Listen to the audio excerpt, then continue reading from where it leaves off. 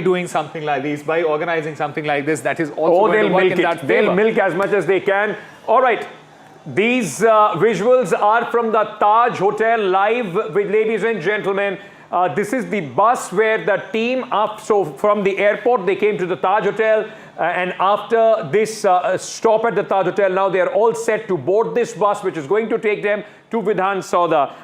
Trust, Indian Standard Time. There will be, of course, delays, traffic, so many people all across on the roads. We saw how difficult. That's the team. We have start seeing the glimpse of the first members of the team, the management, and everybody boarding the bus, all set for Vidhana Soudha. Red and white is the color of the day with champions written in gold. You mentioned Indian Standard Time, and we were expecting the team to arrive at the Vidhana Soudha at around 4. It's already past 4, and we still are waiting for the players to board the bus. But this is also to do with the kind of euphoria that the people are experiencing, the players are experiencing, the fans are experiencing. Everything is special for them today. Every single moment is special for them today. They have been celebrating. Look at Rajat Patidar and Krunal Pandya and all those team members. That's the captain dancing on your screen on the other side after winning that trophy.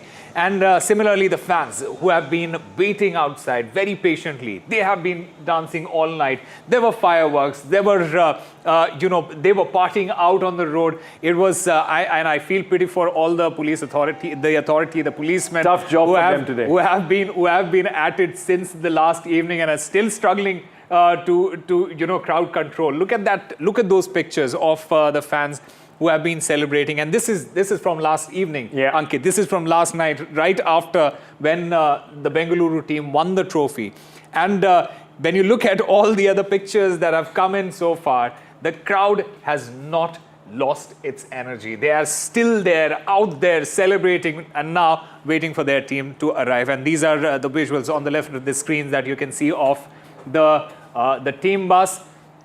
These are the live pictures of the fans waiting, and this is outside the Vidhana Soudha. What a fantastic picture. All right, what we'll do, the best vantage point, of course, is here at NDTV. We are giving you a 360-degree view of what's happening in Bengaluru, but trust me, the only thing that beats our position where we are standing is our colleagues, those who are on the ground in Bengaluru in midst of this euphoria. So let me go across and bring you some reports that my colleagues have sent from Bengaluru. Take a look. All right, Deepak. All right, I've just been told Deepak is joining us live at this moment. It has taken a lot of work to get our colleague Deepak live because it's been very difficult for him to move from one place to another. Choco-block with fans, all the streets of Bengaluru. Deepak, finally I can see you are standing at a place which has some breeze and a lot of people behind you. What's happening, my friend? Well, it's an unprecedented scene that I'm witnessing here. In over 3 decades that I've been in Bengaluru, never have I seen so many people in front of the grand steps of the Vidhana Soudha. RCB fans, and here a fan the camera to show you. This is not an ordinary location. This is in front of the Vidhana Soudha, the grand steps. And the champions are going to be here any moment now. The Chief Minister of the state, the Governor of the state, all of them are here along with multiple ministers, but it's the fans who've turned up in thousands. You can look at them everywhere. It's the Karnataka High Court that's right in front. That's a garbage truck there. There are people who have got on top of that because they want to be on a vantage point. They're hoping to catch a glimpse. There is a BNTC bus. That's a government bus. People are inside that. Some of the vehicles that have managed to wade through this particular crowd.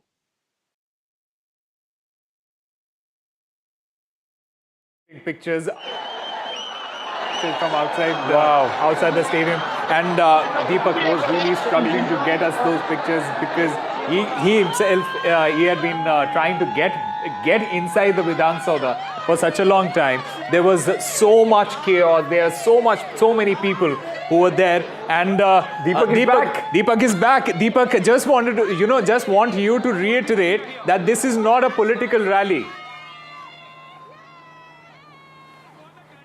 Well, 2 weeks ago, Congress party had organized the rally. There was a lot of talk about crowds being big, but this is unprecedented. These are not people who've been invited. These are people who turned up out of love. These are people who turned up out of emotion, the passion for the sport, the love for the team, love for one man, Virat Kohli, number 18. That is something that's echoing in the hearts and minds of thousands of these people who are gathering here. Any moment now we've been told that the bus with the players is arriving, and that's the announcement that's being made. And you can see huge crowds that are gathered. I'm going to identify if you're able to see in the secretariat there are people standing in the corridors, in the balcony. They are seeing something that they haven't seen probably in all these years that they have been at the Vidhana Soudha. There have been multiple breathtaking ceremonies that have taken place here. In 2018, 19, Mr. Shivakumar took oath here when the coalition government happened, but I didn't see this sort of a crowd gather that time. So probably I haven't seen this sort of a crowd gather anywhere in India in a very long time.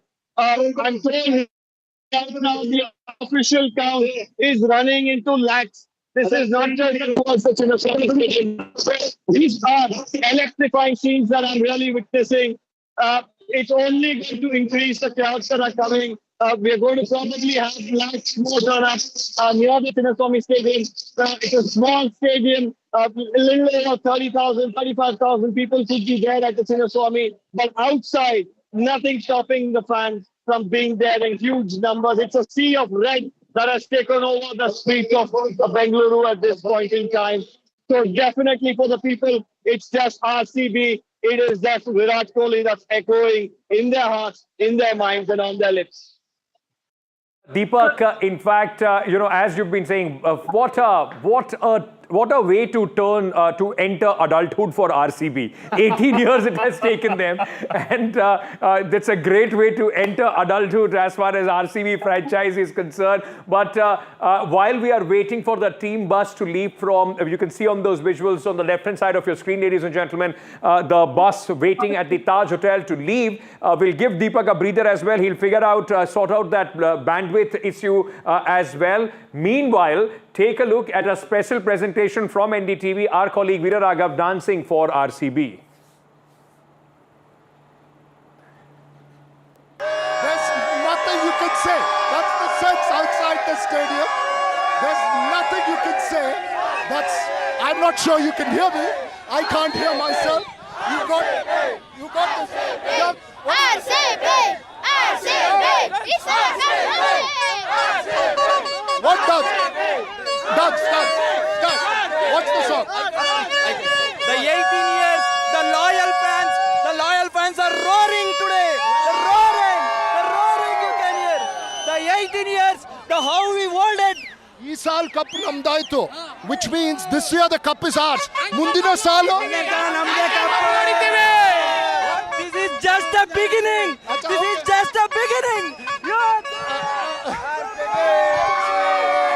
There you see Virat Kohli all the way out there. I mean, I don't know if a match would have this kind of a sort of atmosphere, but it's fantastic. Who's going to do a dance? RCB dance. RCB dance. RCB! RCB! RCB! RCB! RCB! RCB! RCB! RCB! RCB! Teach me that step. Let's do that step. RCB! RCB! RCB! RCB! RCB! Hello, you have something to say?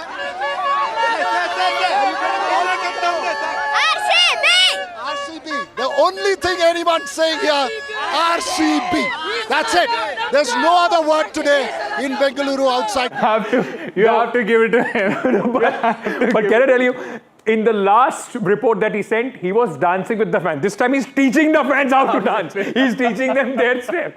Veera is teaching his own steps to the fans of RCB. This is what you have to do if you have to celebrate. Amazing what's happening there. But let's go to Haripriya. She is outside the Taj Hotel. That's where the team is, Haripriya. Veera showed us his moves. Are you ready to show us yours? What's happening behind you with the fans? Those are waiting for the team bus. I mean, I can't top Veera's moves. If he's dancing, you know how serious that is. But I can tell you about the mood here of the Bangalore fans that are here. These are mostly IT employees, and you see them out on a Tuesday, leaving all their work and just here to get a glimpse of their team. I have one of the fans here who is willing to talk to us and tell us about his experience. Tell us about your experience here and what are you expecting from the team? Yeah, it's been like a great experience. It's been 18 years. We have been waiting for this particular moment. Did you put a holiday at your office? Yeah, I'm on leave from yesterday. Also, I was on leave. Today also, I'm on leave. It's just that it's a very emotional moment for all of us here. You can see the crowd here. Everyone is like very excited. We were waiting for this particular moment for the last 18 years, and it's like a dream come true for each and every RCB fan. You see, that's how serious it is. People are taking leaves to celebrate RCB. That's the madness that's going on around here. Superb. As Osama and you were discussing earlier, I'm sure a lot of people are on sick leave today. And this is going to hamper a lot of productivity from the Silicon Valley to the rest of the world. In fact, I just wanted to get a sense of the timing here. Haripriya, if you could give us a sense of what time the team bus will depart from there, because a lot of these fans, they have been waiting for a long time. Is there any sense of any idea as to when these players are going to come out and what time the team bus is going to leave? Any moment now. Everybody here has been waiting for a long while, but we saw some of the support staff getting out in the other vehicles. So any time the main vehicle should be coming out. All right, so we're just waiting for that. Rakesh Rao is also with us from the crazy celebrations, and they will continue for a very, very long time here in Bengaluru. Let's pull it back a bit. Go to Rakesh for a quick comment. Absolutely. In fact, we had been having a conversation with him as well last evening. We spoke about the teams, we spoke about the match, we spoke about Virat Kohli and all those emotions, etc. I want to understand from you, Rakesh Rao, had you been in that place, had you been in that particular situation, how would you have been celebrating? Well, I'm from the same state. I'm from Karnataka. And all my relatives are there, and they all have gone bonkers since last evening. So I can get a very clear idea of how those guys are celebrating. Most of those individuals didn't even sleep well, and of course, Rakesh, we are waiting for you to tear your T-shirt and show us the RCB T-shirt that you're wearing under it. You know what? For me, of course, like yesterday, my uncle asked me, "Are you supporting RCB or Punjab?" Now, for me, professionally, I have followed Punjab right from 2008, and two teams have been very close to my heart: DC and Punjab, because these two teams I've followed season after season. I've traveled with the team for years. So for me, Punjab was my favorite, that I thought cricketing-wise, everything, I said, okay, my mind says Punjab, my heart says RCB. So it was like eventually my heart prevailed over my mind. But yes, I would have been very happy if Punjab had actually, won. But then I'm not complaining because RCB has won. But at the same time, yes, for me, I know that, for people in Karnataka, this win is huge. Huge in the sense, even when Karnataka won the Ranji Trophy, Karnataka won everything under the sun, Sayyid, like Mushtaq Ali, anything, they're not, you can't even compare these. Although they are all national crowns, but the state hasn't celebrated. That's why I wanted to underline this fact that why I feel IPL is like no other. For the simple reason, no other event has brought in so many emotions with it. People come, play, win, lose, whatever happens. The fans do get involved for a bit. But for close to 2 months, you follow a team year after year, and the team doesn't give you what you want. But eventually, when it gives you what you want, which is the big trophy, this is what happens. Absolutely. It's all about emotions. It is not about logic. It's not about reasoning. Today, one cannot sit down and logically explain what is happening there, because just go with the flow, go with the mood, and imagine for the state of Karnataka today, no matter what you say, after all, it's a private league. You can say anything. Yeah. But today, all that has But to be it's thrown out also, of the nearest it's window. also about Yeah. transcending those divisions, right? It is also about Absolutely, challenging those absolutely. It is stereotypes not and about everything caste. surrounded around that. Yeah. I mean, like you two guys have been, dealing with those who deal in castes, votes and, elections and blah, blah.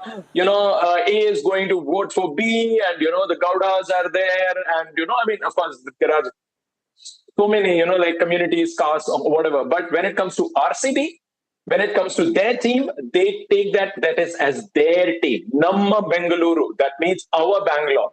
Now, that is the only emotion that you see that IPL, it's the only time when they act as one, that is when IPL begins and ends. Now, for them, this is, this particular, like all these visuals put together, what you see is what this win means to Karnataka, and no amount of explanation, no amount of words can ever explain what happened last evening, what it meant to a native Karnataka guy. I've lived my life outside of Karnataka, but at the same time, I can very well sense the way they have, responded to it. Most of these guys are reacting to it, which is perfectly fine. Yeah. A fan has a right to react. A fan has every right to go berserk because he's a fan at the end of the day. And most of these guys are devotees of Virat Kohli. Yes. It is not just the RCB. So they are not fans of, like Virat Kohli. They're devotees. They have grown up watching this guy and nothing else. It's like a Chennai fan has seen nothing more than a Dhoni, Allah. For them, it is a very different thing. Now, if the same trophy had to come to Lucknow or even Rajasthan, when they win it, you won't see the same frenzy like you see when a CSK wins, and now you see RCB winning, even MI. I know Mumbai erupts, but not like this. Okay. Because Mumbai has seen it 5 times already. But for RCB, this was like every other team has won. Why not us? Absolutely. And finally, the moment has arrived, and they are making the most of it. And then there must have always been this thought with Virat Kohli, why aren't we doing it? Finally, with Virat Kohli, they have actually done it, and that is why you see these crazy scenes, ladies and gentlemen. Look at that, the police eventually. They're also practicing their batting. Yeah, but this is not nice to see on the other end of the whosoever is at the receiving end will not be very happy. But it's so many people. Almost being so many people. So that is what we have been talking about.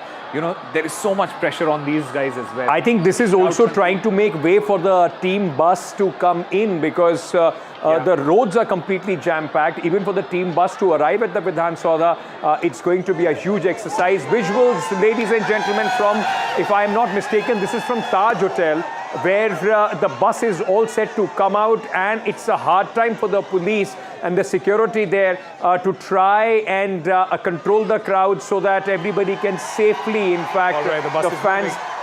That's it. The beginning of the official celebrations here in Bengaluru. The bus carrying the team, the champions, is at this moment moving. You will see a lot of policemen trying to make way for these buses to reach the Vidhana Soudha, where the Chief Minister, Deputy Chief Minister, the Cabinet of Karnataka and thousands of fans are waiting to welcome the champions.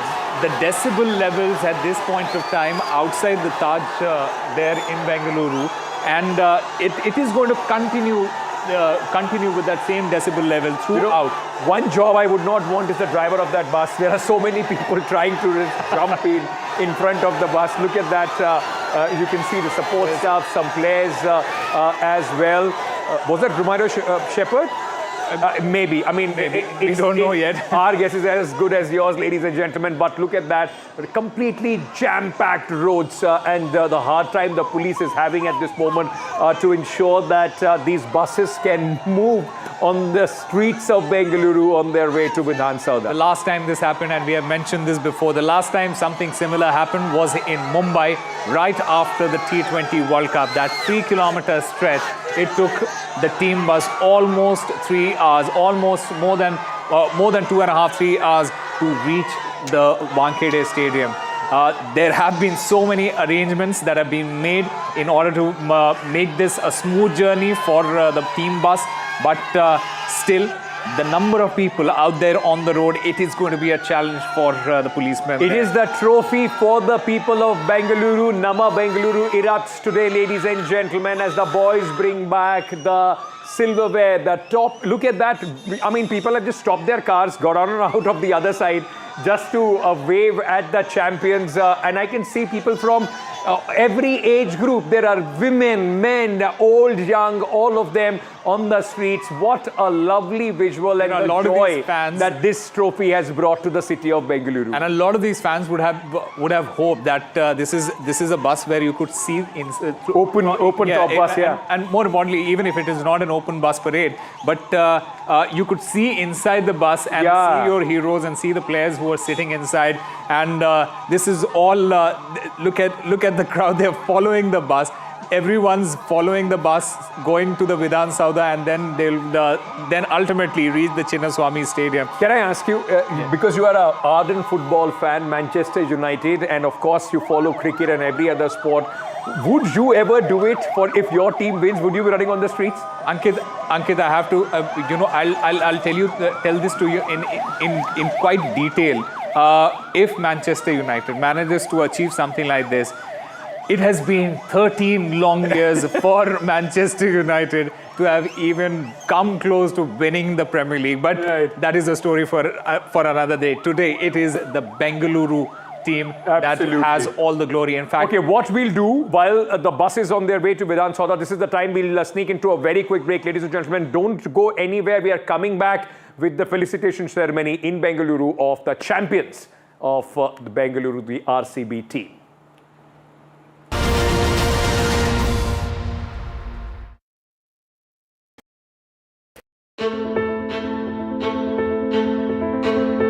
News is not just headlines, it is what impacts you. And news should never be mistaken for noise. What matters is the reality. Accurate, in-depth, and with the right perspective. For over 20 years, I have been a journalist, and never has clarity mattered more than now. At Newsnight, we go beyond the surface. We dissect the details, challenge the narratives, and bring you the unparalleled clarity you deserve in a world clouded by misinformation. We are bold, we are direct. Newsnight, for the news in your interest. Only on NDTV 24/7.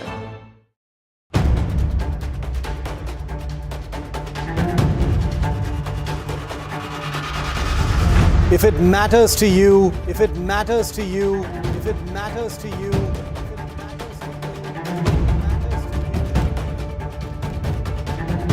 it matters to India, it matters to India, it matters to India, and it matters to me, and it matters to me.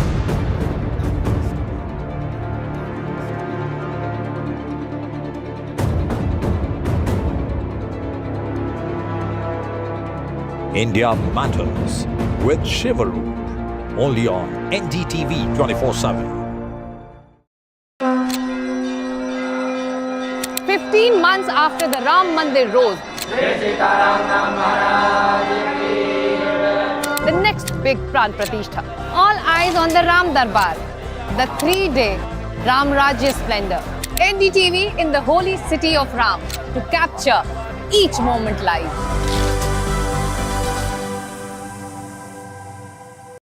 These are the visuals that are coming in. Let's go full frame with it. For every big news story.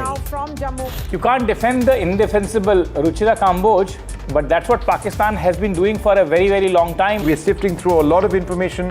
Some is right, some is not right. But I think we are India tunes in to NDTV. In fact, on NDTV, like we've been doing for the last few hours, we've been for fast, clear, and credible news. We've also been, busting a lot of misinformation that's been coming in. When I was standing on the road, I saw these lights going off in the sky, and I could hear where credibility sounds of like comes what sound first. like blasts happening. When Pakistan started shelling, and first shell landed here, you can see this.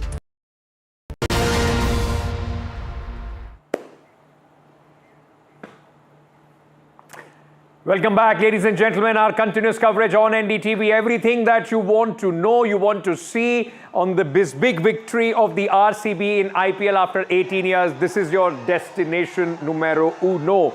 All right. One thing that we were talking in the break. I mean, come on. They should have at least, be in bus where people can see. Champions need to be seen. And unfair. And I'm also sure that the players, they would have wanted to interact with the fans as well while going to the Vidhana Soudha or going to the Chinnaswamy Stadium. But nevertheless, this is the love that they have for their team. This is the kind of... Actually, they just want to show their love. Yeah. It doesn't matter whether they are able to see them or not.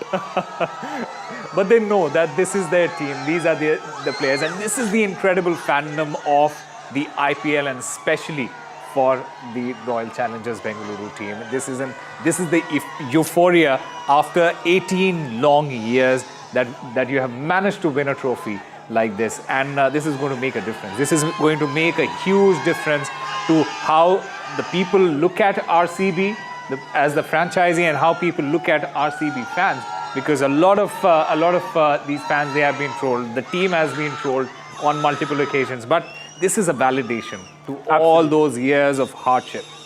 Rakesh, let me bring you in for a final word on this, because after that, I'm sure it will be the Netas taking over and so will be the champions. Rakesh, like Osama was saying, what does this do to a franchise? Winning this, of course, it's not that the prize money, because much more rides, on an IPL team, the players are auctioned for more than the prize money of this entire tournament. But what does this do to a franchise once they wield the coveted trophy?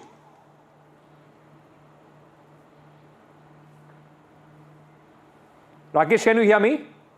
Yeah, I can hear you. So I was just saying, we were just talking about how this, for 18 long years, fans have been waiting. What does this do to a franchise winning the IPL trophy? I'm sure it's not about the prize money, because many of the cricketers are sold and bought for more than the entire prize money of IPL. But there is a lot of commerce involved, but purely cricketing, aspect. What does this do to a franchise, Rakesh?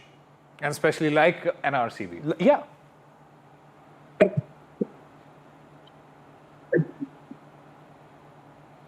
Hello.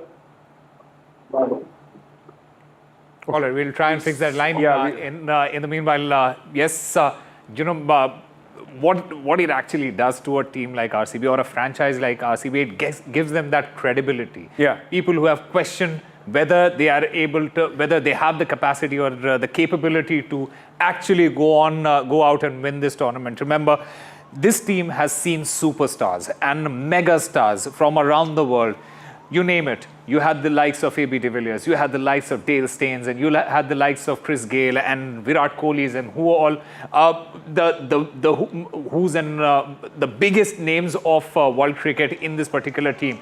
None of them managed to do it, and is the reason why this particular team was questioned, was trolled. All of that happened, and yet the fandom has continued. And that is the most important thing, because the fans believed, the fans had that belief that this team is one day going to win it for them. And it has happened after 18 long years. Ladies and gentlemen, this is the special coverage of the Namaskara Bengaluru, the felicitation of the Bengaluru team. And we'll take a very short break. Hold on, before we take a break, I was just Googling and trying to see, because I'm not from Bengaluru, how long does it take from the Taj Hotel at the MG Road in Bengaluru to reach the Vidhana Soudha? It says 21 minutes, and if I could show you, a lot of this area is orange and red. The distance is just 4.2 kilometers. It will take a lot of time. It will take more than 21 minutes. Quick break, ladies and gentlemen. We are coming back.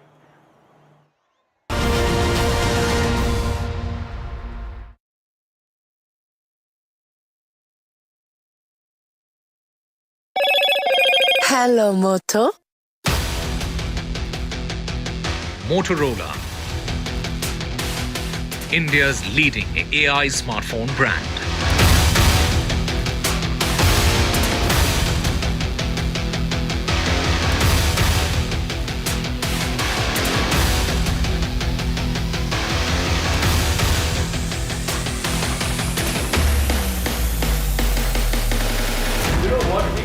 Rituals of Pran Pratishtha of Ram Darbar on the first floor of Sri Ram Janmabhoomi Temple is in full swing. Hundreds queued up to offer prayers at the Ram Temple, the temple town of Ayodhya. It's all decorated with beautiful flowers to welcome its guests.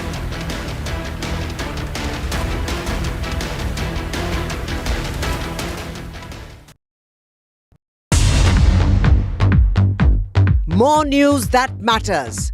Big exclusive. Tulsi Gabbard gunned down by Pakistan-backed cowards. When you interact with people on ground, you're able to reflect their sentiments much better. More debates that shake the system. More exclusives you won't find anywhere else. Not just another prime time. It's a prime time that's unmissable.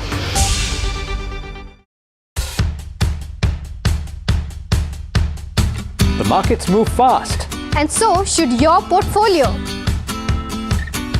Expert insights, real-time stock picks. Do I buy Ola? Should I hold CDSL for the long term? Buy, sell or hold. The answers you need, straight from the experts. Callers from India and across the world. Connect live, ask, decide and invest wisely. Your portfolio, your future. Ask Profit.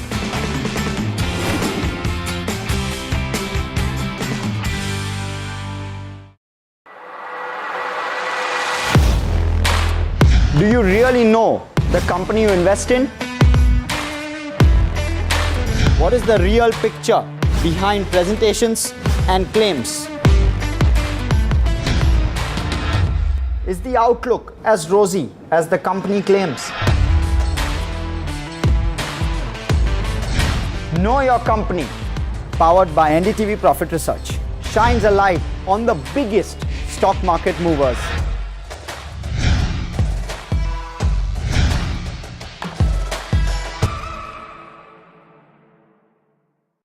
How often have you turned away from debates that descend into endless fights?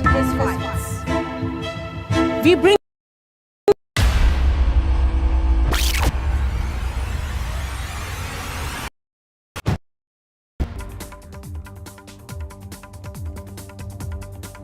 It took 18 years in the making. Finally, the sweet adulthood for the RCB with the trophy in their hand. Virat Kohli and his teammates are on their way to Vidhana Soudha in these buses, ladies and gentlemen. And in a short while from now, they will be meeting the Chief Minister, the Deputy Chief Minister and the Cabinet of Karnataka, where they will be felicitated for this feat. Absolutely. And when you look at this crowd, it basically tells you that sports in general has a remarkable capacity to unify people.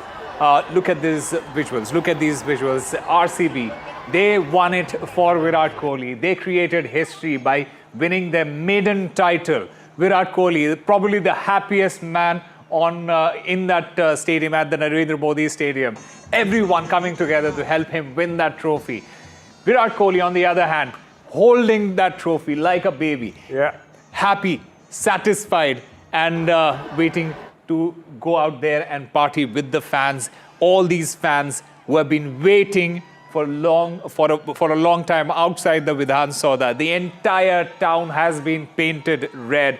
RCB, RCB, RCB is the only chant that you can hear from all across Bengaluru. What I can tell you is, so many times Osama said RCB, RCB. He doesn't want to be here. He wanted to be in Bengaluru. He is held back so that he can stand here with me while I can't let him just enjoy those visuals himself. But one person, of you, by the way. but one person who is enjoying those the noise around this, and I'm sure a long wait for him as a fan also comes through, is Mr. Harish Bijur, a very prominent Bengalurian who is joining us at this moment. Mr. Bijur, I thought you were going to wear your RCB jersey today because along with the fans, you must be going absolutely gaga and bonkers.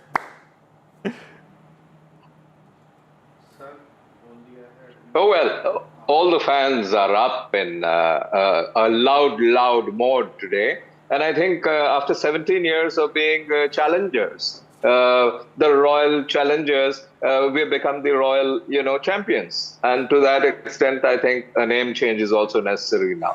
At least for a year. At least for a year. Go ahead. So I was wondering, the entire city was up all night. Did you manage to sleep? Did you manage to get some sleep? Because all we could hear was fireworks. All we could hear were people dancing out on the streets there. Well, the fireworks were on for about 2.5 hours after 11:27.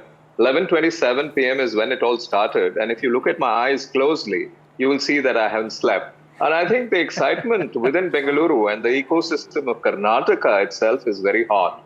In fact, in the morning, the first thing I did is I sent out an X and I said, shouldn't it be a school holiday today? You're giving one more reason, for all the fans of Bengaluru to celebrate if that would have been declared a school holiday. But I can see that you partied hard. You also partied hard. And just hold on for a sec. One other colleague of ours who have been partying on the streets of Bengaluru is my colleague Veera Raghav. Veera, we were delighted to see what you sent us. And Osama and I have been very, very audaciously trying to copy the moves. Copy the moves, Veera. Fantastic dancing moves that you had. Look, I'm really glad you guys are trying to copy the moves because I can't copy it again myself. I just did what came by. But as we are dancing, and I'm sorry to break the spirit here, but as we are dancing and as we are laughing about this celebration, I must point to you that the frenzy is getting really mad outside the Chinnaswamy Stadium. The cops are having an enormously difficult time trying to tell people to move off. It's really tough, and I see people with kids coming in here. I don't think this requires, no matter how big a fan of RCB you are, you don't bring your kids into a situation like this because it's quite a mess. It's terrible amount of chaos, huge crowds, and when the bus is going to come, I dread and I fear that, I just hope and pray that no one gets injured because people are all trying to get into the gates. I've had to move away to get some phone signal. So while we are doing all this, I think it must be important to send out a message that frenzy is great, fan frenzy is great, cricket is all exceptional. Let's laugh and dance about it. But let's be a little more sensible about where we are going, especially with children, because the city is completely chock-a-block fixed with traffic across CBD. I mean, I've had very, very difficult moments trying to see ambulances trying to cut through this kind of traffic place. The police are completely they can't do much because the kind of crowds that's happened, and it's all happened very spontaneously, it's quite a huge crowd here. So just putting that word of caution here, I'm not breaking the mood, but I'm just pointing out to the reality right here on the ground outside Chinnaswamy Stadium. And I think it's very, very important we send that message across that it's really too chaotic for people to start coming over here. Absolutely. If more people start coming in, it's not really great. And Veera, was it in retrospect that open bus parade was also cancelled because the authorities, they must have anticipated something like this? Absolutely. Absolutely. I believe that was a very smart decision because you see there was no time to plan this. Last night nobody knew this morning, just much like us in Bengaluru. We thought the match is over, everything's all right. Nobody knew there was going to be such a massive celebration. Yeah. But the kind of fan following that's come out shows the loyalty for RCB. I'm sure cricket's great. I'm sure it's all great. But yeah, it's turning into something of enormous chaos here. I watched that crowd until a short while ago, as you saw me dancing and all that. But at the moment, I'm just concerned. I'm just watching how the cops are trying to deal with the situation as the players come into the Chinnaswamy Stadium. There's just a massive crowd there. They've had to use minor force in some places, nothing major so far, to sort of keep people in order. But people who are smaller, people who, with kids, I think it's time. Even if they're planning to come and if somebody's listening to this broadcast, it may be best not to come inside this place if you have kids or people who are elderly or with any kind of issue. So, just be safe out there with all the kind of crowd that's gathering up. No, that's also a very important message. And, we would not want nobody, in fact, in the team or the fans would want anybody to be, to see any sort of any unfortunate incident or injury. So please be very, very careful.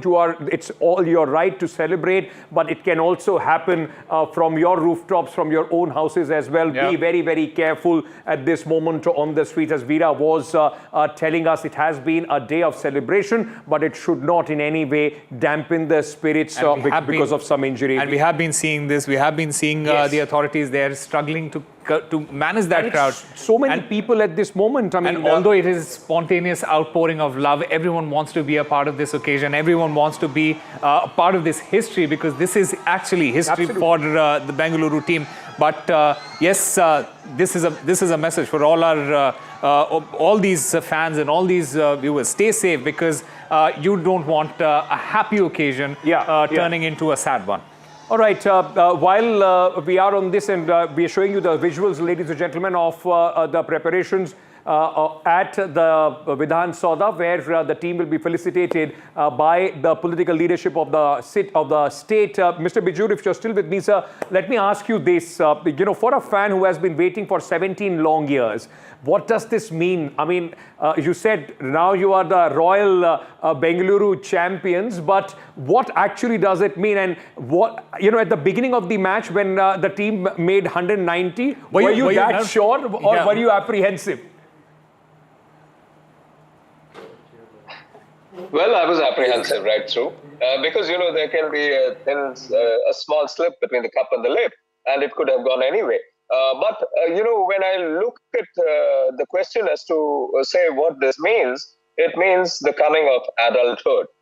Coincidentally, it's the 18th year, so RCB is a grown-up boy, if not a man. And I think, at moments such as these, it's very important for brands to recognize the Nayaks and the Khalnayaks. If you really ask me, this is a point of time in which we must remember Dr. Vijay Mallya for sure, because he was the guy who actually put this team together, and the early passion that was vested into IPL came from there. And then, of course, Virat Kohli, who for 18 long years has been with the team and has been a champion all his own. So I think, when we talk all the things, we must talk politically correct things and politically incorrect things as well. So I do believe recognition is a must for whoever built a brand. And I think Vijay Mallya started it all. Mr. Bijur, speaking about the match itself and the history that the team has seen, Bengaluru team reached the final a couple of times, 3 times in fact, and not able to cross the line. There have been so much trolling of this particular club. There was so much noise around the Bengaluru team. Is this going to change after this victory? Do you think the team is now finally going to be taken seriously? Okay. Sir, I'm sorry, just before you begin, what you are seeing, ladies and gentlemen, on your screens at this moment is the team right in front of the Vidhana Soudha, champions written all over. This is the team picture which took place just a short while from now, and you can see the entire team there. Virat Kohli standing right in the middle. Right in the middle. The trophy has been kept there. I can see Krunal Pandya, Rajat Patidar, DK Shivakumar, and other senior leaders, in fact, along with the Chief Minister, all in this team picture that you are seeing at this moment. Champions is what it reads, and champions that they are. Full police band and the honors that are being given to them. So these set of pictures have just come in at this moment from the felicitation ceremony, which is taking place at the Vidhana Soudha. What I wonder is what must somebody like a Tim David or a Josh Hazelwood would be thinking, because I'm pretty sure even if they win a World Cup, go back to their country, they're not going to witness something like this. What must be going in the back of their heads? He must have thought his entire country has come to Bengaluru. I mean, there are more people from his entire country that have come here to welcome this team at this moment. Let's go across to Deepak Bopana, my colleague, who is at the Vidhana Soudha at this moment. Deepak, we are seeing these pictures of... All right, we'll go across to Deepak in a short while from now. Massive bandwidth issues there as well, at this moment. And you can understand, because there are so many fans, so many people at one, and then, of course, the security concerns as well with jammers and other things. But these pictures, as we've been talking about, so one thing is clear. that while we were speaking, the team finally safely reached the Vidhana Soudha. These pictures were of the felicitation ceremony. I'm sure we are very soon going to see maybe some speeches or some words being said there as well. From here, ladies and gentlemen, the team is going to make its way to the Chinnaswamy Stadium where the big party is going to take place. And that is going to be some party, Ankit. That is going to be one of the biggest parties that the city of Bengaluru has seen. I'm pretty sure Bengaluru is famous for its parties though, but this is going to be the party and everyone would want to be a part of this party. You could see the number of people who have lined up outside, and again, we just want to reiterate, stay safe, make sure that everyone around you is also safe, because this is a moment of celebration. We don't want to turn this into a moment of sadness. Having said that, that party is going to start in a short while from now. The team has left from the Vidhana Soudha. They are going to be reaching the Chinnaswamy Stadium, and that's where the felicitation is going to take place. And like I mentioned, I want to go across to Ranjit Bajaj, the founder of Minerva Cricket Club. Ranjit Bajaj, I was speaking about somebody like a Tim David and Josh Hazelwood and all these Australians and the English players and all these players. They must be thinking that they won a World Cup or something. Yeah, I'm so sure. I mean, if you can just see our friend Osama, he can't control his happiness. Now multiply that into a frenzy of 2 million Osamas welcoming this team. So I really think they have never seen this kind of a thing. In fact, they'll be going and singing praises of the welcome back in their own countries. That will ensure that more and more of their countrymen will want to come and play in the IPL. So that's all good. In fact, I think it's time enough that Karnataka and Bengaluru deserved the champions, because they've been really trying for so long. 18 long years, and Virat Kohli, the one team man. See, everyone, even for a bit, even Dhoni, because of what happened, he had to shift teams. But Virat Kohli has been there for 18 long years. And if one man deserves it, it's the one-man team man, the captain. And the captain till now, the main captain. But this year, it was somebody else. Maybe that's the monkey he needed off his back to go ahead and actually win the trophy for the great state of Karnataka. And look how happy they are. I've never seen the actual politicians come out and give them a welcome. I've never seen the champions written in front of the actual parliament, man. It's brilliant. What a sight, of course. That is absolutely. In fact, we also have Gautam Bhattacharya, senior sports journalist, joining us at this moment. Gautam Bhattacharya, there is this one picture, and I want to point out this one man, Dinesh Karthik here. Yeah. He has been the mainstay of this particular team. He has given one of the best finishers in IPL. One of the best finishers in IPL, and one of the kind of contribution that he has had for this particular team, it's so underrated, and not a lot is spoken about his contribution to this particular team. Highlight that for us. Talk to us about Dinesh Karthik, DK, the finisher, and now he's part of that franchise and ultimately is a champion. Yes, absolutely right, Osama. The thing is, Dinesh is a very shrewd thinker of the game, but he wears that bit quite lightly on his shoulders. If you look at his press conference yesterday, what he did was in all this amid all this hype, he said that for him, everybody knows about Virat Kohli, but for him, what passes under the radar is the Rajat Patidar's captaincy. I mean, here is the commoner as the captain. So that is one. Dinesh, I think the auction table strategy, which is being praised now, DK must have had his input in that. And then there's another gentleman, Mo Bobat. I mean, we haven't spoken much about him. He's a director of cricket with strong credentials there. He was behind the England team, which won the 2019 World Cup, as well as the T20 World Cup under Josh Butler. So DK's contribution... Sorry, I'm interrupting you here. Just give me a moment. since we are talking about champions, and somebody who's winning the World Cup. Absolutely, someone who knows what the feeling of being a champion is. Mr. Syed Kirmani is joining us at this moment. Sir, thank you so much for speaking to us. The hero of 1983 World Cup. Can I now, in fact, just for the first-hand experience of what you had and with this team, with IPL, of course, two very different tournaments, two very different league of tournaments, but for Virat Kohli and for Team Bengaluru, sir, what would be your message? I think this has been a great feat. It's like this. Okay, patience is always fruitful. And to talk about Virat Kohli and the rest of the team, you see, Virat Kohli has been a pivotal place. He had a pivotal place in this victory. No two ways about it. He had been a great, consistent player right throughout, and a very loyal and faithful captain of the Royal Challengers. Right now, you see, he had offers from various franchises in their auctions. Right, he has been so loyal and faithful to RCB that he never shifted from RCB. And what a long wait this was, and it is such a great feeling when after 18 years when you win, and that too away from Bengaluru. And the entire Bengaluru, my congratulations to RCB and the entire team. There have been great contributions from the rest of the support staff as well.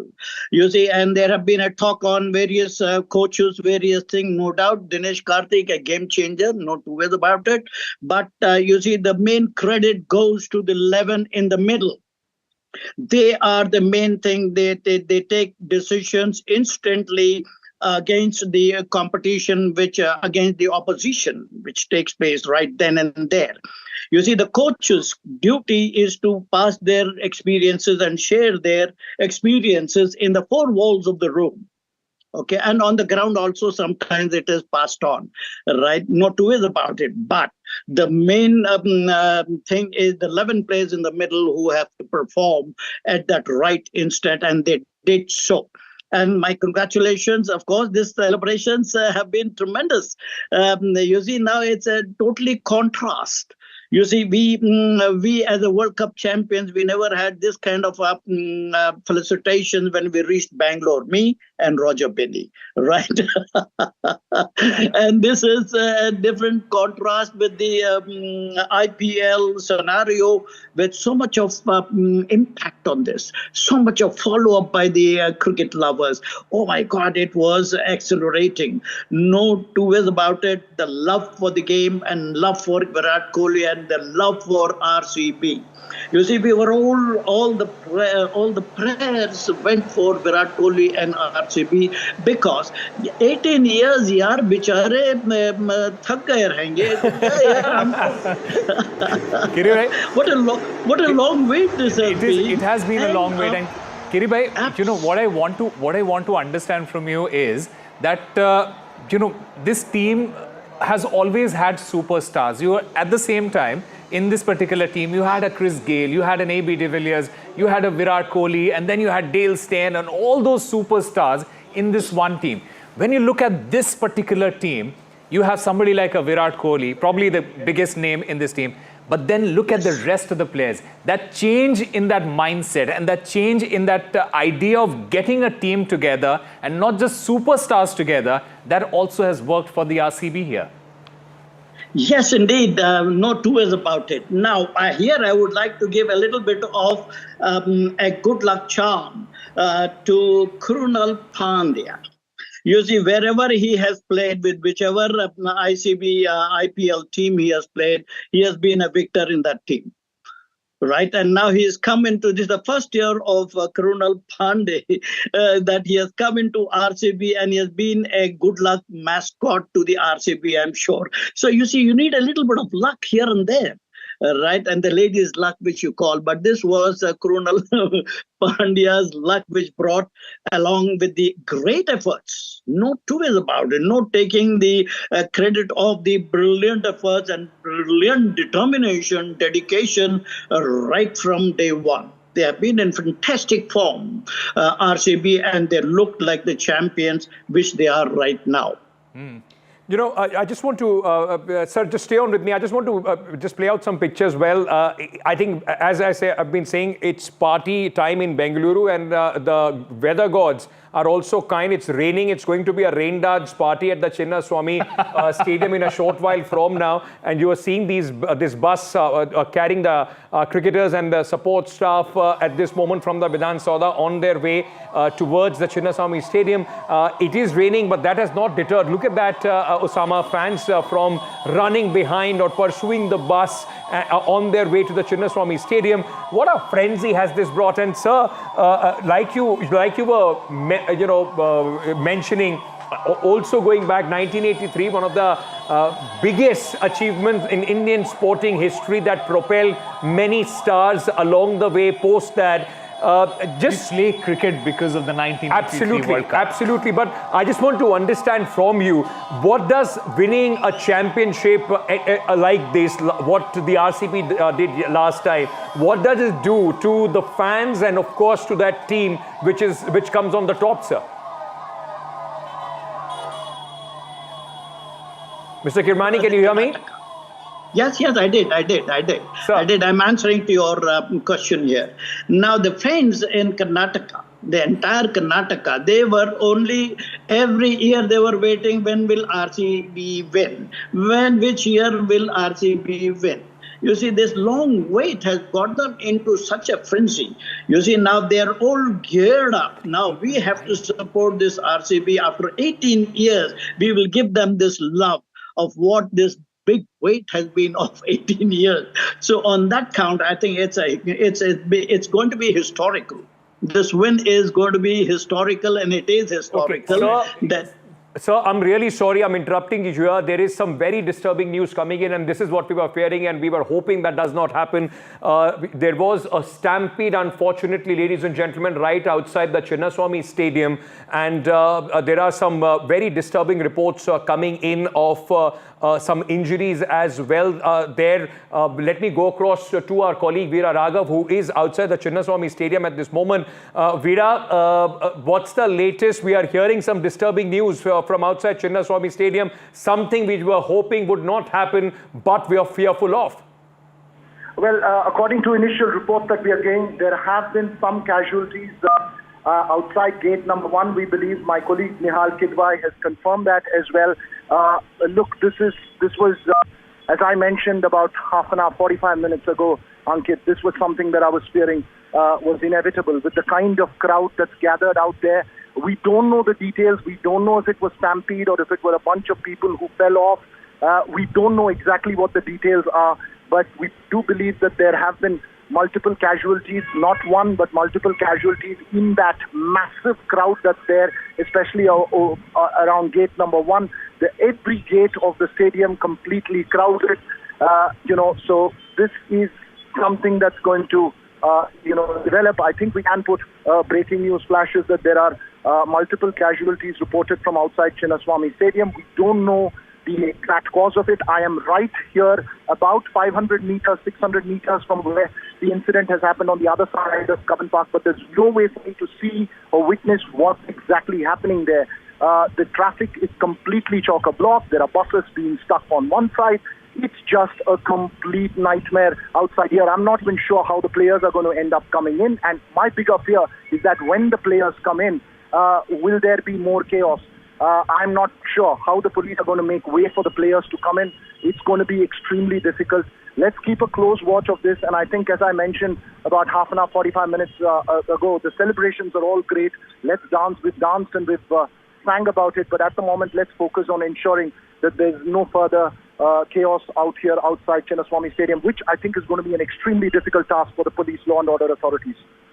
It's very, very sad and unfortunate what we are hearing, and this is something, a lot of course, fans wanted to come there, but and you can't, how much can you, of course, try and see with the kind of arrangements. It all happened last night, hurriedly put together programs for felicitation and celebrations there at the Chinnaswamy Stadium, but it is very, very sad. I mean, these are the things that in a celebration, of course, should not have happened, but what we are hearing at this moment, and we're breaking it here on NDTV that there have been reports of 7 people, those who have lost their life in the stampede outside the Chinnaswamy Stadium. Veera was already about 20 minutes back was reporting that there was this chaos which was building outside because of the sheer number of people, those who have come outside the stadium. Veera, it was raining also a short while back. What's the situation at this moment? Well, look, where I am standing, the fans are still going into a frenzy. I was just trying to tell people with children, do not go inside because it started raining, and I've just recorded something for you, you and Osama, to send across because it rained for a bit. Now, there is just a sense of jubilation. There is a high, which is on and which is completely understandable. But in fact, I had to tell a few parents with kids who were standing out there with RCB t-shirts saying, just don't go in there. It's madness out there. You can't enter because everyone's trying to get into the stadium. I've seen people waiting from 2, 3 o'clock in the afternoon. As you know, I was one of them standing and dancing. At that time, it was all hunky-dory. It was all fun. But just the crowd started building up, and you saw the kind of scenes that you saw at Vidhana Soudha, the kind of crowds that was there. People climbing on rooftops, terraces, trying to see the fans coming in. I don't know of how other cities have celebrated their team's victory. I've been in Chennai when Super Kings repeated one. But the kind of frenzy that I'm seeing here today, I haven't seen on a cricket victory. Out here, and not really planned as well because it's all very sudden. So I think everyone. I'm not able to connect.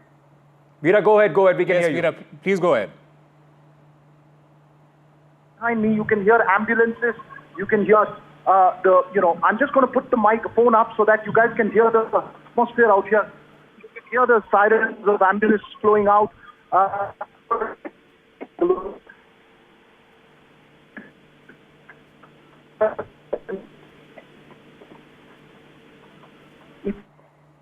Okay, I think we'll try and reconnect with Veera at this moment. Ladies and gentlemen, this is something that we were dreading, and this impact, the celebrations turned deadly there in Bengaluru in Chinnaswamy Stadium, something that nobody would have wanted. But unfortunately, news coming in with the massive outpouring of the fans at the Chinnaswamy Stadium to try and get in for this felicitation ceremony of the Royal Challengers Bengaluru. Some unfortunate news coming in where stampede-like situation has been reported, which has resulted in several deaths as being reported at this moment. We'll all get more details on this, but this is very, very serious and sad situation which is developing at this moment in Bengaluru. Veera, back to you. We lost you just for a short while.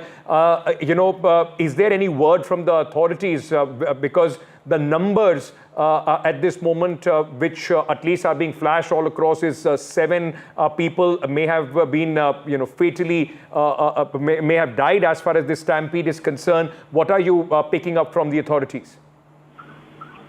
No, given the lack of network and connection, I haven't to anyone understand that involved in the situation. I'm speaking hammers that have been across the board, but we can confirm that there have been multiple casualties. That I can confirm because I just spoke to police the desperate journalist. He did fallen and fainted. So we can confirm multiple casualties. My colleague Nihal Kiroy has spoken to police officers. He confirmed 7 people dead outside gate number 1. I'm just explaining to people in Bengaluru, Ankit, and you've been to Bengaluru many times. This is the road between Kapan Park and Chinnaswamy Stadium, where there's a massive crowd out there. It's gate number 18 on the place. We believe the unfortunate incident has taken place on gate number 1, which is on the other side. When you go up, remember that entire stretch, which is the place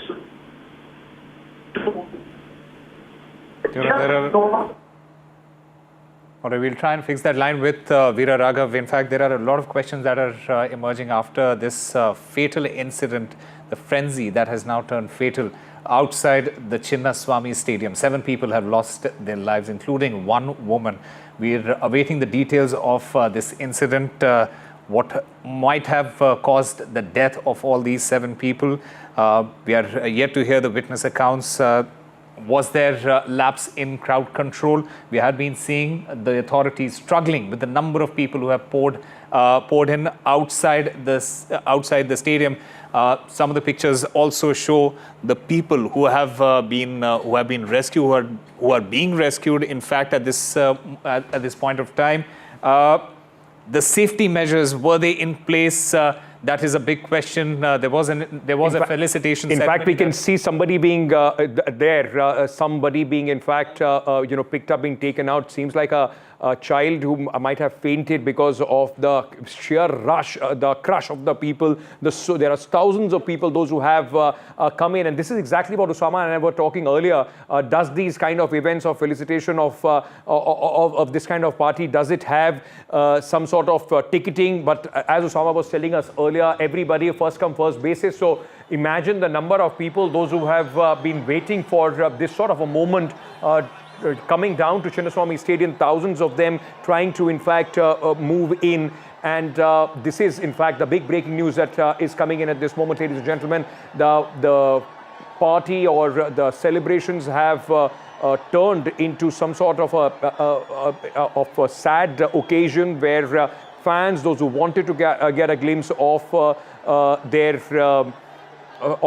team, of their champions, because of the rush, because of the sheer number, there has been an unfortunate incident of a stampede where people have lost their lives. These visuals are coming in at this moment. On one side that you see is of the team bus, and just look at it. I mean, I don't know how much of this can authorities be prepared for, but the questions would be raised about whether they should have taken their time to put together in better arrangement at a better time. I think this is another big question, Ankit. Some visuals at this moment on your screens, ladies and gentlemen, people being whisked away in ambulances as we speak. Another big question that arises at this moment is, was that felicitation ceremony outside the Vidhana Soudha necessary? Because a lot of people had assembled there as well. Many would say that this was all done because to get some political mileage out of it, and these are some of the accusations that are going to be leveled against the government there. But these are the pictures that you can see on your screens. The team bus, it is waiting outside the Chinnaswamy Stadium, waiting to get inside the Chinnaswamy Stadium, and the police are having a really, really hard time getting the crowd, controlling the crowd outside the stadium. Everyone, and despite the fact that there has been a major incident, 7 people have died in that stampede in this particular outside this stadium.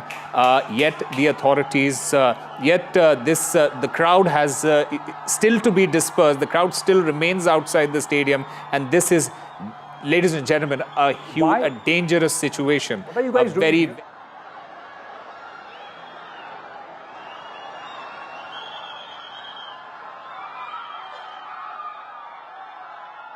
Okay, so what you are seeing, ladies and gentlemen, and we'll just put this on our big screen at this moment, these 2 pictures that we were seeing earlier of the team bus trying to reach Chinnaswamy, and on the other hand are the pictures of people, those who have been crushed in the sea of people, those who came to celebrate the victory of the Bengaluru Royal Challengers. This is very, very, it's a very, very tragic situation. As you can see in these 2 pictures that we were talking about, it tells you the sheer number of people, those who in fact arrive at this place. Some people, those who have been injured, and some of them had to be carried away from the scene. What we know at this moment, initial reports coming in, several fatalities have been reported from this very place where thousands of these people, fans of RCB, had gathered. They wanted to catch a glimpse, they wanted to go inside, and at this moment, in fact, this has turned extremely, extremely tragic, what has happened there. We'll also ask, our team will try and all right, so we'll also put some visuals of the team which has arrived at this moment. You can moment. see at this moment the players getting down from the team bus, and they have been surrounded by the police, by the authorities. They are probably unaware of what has transpired outside the stadium, because you could see Krunal Pandya waving to the fans, cheering them on, and on the other side, you have these pictures of the people who have been injured, people who are being taken from that spot, and these are obviously the visuals from earlier when the players visited Vidhana Soudha for that felicitation ceremony. But this frenzy, this felicitation has now turned fatal. 7 people have lost their lives. Among them is also a woman who were waiting outside Chinnaswamy Stadium to get a glimpse of their favourite cricketers. All right, we'll get you more details on what is happening, because remember, this is a very big stadium and there are several gates of entry to the stadium. So one of the gates where this situation went out of hands and people fainted, and you can understand, thousands of people at one place, many, of course, it was raining, it would have been humid as well there, so it becomes difficult to breathe.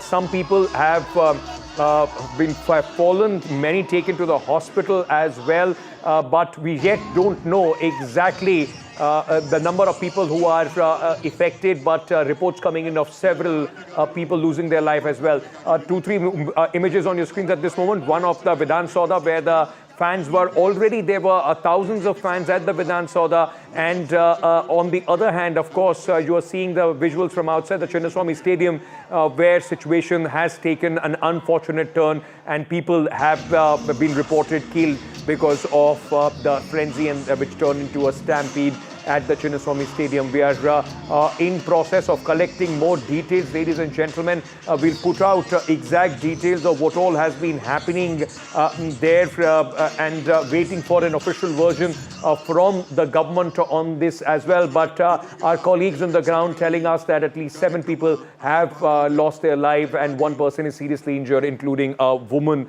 That is the report coming in. So a stampede has indeed taken place outside the Chinnaswamy Stadium in Bengaluru.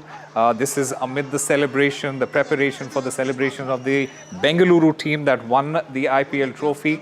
They were out there to celebrate that victory, and thousands and lakhs, in fact, of fans had gathered outside the stadium. They were eager to catch a glimpse of their favorite team, their favorite players, and that in fact has led to chaotic scenes and a stampede outside the stadium, one of the gates of the stadium, where 7 casualties at this moment is being reported, including one woman. There are a number of injuries. At least many people, in fact, a large number of people have also been injured.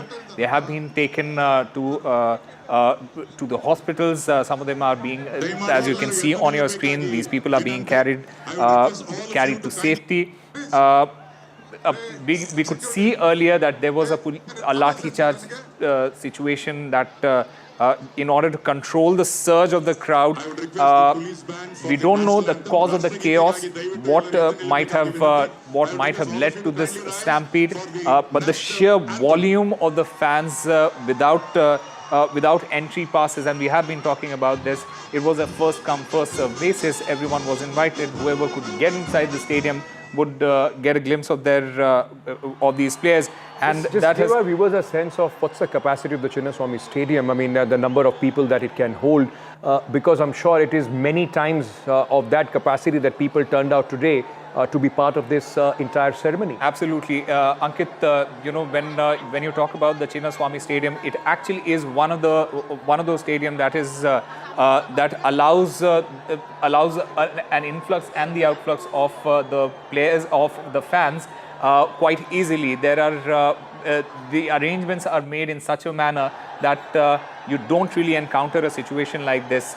Around 50 to 70,000 people have been present at the stadium watching an IPL match, and you never have seen a stampede-like situation before. But this time around, more than twice that number or thrice that number, or probably more than a lakh or 2 lakh people who have been Yes, a long struggle. Mr. Kohli's royalty has paid royalty, and he has been entire team, the dedication, and many of them have not left the team. So it is a very great, and this moment of youngsters, all sections of the society. Today I watched from the airport to Vidhana Soudha to the air. I think this is not a controllable crowd. Actually, I apologize for all the people of Karnataka and Bangalore. We wanted to give a procession, but the crowd was very uncontrollable. Yes. So we dropped that procession. So I appeal to excusers, even from the Vidhana Soudha till here. Though the rain came and it was the crowd was uncontrollable, the police also was finding very difficult. So we stopped the procession. We brought a open vehicle also there. I think you saw that. Yeah. Sir, there was So a we family, sir. At least 7 people have died. As No. Said, sir, can you confirm that? I can't confirm anything. Just now from the Vidhana Soudha, I couldn't bring I had to bring the secretary and the president in my vehicle. The crowd was so much. So I just Questions are being raised of whether adequate arrangements we had arranged more than 5,000. It is a young, vibrant crowd. This is we can't use our lathi. ಏನಿಲ್ಲ, ನಮಗಿನ್ನ ಮಾಹಿತಿ ಇಲ್ಲ. ಏನಾದ್ರು ಮಾಹಿತಿ ಇತ್ತು ಅಂದ್ರೆ ಖಂಡಿತ ನಿಮ್ಮೆಲ್ಲರಿಗೂ ತಿಳಿಸ್ತೇನೆ. ಕ್ಷಮಿಸಬೇಕು. ನಾವು ಇದನ್ನ ಮೆರವಣಿಗೆ ಮಾಡಬೇಕು ಅನ್ನೋದು ಕೂಡ ಅವ್ರದ್ದು ರಿಕ್ವೆಸ್ಟ್ ಇತ್ತು. ನಮ್ಮ ಪೊಲೀಸ್ ಇಲಾಖೆಯವರು ಆ ಕ್ರೌಡ್ ನೋಡಿ ಏರ್ಪೋರ್ಟ್ ಇಂದ ಇಲ್ಲಿವರೆಗೂ ನೋಡಿ ಆಗ್ಲಿಲ್ಲ. ಕೊನೆಗೆ ವಿಧಾನಸೌಧದಿಂದ ಇಲ್ಲಿವರೆಗೂ ತರಬೇಕು ಅಂತ ಯೋಚನೆ ಮಾಡಿದ್ರು. ಅದು ಕೂಡ ಆಗ್ಲಿಲ್ಲ. ಬಹಳ ಕಷ್ಟ ಆಯ್ತು. ಸೊ ನಮ್ಮ ಪೊಲೀಸ್ ಅವರು ಯಾವ ಕಾರಣಕ್ಕೂ ಇದು ವೆರಿ ರಿಸ್ಕಿ ಕೇಸ್ ಅಂತೇಳಿ ಒಪ್ಪಲಿಲ್ಲ. ಮಳೆ ಕೂಡ ಬಂತು. ನಮ್ಮ ಸೆಕ್ರೆಟರಿ ಪ್ರೆಸಿಡೆಂಟ್ KC ಅವ್ರನ್ನ ನಾನು ನನ್ನ ಕಾರಲ್ಲಿ ಕುಂಡಿಸ್ಕೊಂಡು ಬರಬೇಕಾದ ಪರಿಸ್ಥಿತಿ ಬಂತು. ಸೊ ಎನಿವೆ ದಯವಿಟ್ಟು ಎಲ್ಲರೂ ಸಹಕಾರ ಕೊಡಬೇಕು. ಇವತ್ತು ಕೈ ಮುಗಿದು ಕೇಳ್ತೀನಿ, ಎಲ್ಲ ಸಹಕಾರ ಕೊಟ್ಟಿದ್ದೀರಿ. ನಿಮ್ಮೆಲ್ಲರ ಪ್ರಯತ್ನ, ಪ್ರಾರ್ಥನೆ, ನಿಮ್ಮ ಶ್ರಮ, ನಿಮ್ಮ ಆಶೀರ್ವಾದ, ನಮ್ಮ RCB ಅವರು ಇವತ್ತು ಗೆದ್ದು ನಮ್ಮ ರಾಜ್ಯಕ್ಕೆ ಗೌರವವನ್ನು ತಂದಿದ್ದಾರೆ. ನಿಮ್ಮೆಲ್ಲರೂ ಕೂಡ ಅಭಿನಂದನೆಗಳು. ತಾವು ಕೂಡ ಮಾಧ್ಯಮದವರು ನಮಗೆ ಸಹಕಾರ ಕೊಡಬೇಕು. ನಮಸ್ಕಾರ.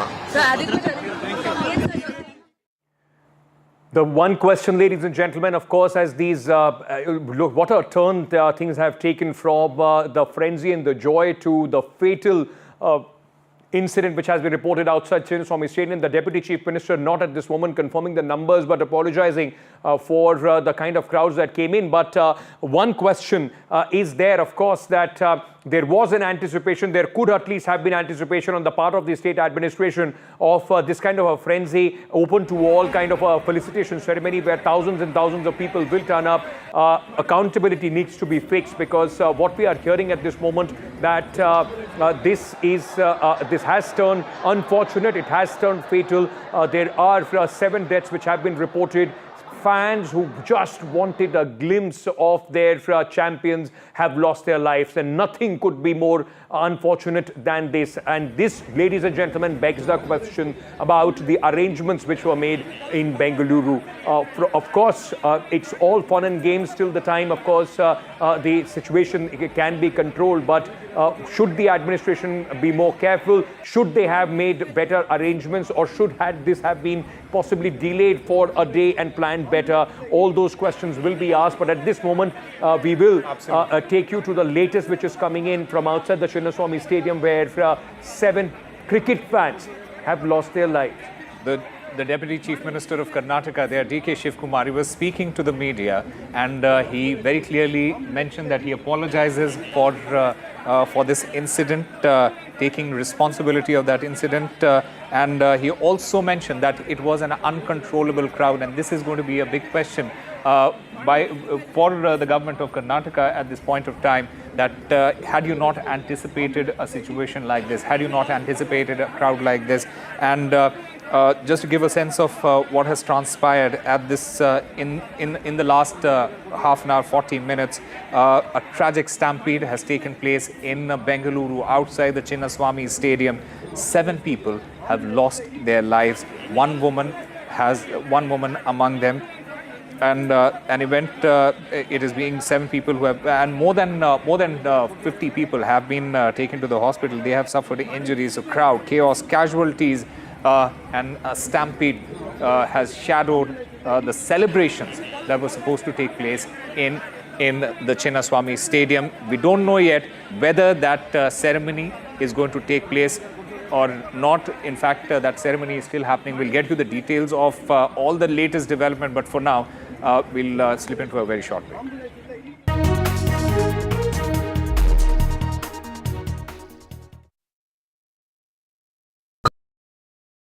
I've been reporting on all issues big and small from Andhra Pradesh, Telangana, rest of South India, bringing you all the action, all that you need to know, all that you want to know. The energy of Maximum City is infectious. I'm bringing that energy in our news coverage from financial capital Mumbai. Covering from the southernmost part of India over the last 23 years, I bring in-depth and 360-degree coverage from the Dravidian heartland. The land of Mishti, also known for its bitter politics. I have seen much water flow under the Howrah Bridge, covering Bengal in all its vivid colors. India's IT capital is always bustling, a city full of startups, stories and surprises. And I keep you ahead on all the Bengaluru buzz.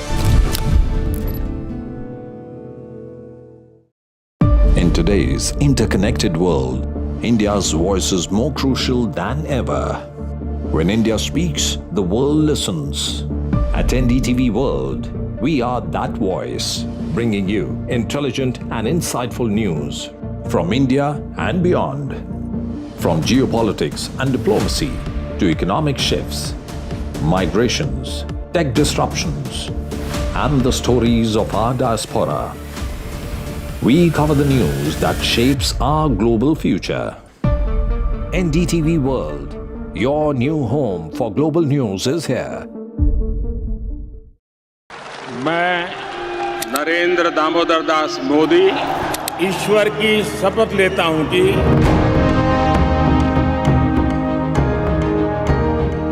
NDA सरकार में हम अगले 10 साल में विकसित भारत के सपने को साकार करके रहेंगे।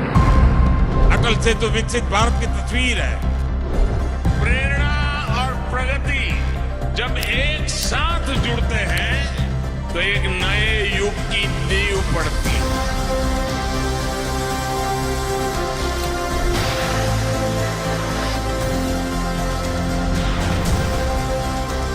भारत माता की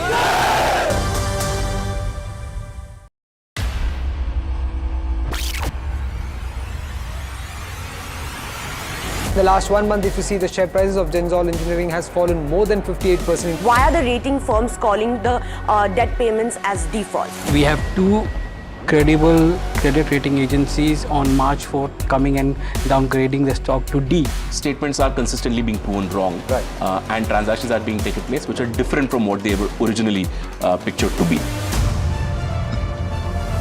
The company claimed it would roll out 6,400 electric vehicles. But what it has rolled out is a shocking scam. Funds meant for the project were funneled allegedly back to the promoters, the Junkie brothers. What did the money buy? Not EVs, of course, but a lavish flat in Gurgaon's luxurious DLF Carmelias.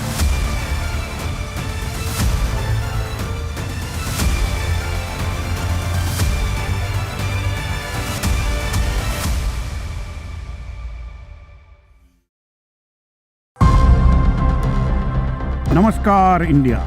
India's Gaganyatri ready to go to space. As Indian astronaut preps for launch, countdown to Indian history in space. A nation waits with breath held. Now take a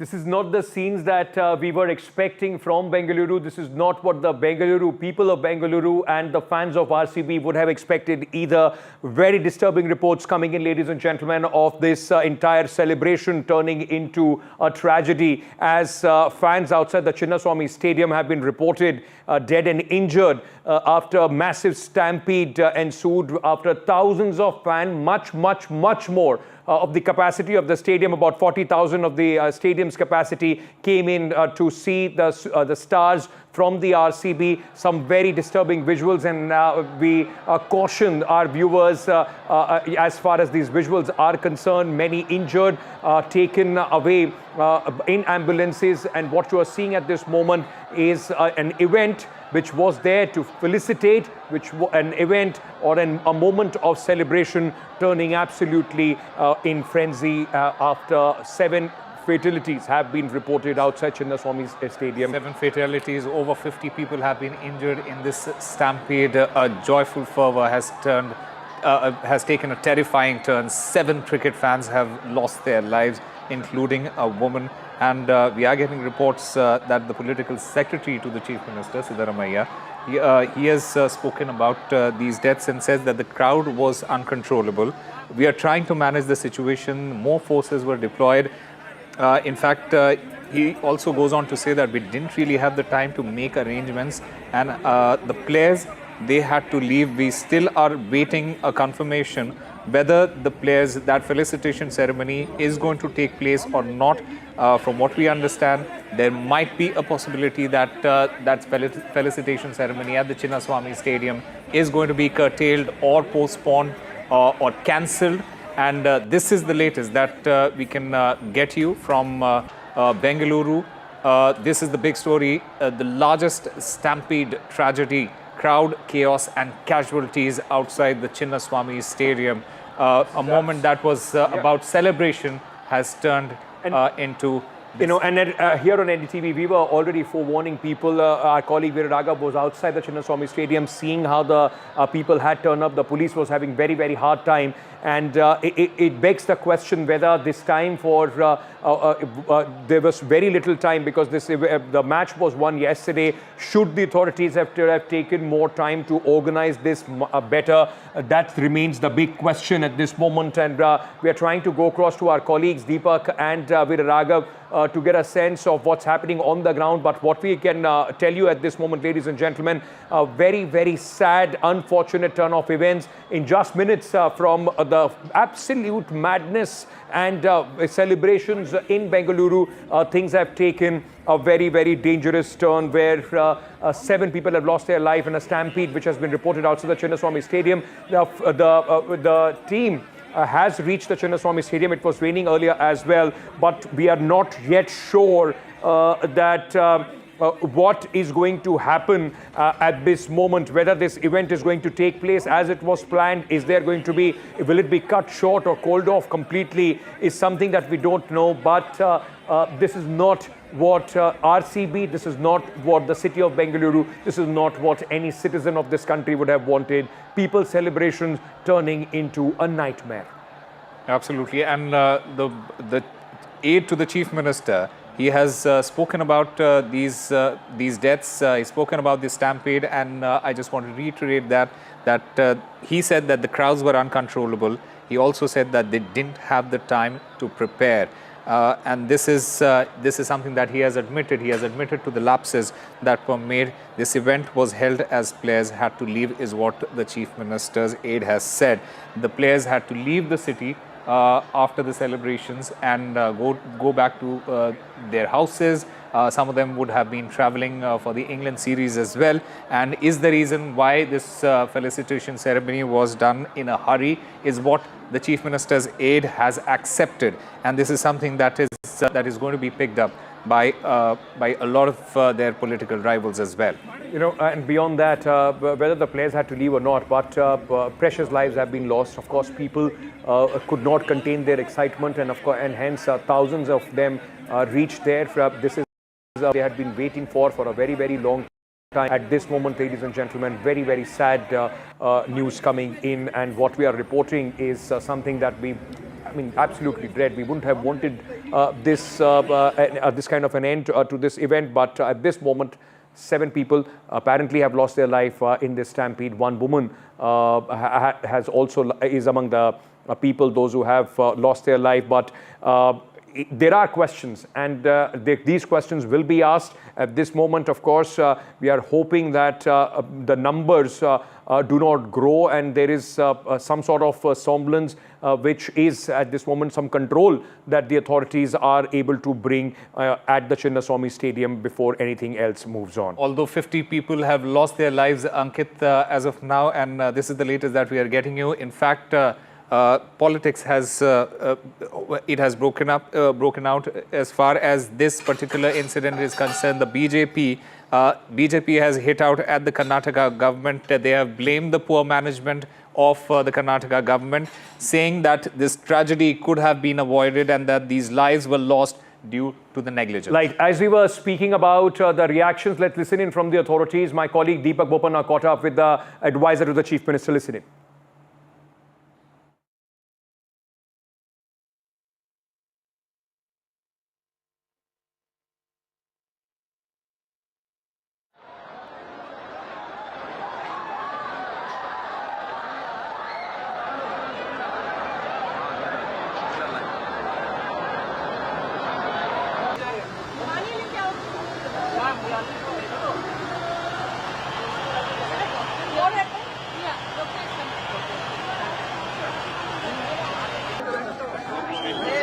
But there have been unfortunate scenes. We are hearing that at least about 7 people could have lost their lives in a stampede. How is the government really going to look at managing the crowds at this point?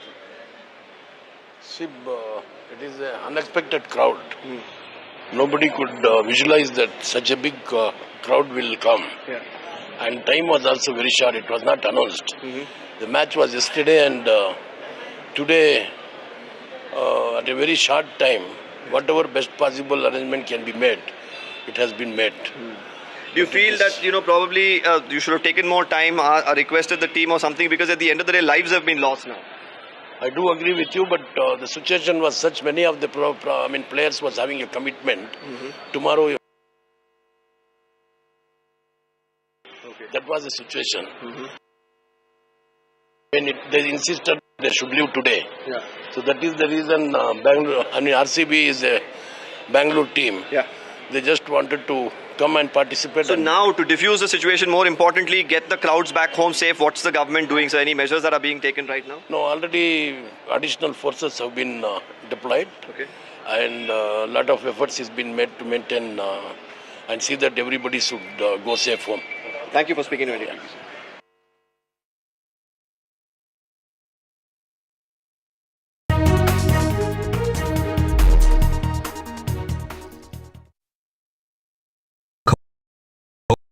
Gold plus optimistic reflective glass लगाओ, धूप की गर्मी को दूर भगाओ और बिजली का बिल भी बचाओ।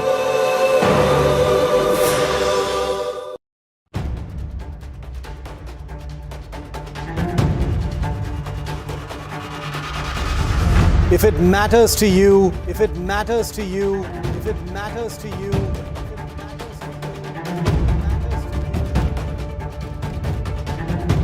it matters to India. It matters to India. It matters to India. And it matters to me. And it matters to me.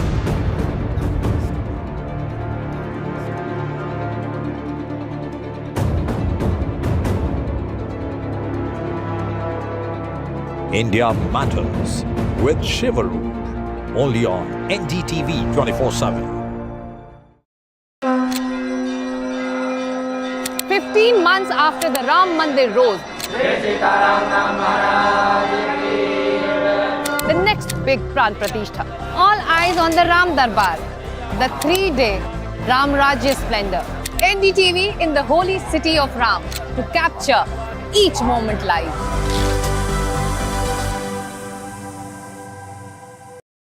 These are the visuals that are coming in. Let's go full frame with it. For every big news story. You can't defend the indefensible Ruchira Kamboj, but that's what Pakistan has been doing for a very, very long time. We're sifting through a lot of information. Some is right, some is not right. But I think we are India right tunes in to NDTV. In fact, on NDTV, like we've been doing for the last few hours, we've been for fast.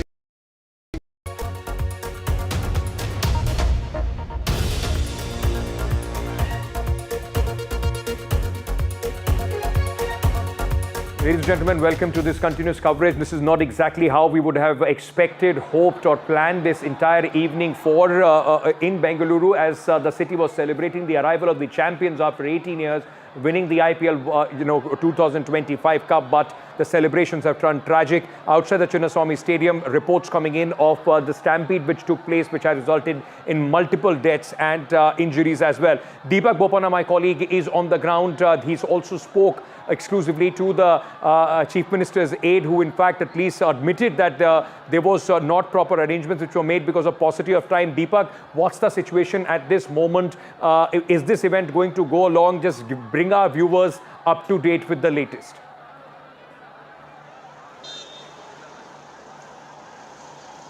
Well, it's an absolute tragedy. While it was scenes of fervor and celebration, this is not how people would have wanted it to really end. As we speak, I can hear sirens going off. I'm just on the other side of Vidhana Soudha towards the Kengal gate. This is the rear end of the Secretariat. It was right in the front near the grand steps that the felicitation happened. Just 500 meters from there is the main entrance to the Chinnaswamy Stadium. That's where the maximum damage has happened. A lot of people, at least about 50 people injured in the stampede. I'm told 5 people lost their lives there. 4 of them were brought there to the Vaidehi Hospital. 3 to the Bowring Hospital is what I'm picking up right now. The number could only go up because many of them have been seriously injured. And with the kind of crowds there is, vehicular movement, of course, has come to a standstill around the central business district. That's predominantly MG Road, Kaban Road, and the surrounding areas around Trinity Circle, and even near the Vidhana Soudha now. I'm trying to, of course, go towards Chinnaswamy Stadium. There is heavy barricading because of what has happened right now. Just had a word with the political secretary to the Karnataka Chief Minister, Mr. Nasir Ahmad, who says, well, they didn't have time to make ample arrangements. I asked him, they could have easily called off this event, had it some other day. They could have postponed it. He then justified it, saying, there were a lot of international players who had to leave, and this had to be done today. There was also an advice I'm learning from the police department not to hold a roadshow. Now, whether this, while of course, the players were going to go to the Chinnaswamy Stadium, this entire political felicitation of sorts that took place at the Vidhana Soudha, that could have been probably done at the Chinnaswamy if arrangements were difficult. Even while I was reporting right in front of the grand steps, I saw a lot of drama unfold. People were agitated. They started to, in fact, even throw stones at one point in time. My lathi charge happened. Somehow it was controlled, but definitely I could sense that there could be something that could immediately go wrong because the agitated crowds were there. The numbers were pretty huge. The police easily outnumbered.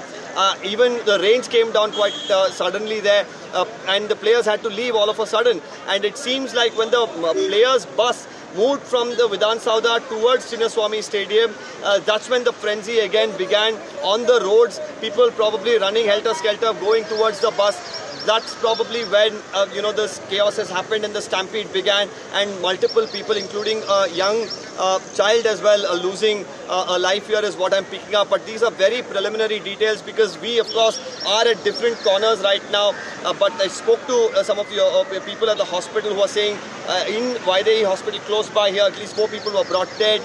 In the Bowring Hospital, 3 of them. And the numbers could only go up because there are many of them who are injured, and many of them in a very serious condition as well. Just to get a sense of the situation inside the stadium, are the players, are they still inside the stadium? Have they left the stadium? Because in most, probably this entire event is definitely going to be cancelled now.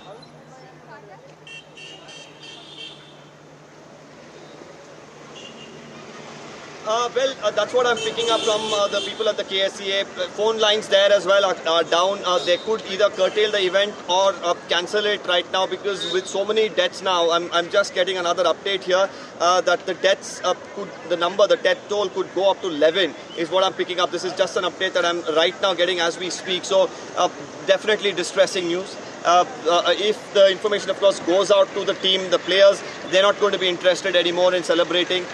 This doesn't call for a celebration if 11 people are dead. Yes, 11 boys brought the cup to Bengaluru, but 11 people from Bengaluru laying down their lives for this is not definitely worth it. And now, we'll really have to see as the police increase vigil on the streets. They're trying to clear the crowds who are there outside the Chinnaswamy Stadium, how they really diffuse the situation. We're of course going to get to that point any moment now. We're also facing, of course, network issues because of the huge number of crowds that have gathered, but of course trying to bring our viewers up to date as to what exactly is happening on the ground here.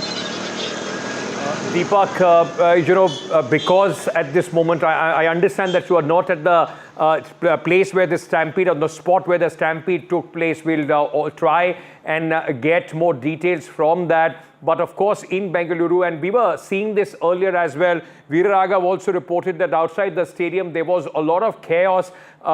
Is there now just any clarity on what happens to this event?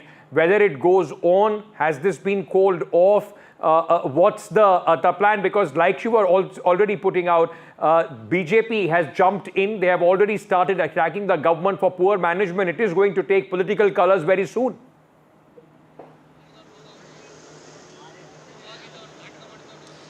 Well, absolutely. Now you can give 100 reasons. You can say that we didn't have time, but that doesn't, allow you to get away from the fact that there were people who were dead and that could have been avoided. Now the question here is what different could have been done. If they wanted to definitely have this victory parade, then they could have done it in a different manner. Whether having players come to two different locations. Firstly, the bus, of course, came all the way from the HL airport towards the Taj West End, where the players, of course, had to go in. There was a little bit of a frenzy. Crowds hadn't come in large numbers. Then it was an official announcement that the Chief Minister will felicitate them in the Grand Steps. You saw outside the Grand Steps, over 1 lakh people that had gathered. Vehicles were not allowed. All of a sudden, the traffic came to a halt. It was completely out of control. Probably the police knew that they cannot make the arrangements. That's why they had advised against even having a road show in that open bus. That didn't happen. But having these two different venues among, the crowds which were massive in number, the police clearly being outnumbered, the frenzy was there. And right now it's tragedy that has really struck the city. Deepak, okay, this is, there is an important question that will arise at this point of time that... Can I, I'm just coming in here, but there is more information coming in. Deepak, of course, it's very sketchy at this moment, and I understand that it will take some time. You are also live at this moment for you to confirm this. But our colleague Nehal has said that the number could even go up. The number could go up to 11 is what we are hearing of the people, those who have lost their life. It also says that there have been two people, those who have possibly have also lost their life near Vidhana Soudha as well.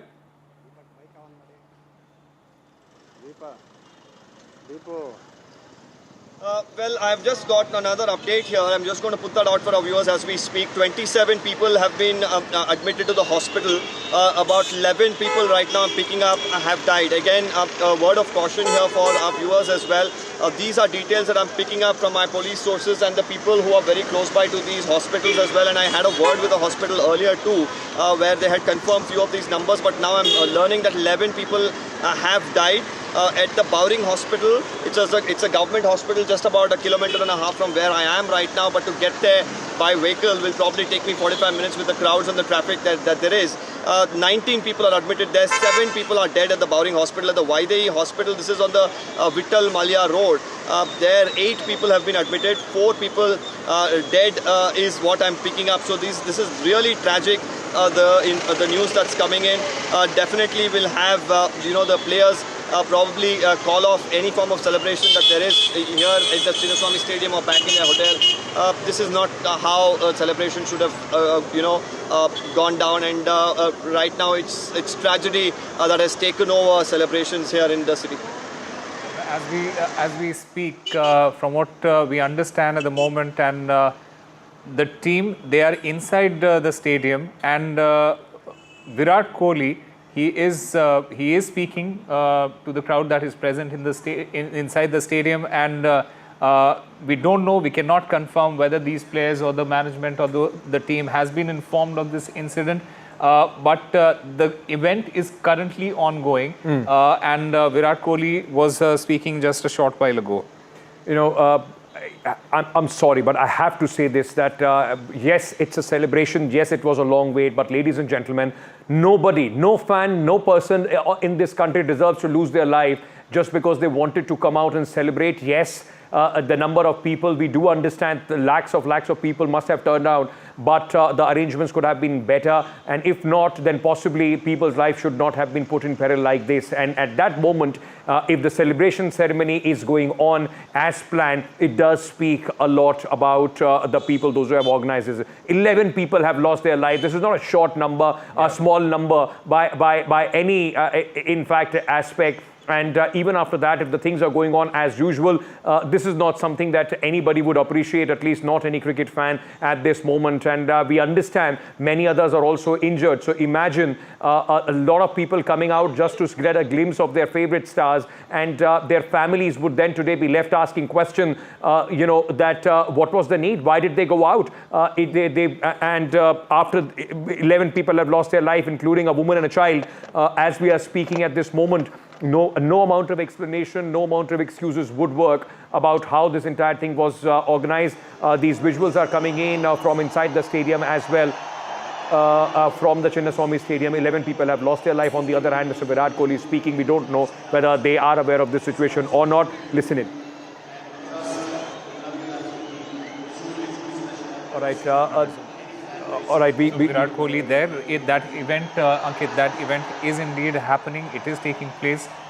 We were contemplating whether it is going to be curtailed or cancelled or not. But from what we see on our screens, the event is currently taking place. We are not aware of the fact that whether these players, they know about what has transpired, whether they have been informed of this stampede that has taken place right outside the stadium, from where they are, where Virat Kohli is speaking to the fans who are sitting inside. But on one side, the celebrations continue. On the other side, casualties that have taken place. 11 people, this is something that we can confirm at this moment. 11 people have lost their lives. The Deputy Chief Minister of Karnataka, he has admitted that there were lapses. The Political Secretary of the Chief Minister, Nasir Ahmed, he has accepted that there were lapses. The reason that they have given is that the players, they had to leave, and is the reason why there was a sense of hurry in order to facilitate these players. And these are really sad pictures that you can see on your screens. This is not the way that the Bengaluru team would have expected to celebrate. In fact, Deepak Bopanna is still there with us. Deepak, from what we understand at the moment and from what we see, the ceremony is still going on. The felicitation ceremony is taking place.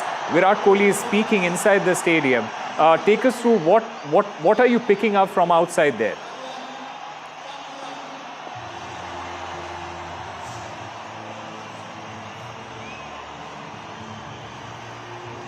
The other team members have been informed about what's happening outside. Of course, there is a lot of issues here, starting from network to lack of manpower in terms of security. Yes, for the players, there's a lot of bouncers that have been called in. There's a separate security blanket cover for them that's being given.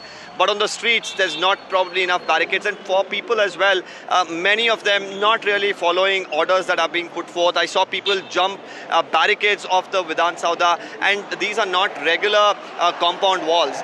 These are metal compound walls which have sharp edges on top. That itself was so risky when I saw that happening. Cops, of course, were here and there trying to lathi charge, control them. But it's a huge compound, spans of at least about 300 to 400 meters, maybe or more. And that's only on one side of the road. And having people jump in different locations, cops were finding it difficult. Then started to pull and push. And when the bus actually started to move, that's when the stampede-like situation was created. Several people began to faint. There was rainfall as well for a brief while. So too many things are happening. Right now, I'm told that the Chief Minister is expected to visit the Bowring Hospital. The Home Minister taking stock of the situation as we speak is another thing that I'm picking up. Orders have been given to disperse the crowds as fast as they can. Slowly, of course, I'm told at the metro stations as well, there's a huge crowd, and there's more than the capacity. They're finding it very difficult to disperse the crowds using the trains too. But the next half an hour, of course, they are trying their best to clear out the crowds inside the Chinnaswamy Stadium, which has a capacity of a little over 30 to 40,000 people. There could be more than that number inside, is what I'm learning.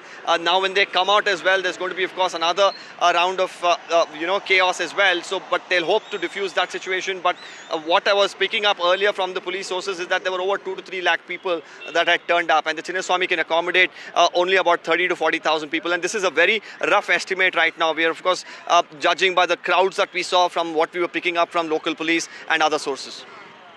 It is a deeply heartbreaking contrast, Deepak, from, while thousands are cheering and celebrating RCB's historic IPL title, inside the Chinnaswamy Stadium, just outside 11 people, they have tragically lost their lives in this stampede due to the overwhelming crowds. Many more have been injured. Many families, they have been devastated. This is an event that should have unified the city. In a way, it did.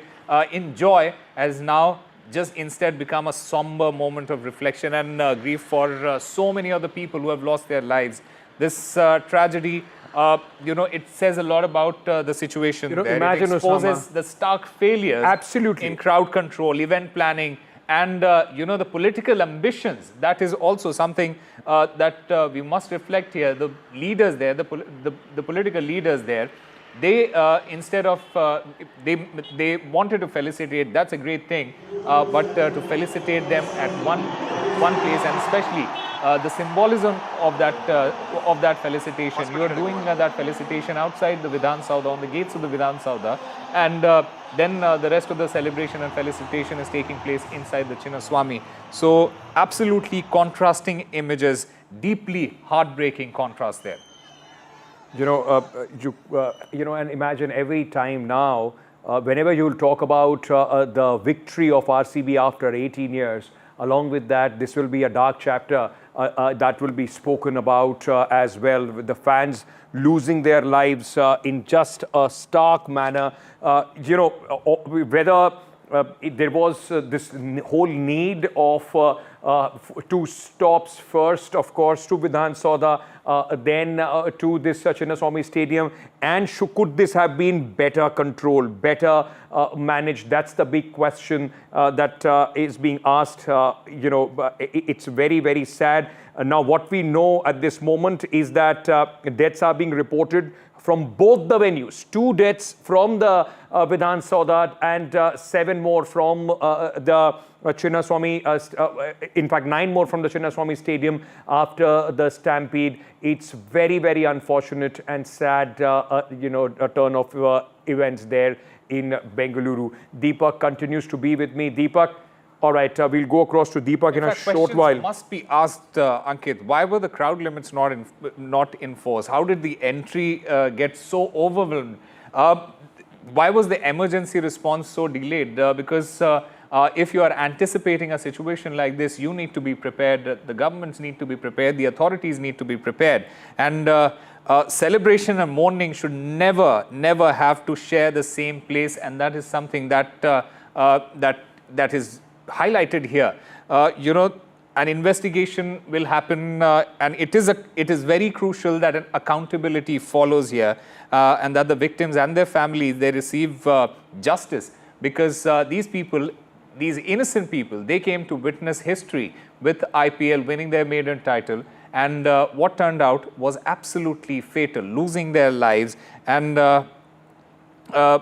this is absolutely heartbreaking. This is definitely heartbreaking. We are still, in fact, waiting to hear from the authorities at this moment on their side of the events, an official version of what has happened. But let me very quickly reiterate for you what we have picked up initially. Okay, all right, Veera Raghav, our colleague, is joining us. All right, we'll just go across to him in a short while from now. But ladies and gentlemen, tragedy strikes at the Chinnaswamy Stadium, and in fact at both venues where the felicitation ceremony was being held for the team. At Vidhana Soudha, we know at this moment 2 people lost their lives in the absolute mad crush of the people, the thousands of people, those who had come to witness this entire event. Total 11 deaths have been confirmed by our colleagues on the ground. 2 near Vidhana Soudha, 5 near the Chinnaswamy Stadium is what we know at this moment. At the Boring Hospital, 19 people have been admitted, out of which 7 have been pronounced dead. At the Vaidehi Hospital, 8 people have been admitted, 4 have been pronounced dead there as well. Absolutely heartbreaking images and news coming in. And these are the pictures that you can see on your screens while RCB fans, they celebrate inside the Chinnaswamy Stadium with the players. 11 people, they have lost their lives just outside in that stampede. What a shameful contrast, ladies and gentlemen. This was supposed to be a day of joy, but now it has turned into a nightmare for so many families, and yet these celebrations are continuing as if nothing has happened outside. Where were the authorities? How did they not prepare for this kind of a crowd? Why wasn't proper crowd control in place? These people, they were crushed to death while trying to be a part of that celebration. That's a complete failure of planning, safety and basic responsibility, and questions must be asked to the authorities and the government there in Karnataka. This is negligence. The government, the police and the event organizers, they should be held accountable, and the people there, the people of the city, they should raise these questions, and no one should be dying for trying to attend a victory parade or a felicitation ceremony. And no one inside that stadium should be cheering while people are dying outside. Something that is a shameful contrast here. While there is one aspect to it, of course, thousands of people, much beyond the anticipation of the authorities. But the fact remains, ladies and gentlemen, I'm saying it again and again, if the police were not completely prepared, if the administration was not completely prepared, then possibly this shouldn't have happened. Yeah. They took a wise decision of cancelling the open bus parade because they knew that the strain it will put on the infrastructure of the city of Bengaluru. But what about the other 2 events? And should both these events would have been organized? That's the big question at this moment. No doubt that the thousands of people, much beyond the capacity of Chinnaswamy, possibly much beyond the anticipation of the administration, turned out at the Chinnaswamy Stadium, where some videos have also come in where the police is asking them to go back. But does that absolve the authorities? If you didn't have the time, maybe you should have done it later. Maybe it wouldn't have happened at all, because it's not a secret in this country. If any event is free for all, there are going to be lakhs of people. With cricket and the kind of emotions attached to RCB, 18-year-long wait for the victory, it was anticipated that lakhs of people will come. And if the arrangements were not made for that, then it raised a big question. Let me go across to my colleague Veera Raghav, who is joining us with more details at this moment. Veera, very, very sad turn of events. You had warned this earlier. We've been on NDTV also asking people not to gather at both these places. Eventually, at this moment, what we are picking up is 11 people have died. What's the latest? That's right. That's pretty much the initial report.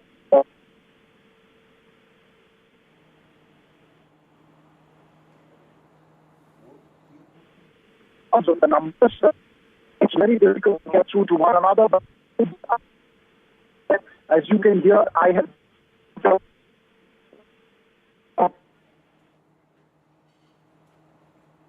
Or we'll try and get Veera Raghav back online in the meanwhile, just to give a sense of what has transpired in the last 1 hour. Ladies and gentlemen, a stampede has taken place outside the Chinnaswamy Stadium in Bengaluru.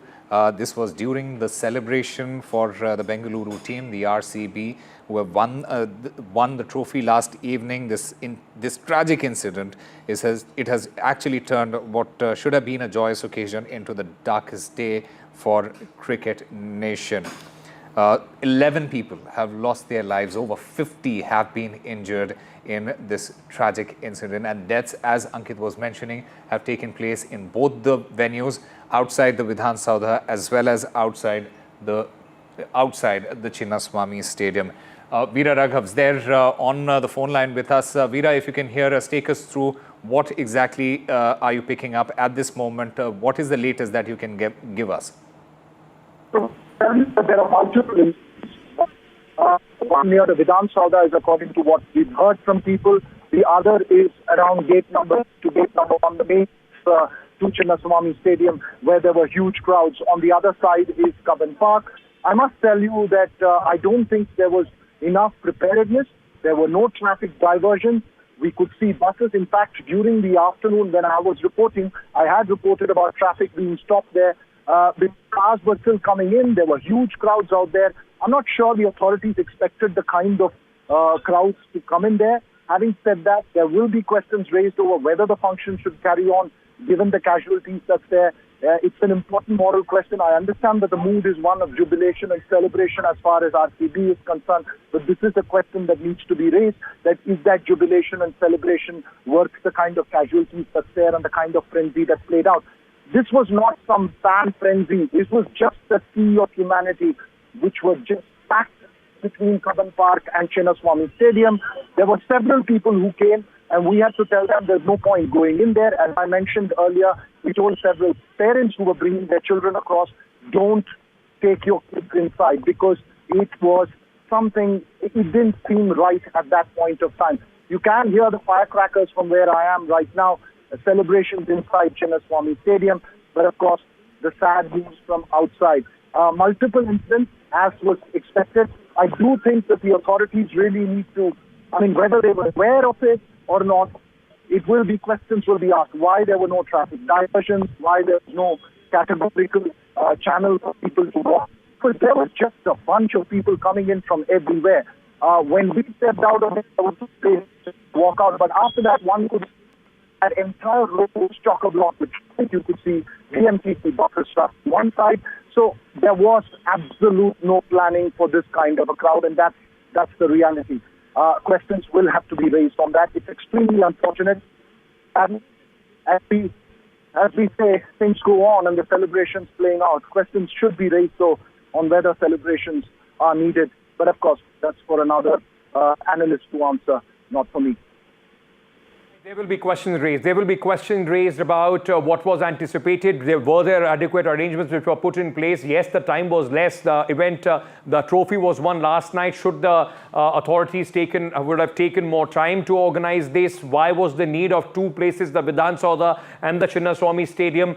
There was at least one wise decision that the open bus parade was in fact cancelled. If they knew that the things are going to be that difficult, then possibly more policemen, more arrangements need to be put in place. And as Veera is also saying, there would be a question mark about whether after seeing the number of people, those who have died, 11 people is what we are reporting at this moment, ladies and gentlemen, that have lost their life, both at outside Chinnaswamy Stadium and the Vidhana Soudha. Should the event would have gone as usual inside as well. Haripriya, our colleague, is also joining us at one of the hospitals where the people were brought in after this entire stampede took place.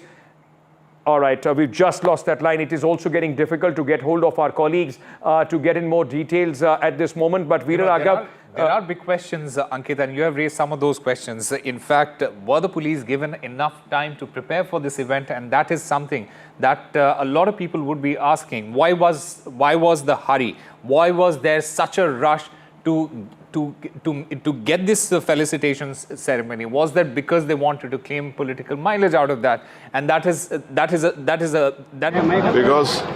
now a lot of trouble is there. I don't want to disturb the doctors who are trying to take care of the patients, and only the exact number has not been still this one. So we are at it. We appeal to all of them to still to be calm. How many people died? That is why we cut off. A lot of programs were there. We didn't want to continue with the program. Only within 10 minutes with one round we just closed it. And we appeal even in the metros, whatever the metros has been jammed. We are not able to start. We are taking a little bit time to see that everything comes to the normal position. What is at present? No, yes. Of course. There is some issues. I will come back to you after I visit the hospital. Sir, any numbers on the death toll? No, I can't. Only 5,000 police personnel were deployed, sir. You said the crowd that came in was running into thousands, sir. Was this enough? It was not thousands, it was lakhs.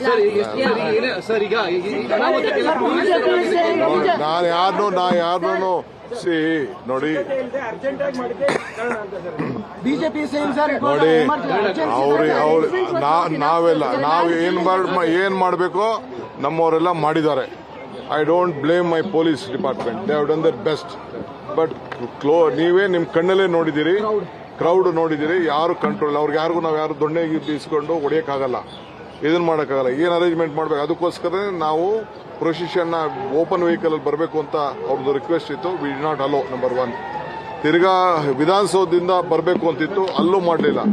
ನಾವು ಪರಿಸ್ಥಿತಿ ನೋಡ್ಬಿಟ್ಟು ನಾವ್ಯಾರು ಭಾಷಣ ಕೂಡ ಮಾಡೋಕೆ ಹೋಗಲಿಲ್ಲ, ಅವ್ರಿಗೆ ಅಭಿನಂದನೆ ಸಲ್ಲಿಸೋಕೆ ಹೋಗಲಿಲ್ಲ. ಅವ್ರಿಗೆ ರಾಜ್ಯದ ಪರವಾಗಿ ಗೌರವ ಕೊಡಬೇಕು, ಕೊಟ್ಟು. ಇಲ್ಲೂ ಅಷ್ಟೇ ನಾನು ಅವ್ರಿಗೆ ಡೈರೆಕ್ಷನ್ಸ್ ಕೊಟ್ಟೆ, ನಮ್ಮ KCA ಸೆಕ್ರೆಟರಿಗೆ ಪ್ರೆಸಿಡೆಂಟ್ಗೆ ಎಲ್ಲ ರಿಕ್ವೆಸ್ಟ್ ಮಾಡಿಕೊಂಡೆ, within 10-15 minutes we should close the function ಅಂತೇಳಿ. ಅದಕ್ಕೆ ನಾನು ಬಂದು ಇಲ್ಲಿ ಇದ್ಕೊಂಡು ಇಲ್ಲಿ ಯಾರು ಏನು ಮಾತಾಡದೆ ಒಂದು ರೌಂಡ್ ಮಾತ್ರ ಮಾಡಿ ಸೆಕ್ಯೂರಿಟಿಗೋಸ್ಕರ ಅವ್ರಿಗೆ ಬಂದಂಥವ್ರಿಗೆ ಅಭಿನಂದನೆ ಸಲ್ಲಿಸಲಿಕ್ಕೋಸ್ಕರ ಮಾಡಿ ಆದಷ್ಟು ಜಲ್ದಿ ನಾವು ಮುಗಿಸಿದ್ವಿ. All right, as we said, of course, questions are being raised and politics on this has already started. BJP has hit out at the government for this hurried program.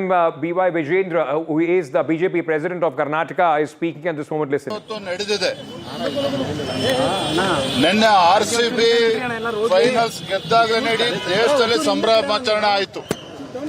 ರಾಜ್ಯದಲ್ಲೂ ಕೂಡ ಲಕ್ಷೋಪಲಕ್ಷ ಸಂಖ್ಯೆಯಲ್ಲಿ ಸಂಭ್ರಮವನ್ನು ಆಚರಣೆ ಮಾಡಿದ್ದಾರೆ. ಆದರೆ ದುರಂತ ಅಂತ ಹೇಳಿದ್ರೆ ಇಂಥ ವಿಜಯೋತ್ಸವ ಆಚರಣೆ ಮಾಡತಕ್ಕಂಥ ಸಂದರ್ಭದಲ್ಲಿ ರಾಜ್ಯ ಸರ್ಕಾರ ಸ್ವಲ್ಪ ವಿವೇಚನೆಯಿಂದ ನಡ್ಕೊಳ್ಬೇಕಾಗಿತ್ತು. ರಾಜ್ಯ ಸರ್ಕಾರ ಇದು ಏಕಾಏಕಿ ಇವತ್ತನೇ ಯಾವುದೇ ಒಂದು ಪೂರ್ವ ತಯಾರಿ ಇಲ್ಲದೇನೆ ಇವತ್ತು ಸಂಭ್ರಮಾಚರಣೆ ಆಯೋಜನೆ ಮಾಡಬೇಕಾಗಿತ್ತ ಅಂತೇಳಿ ಒಂದು ಕ್ಷಣ ಯೋಚನೆ ಮಾಡಬೇಕಾಗಿತ್ತು. ಬಹಳ ಅನ್ಯಾಯ ಅಂತ ಹೇಳಿದ್ರೆ ಇವತ್ತು ವಿಧಾನಸೌಧದ ಮುಂದೆ ಸಂಭ್ರಮಾಚರಣೆ ನಿಮಗೆ ಗೊತ್ತಿರೋ ಪೊಲೀಸರು ಅನುಮತಿನೂ ಕೂಡ ಕೊಟ್ಟಿರಲಿಲ್ಲ. ಪೊಲೀಸರು ಯಾವುದೇ ಕಾರಣಕ್ಕೂ ವಿಧಾನಸೌಧದ ಮುಂದೆ ಸಂಭ್ರಮಾಚರಣೆ ಬೇಡ, ನಾವು ಕ್ರೌಡ್ ಅನ್ನ ಕಂಟ್ರೋಲ್ ಮಾಡೋದಕ್ಕೆ ಸಾಧ್ಯ ಆಗೋದಿಲ್ಲ ಅಂತೇಳಿ ಪೊಲೀಸ್ ಹಿರಿಯ ಅಧಿಕಾರಿಗಳು ಹೇಳಿದ್ರು ಸಹ ಮಾನ್ಯ ಮುಖ್ಯಮಂತ್ರಿಗಳು ಹಿರಿಯ ಪೊಲೀಸ್ ಅಧಿಕಾರಿಗಳಿಗೆ ಒತ್ತಾಯ ಮಾಡಿ ಆಗಲೇಬೇಕು ಅಂತೇಳಿ ಆದೇಶ ಮಾಡಿದ್ಮೇಲೆ, ಒತ್ತಾಯ ಮಾಡಿದ್ಮೇಲೆ ವಿಧಾನಸೌಧದ ಮುಂದೆ ಇವತ್ತು ಸಂಭ್ರಮಾಚರಣೆ ಕಾರ್ಯಕ್ರಮ. जो दो चूक लग रही है, क्योंकि आप तो हर एक फंक्शन में रहे,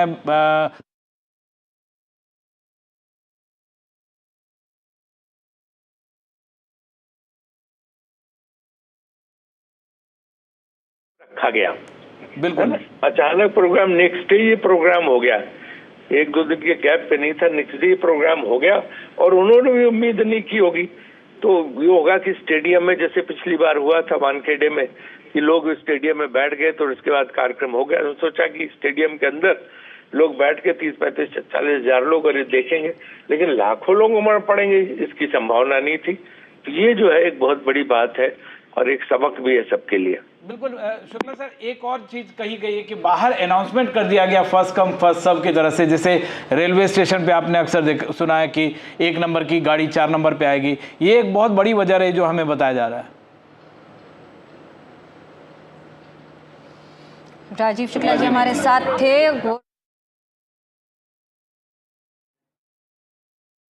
Of course, one of the prominent faces as far as the cricketing world is concerned, of the BCCI. and likely to take over as the president of the BCCI as well. But Veera Raghav and my colleague Haripriya both are with us at this moment. Just let me first quickly go across to Haripriya. She's at the hospital where some of these people. All right, we have lost that line with Haripriya, but Veera is with us. Veera, already the BJP is raising questions. Of course, there will be questions raised, but the fact at this moment remains that the focus is on the number of people, those who have been injured, and the situation which is on the ground at this moment.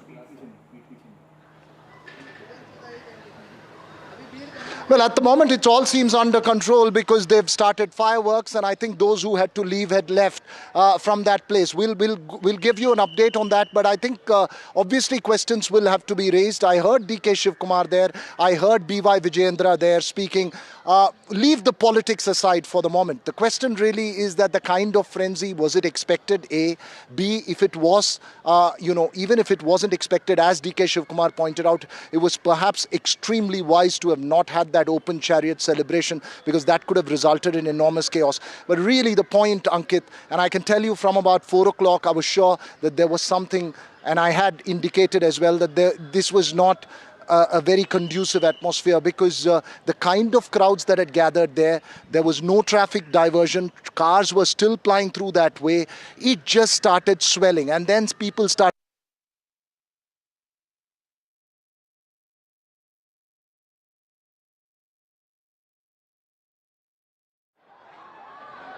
That line with Veera, will go across back to him. Haripriya is also with us. Haripriya, you are at one of the hospitals. What's happening there? What is the latest? I'm here at the Boring Hospital in Bangalore, and about 14 to 15 people have been admitted here of serious injuries. Of what we know, about 7 people are confirmed dead. We had the Home Minister of Karnataka, Ji Parmeshwara, and the Chief Minister, Siddaramaiah, come to the hospital here. The situation is pretty intense, and the political involvement has gotten intense. So far, both of the ministers have not spoken, and they have just rushed inside to take a stake of the situation here. There's also B. Vijayendra, who's the son of Yediyurappa, former Chief Minister Yediyurappa of the BJP, who's here and who's also trying to take stake of the situation, and then also questioning the ruling party's measures to stop this from happening.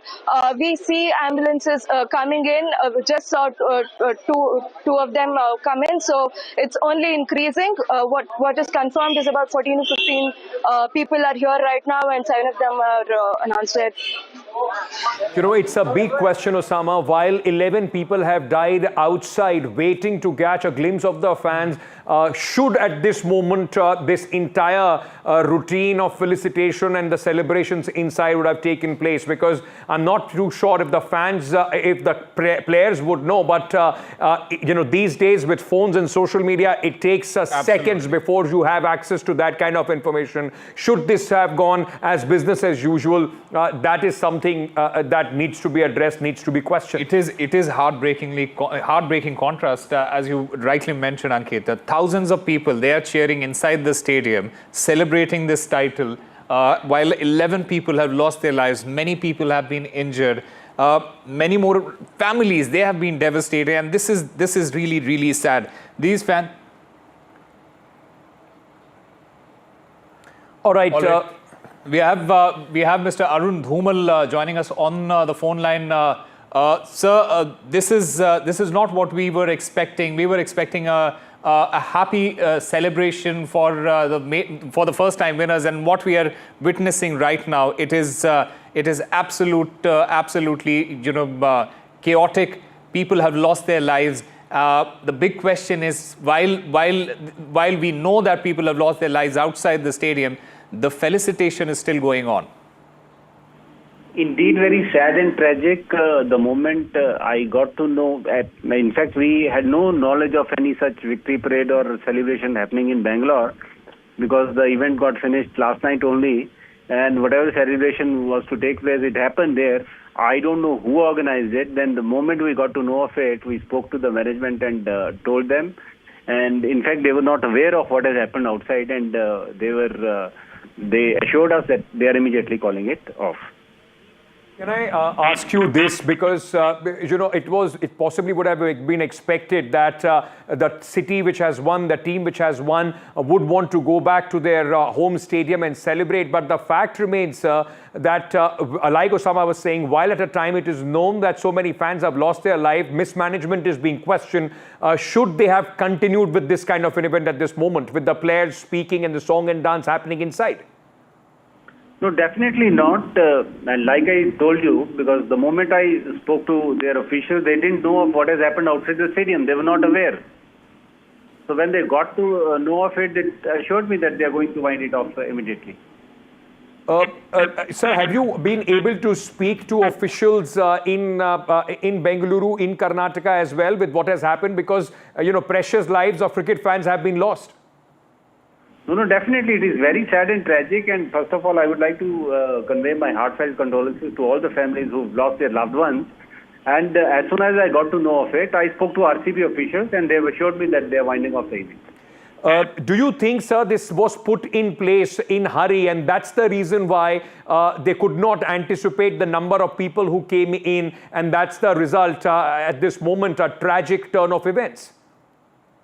We are not even aware whether somebody had planned this event or these fans came on their own thinking that, they'll be coming with the cup there.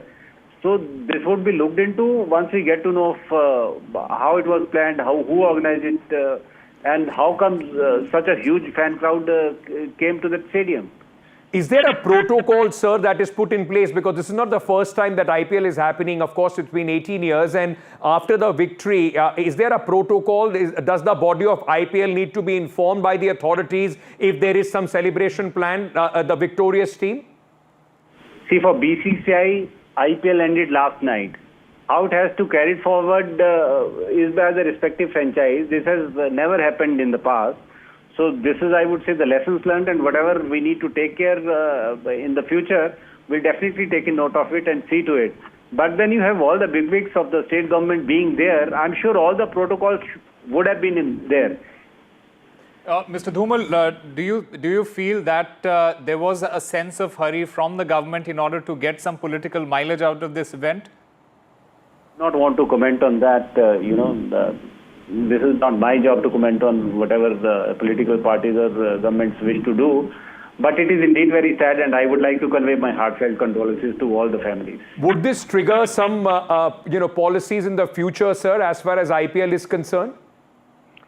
Whatever is required to be done from our side, we'll take a note of it. And whatever is required to be done by the state governments in case of any such event, they would also take a note of it so that precious lives are not lost like this. Thank you, Mr. Dhumal, for speaking to us.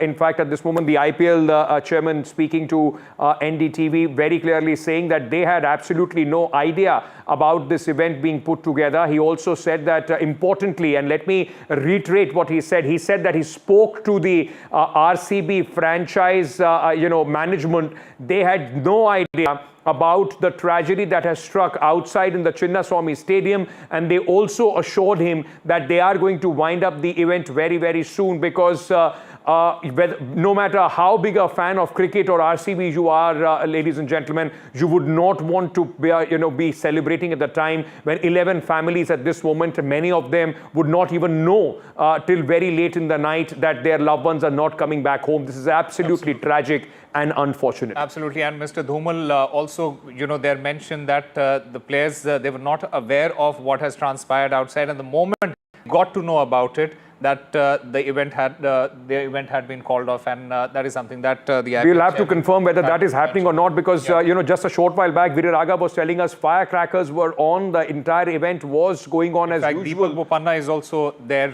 with us. He's joining us at this moment.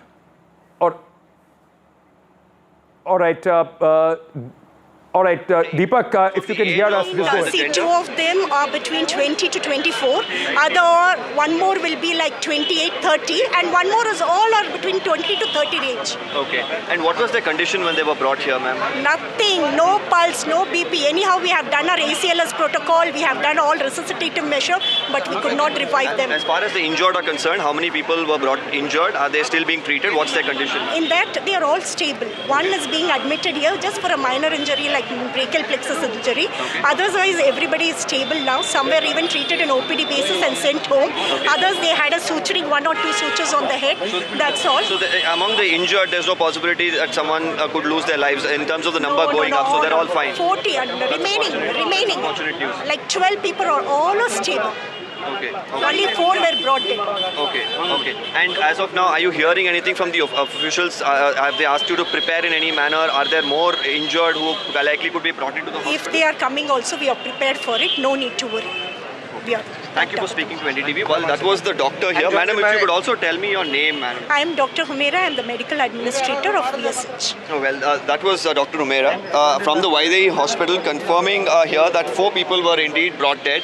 When they came here, there was no pulse is what I'm being told. Let me speak to a few people here. You all came to the stadium. Could you tell us how the situation was? Was it bad? Everyone tells that preparations probably could have been done better. Were you all near the Chinnaswamy Stadium or close by? Could you all confirm how the situation was? बहुत ज़्यादा भीड़ था, बहुत ज़्यादा भीड़ था, rush था, सब तरफ आदमी चढ़ रहे थे एक दूसरे के ऊपर। तो पुलिस ने फिर भी काफ़ी अच्छा काम किया, पर संभाला, फिर भी भीड़ कंट्रोल नहीं हो पा रहे थे। आप किधर थे जब ये स्टैम्पीड हुआ? आपने देखा कुछ? इतना तो कुछ देखा नहीं, बस एम्बुलेंस आ रहे थे तो रास्ता क्लियर कर रहे थे। एम्बुलेंस को अंदर जाना था, वो लोग उधर गेट के आगे से हट नहीं रहे थे। किधर? जो चिन्नास्वामी के पास स्टेडियम का गेट था ना, उधर से लोग हट नहीं रहे थे, तो मतलब लोगों को हटाने के लिए पुलिस ने थोड़ा कुछ लाठीचार्ज कुछ स्टार्ट किया शायद। मैंने जब तक देखा वहाँ तक तो लाठीचार्ज स्टार्ट करने से वो लोग थोड़े भाग गए उधर, तो भाग दौड़ में शायद कुछ हुआ है, किसको लगा किसको नहीं लगा। हम लोग थोड़े दूर खड़े थे उससे, मतलब पुलिस ने अपना अच्छा काम किया था, लेकिन पुलिस से बात को सुन रहे नहीं थे, बस वही दिक्कत था। And many of them, of course, have gathered here because they realize that tragedy has unfolded. As we speak, you can see hundreds still walking because right now the metro lines have closed. We should also note that people are trying to walk back home. Tell me, in terms of arrangements, are you satisfied with the arrangements that have been made? Because right now 11 deaths have been reported because of the stampede. The metro lines have closed because of overcrowding. You're having to walk back. Tell me, how was the situation wherever you were? Where were you firstly? To be honest, we got down near Vidhana Soudha. We tried to get in there. There was a lot of traffic. We couldn't do anything there. So we walked towards the stadium. We had our passes. But to be honest, because of the crowd, we couldn't get in. So we had to walk back. Where you were, did you feel anywhere unsafe? Was the crowd behaving unruly at that point? Was there enough police to manage the situation? To be honest, we couldn't even get into the stadium because the crowd was so much.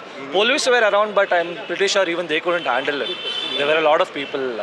Pretty sure they tried their best, but nobody could handle it. There were a lot of people. The crowd, it is too much now today. Now, yes, it was time for celebrations, but right now 11 people have lost their lives is what we're picking up. Of course, as RCB fans, this is not something that we would have wanted. Yeah, that is not sure about, we are not sure as of now. Yeah. Anyway, we tried there, but we couldn't go, even though we had passes. I'm sure we couldn't do much.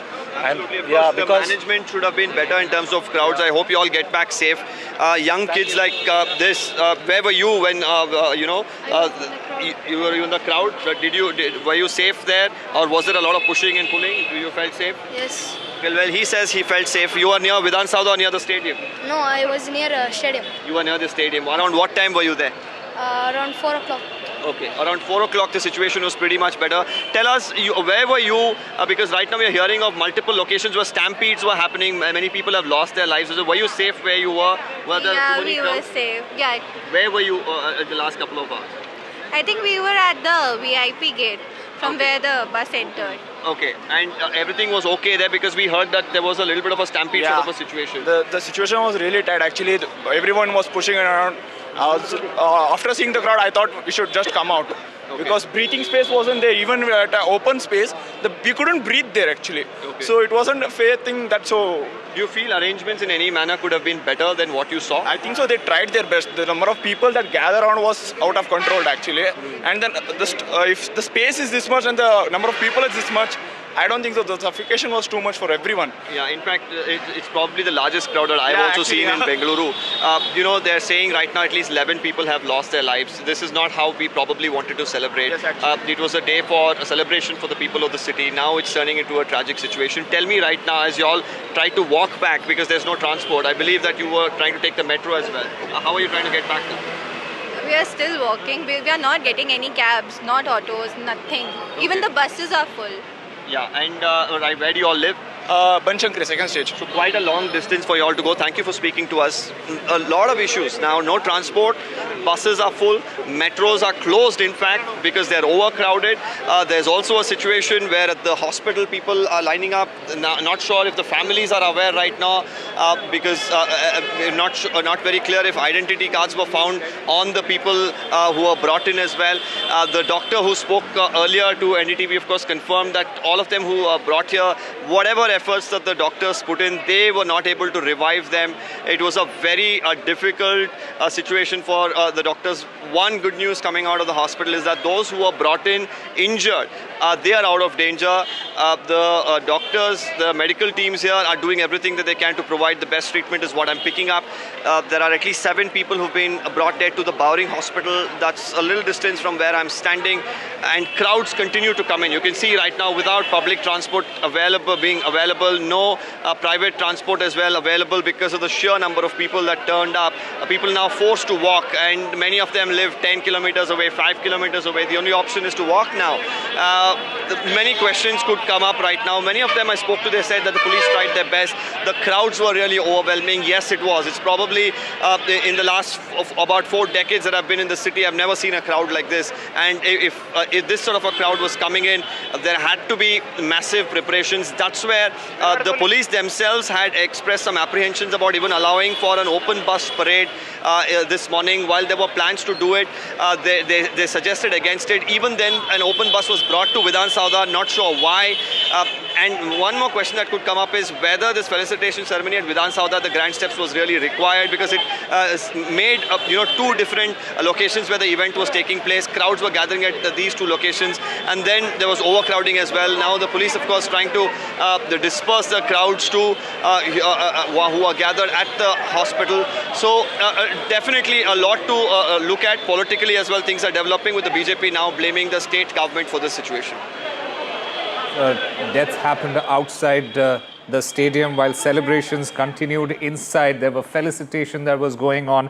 The big question that everyone is asking, are these photo ops more important than fans' lives? Absolutely. We are slipping into a very short break, ladies and gentlemen. We are coming back with our continuous coverage on what is happening in Bengaluru.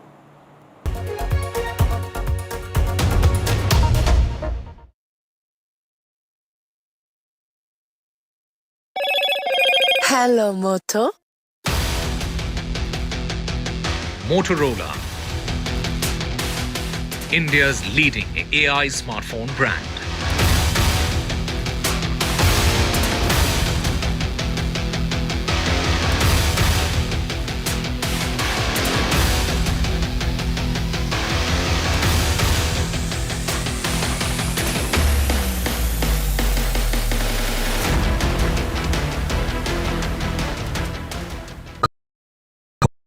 Gold plus optimistic reflective glass लगाओ, धूप की गर्मी को दूर भगाओ और बिजली का बिल भी बचाओ।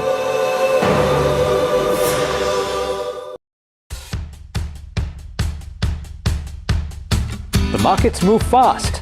And so should your portfolio. Expert insights, real-time stock picks.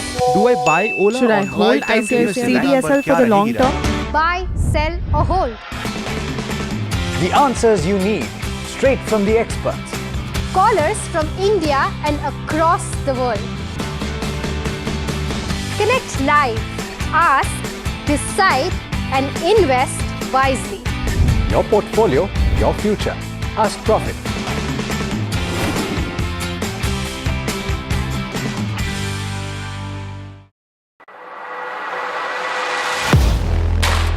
Do you really know the company you invest in? What is the real picture behind presentations and claims? Is the outlook as rosy as the company claims? Know Your Company, powered by NDTV Profit Research, shines a light on the biggest stock market movers.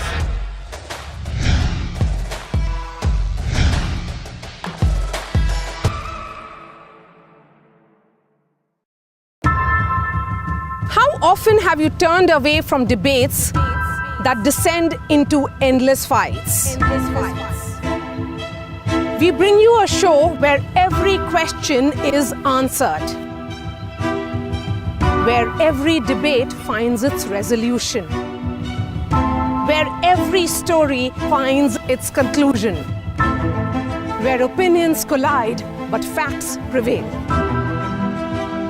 where stories unfold with insights and trust.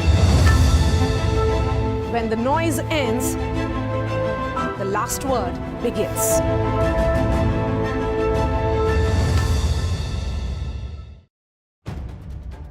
If it matters to you, if it matters to you, if it matters to you, it matters to India, it matters to India, and it matters to me, and it matters to me. India Matters with Shivakumar, only on NDTV 24/7. I've been reporting on all issues big and small from Andhra Pradesh, Telangana, rest of South India, bringing you all the action, all that you need to know, all that you want to know. The energy of maximum city is infectious. I'm bringing that energy in our news coverage from financial capital Mumbai. Covering from the southernmost part of India over the last 23 years, I bring in-depth and 360-degree coverage from the Dravidian heartland. The land of Mishti, also known for its bitter politics. I have seen much water flow under the Howrah Bridge, covering Bengal in all its vivid colors. India's IT capital is always bustling, a city full of startups, stories and surprises. And I keep you ahead on all the Bengaluru buzz. In today's interconnected world, India's voice is more crucial than ever. When India speaks, the world listens. At NDTV World, we are that voice, bringing you intelligent and insightful news from India and beyond. From geopolitics and diplomacy to economic shifts, migrations, tech disruptions, and the stories of our diaspora. We cover the news that shapes our global future. NDTV World, your new home for global news is here.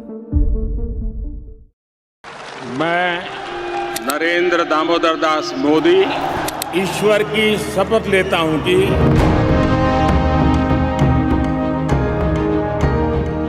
NDA सरकार में हम अगले 10 साल में विकसित भारत के सपने को साकार करके रहेंगे।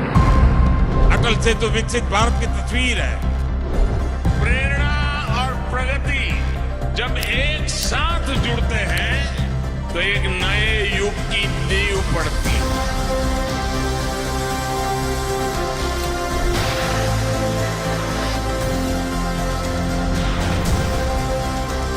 भारत माता का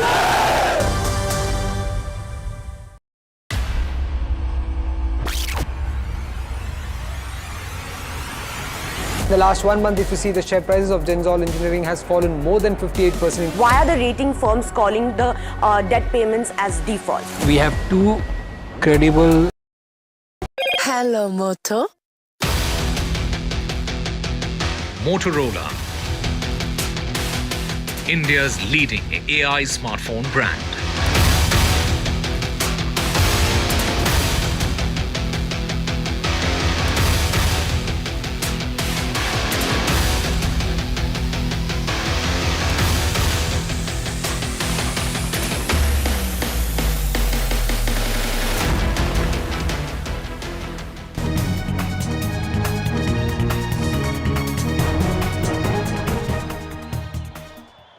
Hello and welcome to the Southern View. Not a very happy day here in Bengaluru. The day started with celebrations right out there on the steps of the Vidhana Soudha. The victorious RCB team came back to Bengaluru to a hero's welcome, but what unfolded was a human tragedy. Celebrations and frenzy cost the lives of fans who were desperate to enter the Chinnaswamy Stadium. Several questions will be asked. 11 people, we believe, have died, not just outside the stadium, but in multiple events where huge crowds. Was there enough management? Was this too spontaneous for the authorities to manage? Was there foresight of this kind of crowd. Who is guilty? Perhaps even we who were dancing and singing, building up that frenzy outside Chinnaswamy Stadium. Everyone needs to answer some really tough questions, except of course the players who are being felicitated and who are being celebrated across the city. Thousands gathered outside the Chinnaswamy Stadium in that road between Cubbon Park and Chinnaswamy Stadium. A sea of humanity. They just kept pouring, both at the Vidhana Soudha outside, all to catch a glimpse of Virat Kohli, Patidar and the team. But it turned out into a tragedy. How often have celebratory events turned into a tragedy and frenzy turned into a tragedy? Extremely difficult moments as well. Some really tough questions to be asked. I have my colleague Vasudha Venugopal from New Delhi as well, who's part of this show. We are coming to you live from outside the Vidhana Soudha. Let's first listen in to Deputy Chief Minister DK Shivakumar and other voices on the events that unfolded a short while ago. I have spoken to the police commissioner and all the people. I'm also going a little late to the hospital because now a lot of trouble is there. I don't want to disturb the doctors who are trying to take care of the patients. And only the exact number is not been still this one. So we are at it. We appeal to all of them to still to be calm. How many people died? That is why we cut off a lot of programs were there. We didn't want to continue with the program. Only within 10 minutes with one round we just closed it. And we appeal even in the metros, whatever the metros has been jammed. We are not able to start. We are taking a little bit time to see that everything comes to the normal position. There is some issues. I will come back to you after I visit the hospital. It is an unexpected crowd. Nobody could visualize that such a big crowd will come. Yeah. And time was also very short. It was not announced. The match was yesterday and today at a very short time, whatever best possible arrangement can be made, it has been made. Do you feel that, probably you should have taken more time or requested the team or something, because at the end of the day, lives have been lost now? I do agree with you, but the situation was such, many of the players was having a commitment tomorrow elsewhere. Okay. So they have to leave the country tonight. Okay. That was the situation. That's why some of, they insisted that they should leave today. Yeah. So that is the reason RCB is a Bangalore team. Yeah. They just wanted to come and participate. So now, to diffuse the situation, more importantly, get the crowds back home safe, what's the government doing? So any measures that are being taken right now? No, already additional forces have been deployed. Okay. And a lot of efforts has been made to maintain and see that everybody should go safe home. Well, what needs to be done now? That's a very important question Deepak Bupanna has raised. I just want to pan a little bit before I go across to Deepak, who's coming live with us. Outside the Vidhana Soudha, you see the metro stations not accessible at the moment. Huge crowds still walking down. The other fear was if the metro stations get very, very overcrowded at this stage. Of course, huge crowds still walking past back through outside the Vidhana Soudha. Deepak, we've had a long day in terms of this, starting with celebration, now on an extremely somber, difficult moment. What are you hearing from the authorities in terms of the exact nature of incidents that took place?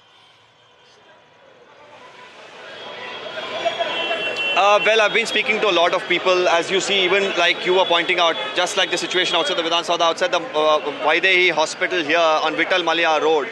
There are hundreds of people who are still coming in, but I'm going to bring you, up to date to what's happening here. 4 people were brought dead here, multiple people injured, but they're out of danger. The Chief Minister, the Karnataka Home Minister, they have just arrived at the hospital to take stock of the situation.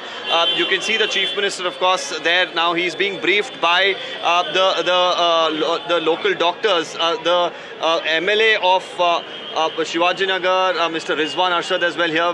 We've been told some of the family members as well they are speaking to as we speak. Some of them now in tears. It's an emotional moment. This is not something that should have happened. Could this have been averted are questions that are coming up. There are questions coming up whether more time should have been taken. But right now, to bring you these sort of pictures which are so emotional, as the family members speak to the Chief Minister here, they are breaking down. Now he's going to visit those who are injured, is what I'm learning. It is an absolutely emotional scene, not something that people believed would happen. A day of celebration turning into a day of tragedy, really, as hundreds still try to get home. Metro stations have been closed. The gates itself have been shut at Cubbon Park, at MG Road, at Vidhana Soudha is what I'm learning. People not getting cabs to go home now. People are having to walk. Well, all of this could be a part of the celebrations. Yes, crowds coming in, but the tragedy that happened, that is something that could have been averted. Very, very unfortunate as we look at more and more crowds that are coming in here. They're all trying to, of course, get home without transport right now. But the lives that have been lost are the ones that are probably the worst in this sort of a situation. Let me try and speak to a few of them. In fact, tell me, how was the situation? Multiple places there was overcrowding. Yes. 11 people have lost their lives as well. Yes. Where you were, what was the situation like? Actually, we are in near the main gate. Actually, we stuck in the rain, so we couldn't go to that place. Okay. So luckily, we did not go there. So we were saved the place actually, and very unhappy that 11 people they lost their lives actually. It's there is a happy also, and this is a unhappy news also. Everyone sad. Thank you. Well, thank you. Well, that's the mood, and what he said summarizes it. And he says he was fortunate that he could get away from that position when it began to rain. A lot of things, of course, could have added to the tragedy, but right now, the Chief Minister, the Home Minister taking stock. Let's hope that the people who are still on the streets get back home safe. Well, they will get back home safely, Deepak. As we know, how many times have celebratory events turned into tragedies across India? It's not just in Bengaluru. And I can tell you, Deepak and I were out there through the afternoon. In fact, he's been up since morning. A sense of joy turned into a sense of anger, and those who've reported on crowds, and I can tell you around 4:30, Deepak, that I got a sense that this is not right, which is when we moved out from all the dancing and the singing there. Perhaps we are guilty as well for whipping up that frenzy, but it's what? It's cricket, and cricket is a religion when it comes to India, and IPL, a win has turned into an enormous celebration in Bengaluru. Unfortunately, the tragedy is the dark lining in that whole thing. Haripriya also with me from Bowring Hospital. Haripriya, what are the tales you are hearing from people? Perhaps you could have spoken to survivors. We don't know exactly how these incidents played out, but one could get a sense because of the kind of crowds that one saw outside Chinnaswamy Stadium. I'm here at outside the Bowring Hospital, and all I see is ambulances rushing in and the cars of the politicians rushing in. There is no access here as of now to speak. It's highly guarded. We only see politicians going inside. But what we know is 7 deaths are confirmed so far, and multiple people who are injured are being admitted here at the Bowring Hospital. The ambulance is reaching here. They're taking time because, as we know, all the areas around the metro stations have completely been flooded with people walking out.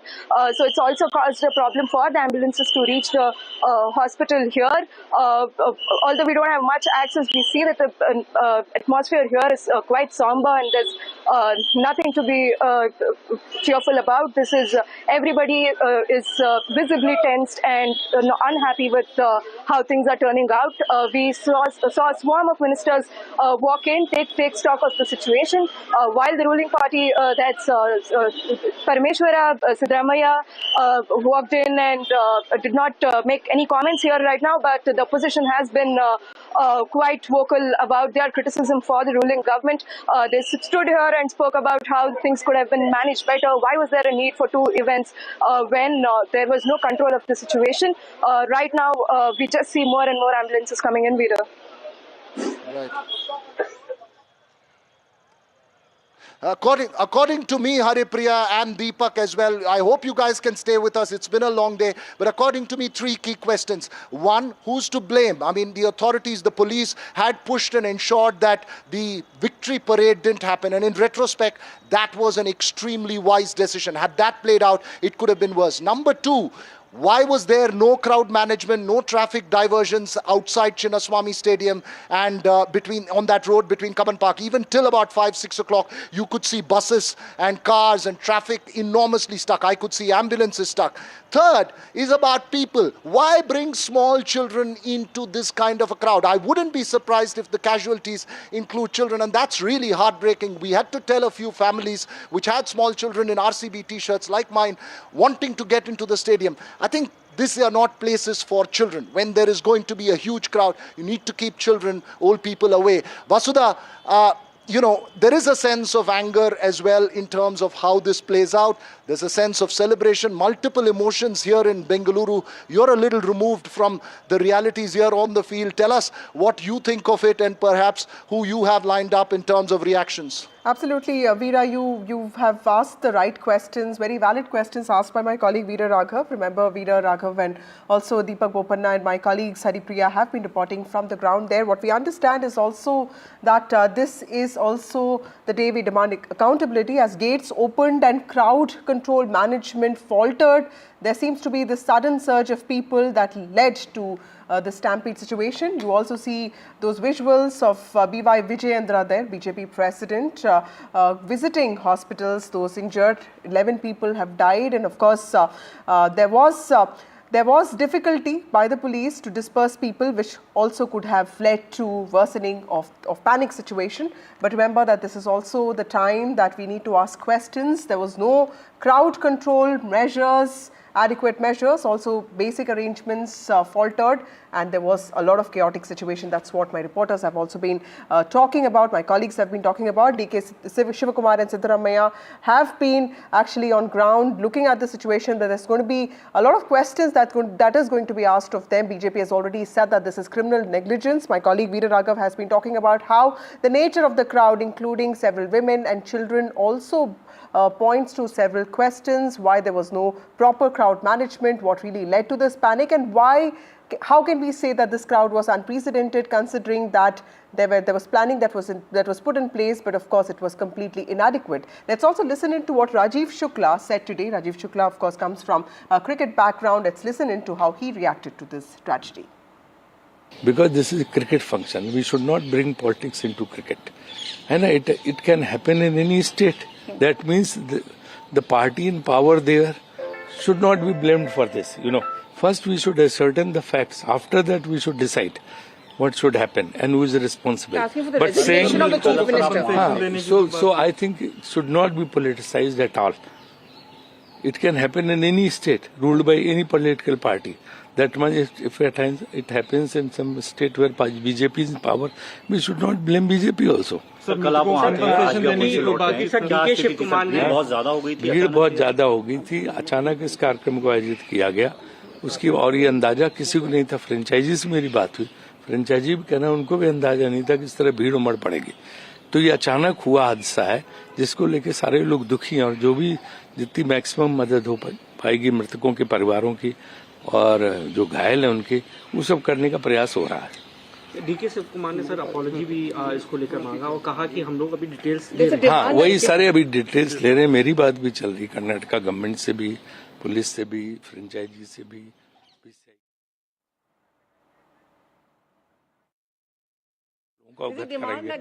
Chief minister should resign. What do you नहीं, देखिए इसमें resignation ये सब फिर politicise करने की बात है। ये पॉलिटिक्स की बात थोड़ा ना है। Reactions all coming in thick and fast. My colleague Deepak Bopanna, who was live with us just a short while ago, attempted to get a reaction from Chief Minister Siddaramaiah at the Vaidehi Hospital. Just listen in.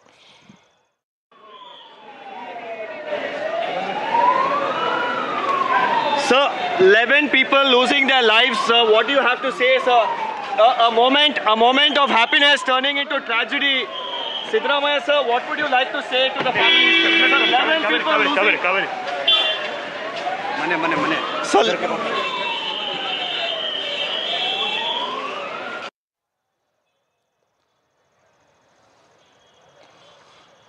Well, that's Deepak Bopanna trying to join, trying to get a reaction from Chief Minister Siddaramaiah. Obviously, several important questions to be raised, both in terms of society, as I was mentioning, both in terms of crowd management, whether this was just way too spontaneous, even if it was spontaneous, what was the arrangements outside the Chinnaswamy Stadium. I believe former Director General of Police Vikram Singh joins us live as well. Sir, when you see these scenes, and this is not the first time celebrations turn into chaos, I just want to run you through the facts that there was supposed to be a victory parade. We believe that the police had requested the government not to go through that kind of a victory parade, which would result in both crazy traffic situation in Bengaluru and a lot of problems for the people. In hindsight, it was an extremely wise decision. But outside Chinnaswamy Stadium, there was very little of planning, as one would say, those who witnessed what was happening through the day. What do you think when you see all these scenes on your television screens? My heartfelt condolences to the bereaved families. And I would say that this was a tragedy that was very much avoidable. I would say that you to a first and very pertinent question, who should take the responsibility? The police and the administration can never, and I say never, absolve themselves or wash their hands off the case. Whatever be the constraints, it was their job to ensure fail-proof and fool-proof arrangements in which there was a failing. I would not like to cast any allegations at this point of time. There are very heartening pictures of policemen running along with those who are injured, giving them first aid. Well, but apart from the fact that every district, including Bengaluru, has what is known as an internal security scheme that is rehearsed every month to cater to such contingencies and emergencies. Had that been done, I would say that we would have put our best foot forward. To the contrary, we were caught on the wrong foot. Why were we caught on the wrong foot? Poor reinforcement, poor handling of the force, no preparation, and of course, free distribution of passes. Free distribution passes, it is something akin to get one and take 5 more free. So one free pass leads to the entry, unauthorized entry of 5 more people, and then what ensues is a free-for-all. What you see is a free-for-all, and I saw exemplary restraint from the Bengaluru policeman. It was only in one isolated example where the policeman was brandishing. He was not actually hitting with lathi, he was brandishing.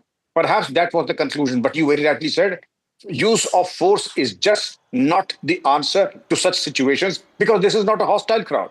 These are cricket fans and they had gone there because of maybe excessive enthusiasm. And as you very rightly mentioned, it is religion. And therefore, I would not fault the people. I would say that the police and the administration should have done much better. Right. A.K. Jain is also there with us. He is also a former DGP. Mr. Jain, stampedes are not uncommon in this country, but clearly today was different because, like Mr. Singh was also pointing out, that this was not a hostile crowd. This was a crowd that just wanted to celebrate. We've seen previous instances of poor planning, limited exits, or even lack of medical readiness. And today, if you look at the visuals, a child being carried, people gathering around somebody who has just become unconscious. Okay, B.Y. Vijayendra, the former, the present president of the BJP, Karnataka, is on the phone line with us. Mr. Vijayendra, you just visited people who have been injured in this tragedy. Tell us, what do you gather from the ground there? Ma'am, I just spoke to one of the victims at the hospital, Boring Hospital. They were really in a big shock when such a tragedy was there. Stampede was taking place. No ambulance was available, police was not prepared. And what sort of preparation was this? When such a massive ceremony, celebration was going to happen, was it not the responsibility of the state government to be prepared for this?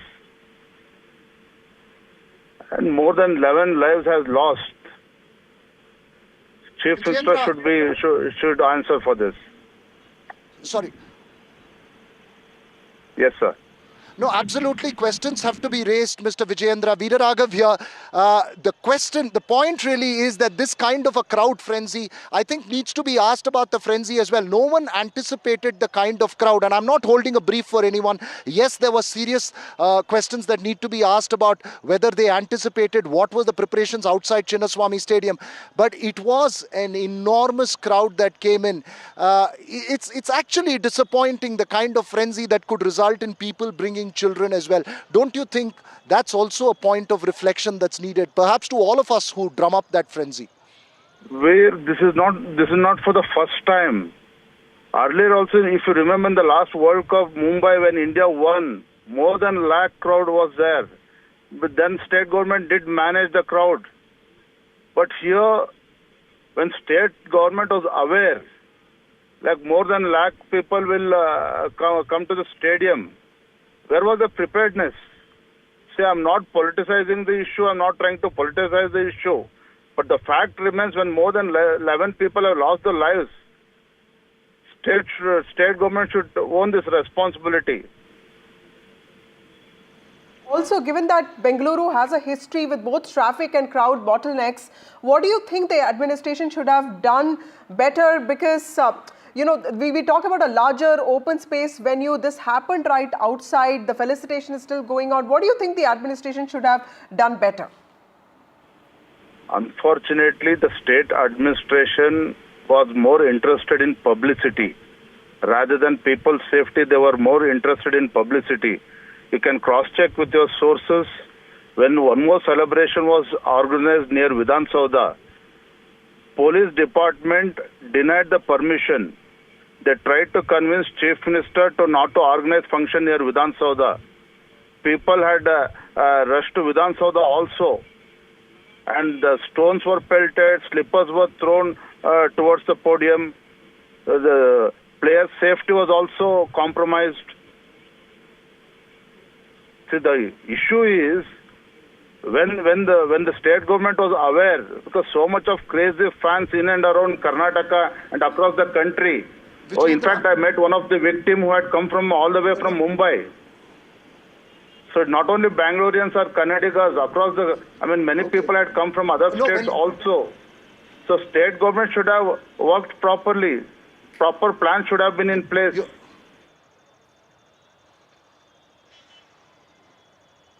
You're making a very important point there, and yes, serious questions will have to be raised about the need for two celebrations, whether it should have been a couple of days later when they could have planned well. But another very important question here, Vijayendra, was it right to go ahead with the celebrations after this tragedy?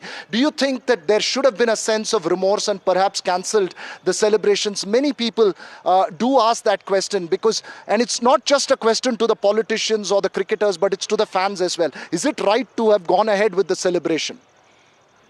Where I don't want to comment anything beyond this, because anything more which I speak, they will consider as a political statement. But whatever happened is unfortunate. The way state government has behaved after this tragedy is also very unfortunate. They should have stopped the celebration. They should have stopped the celebration immediately, but nothing of that sort. Because, nobody was there to, there was no preparedness and nobody was there to control.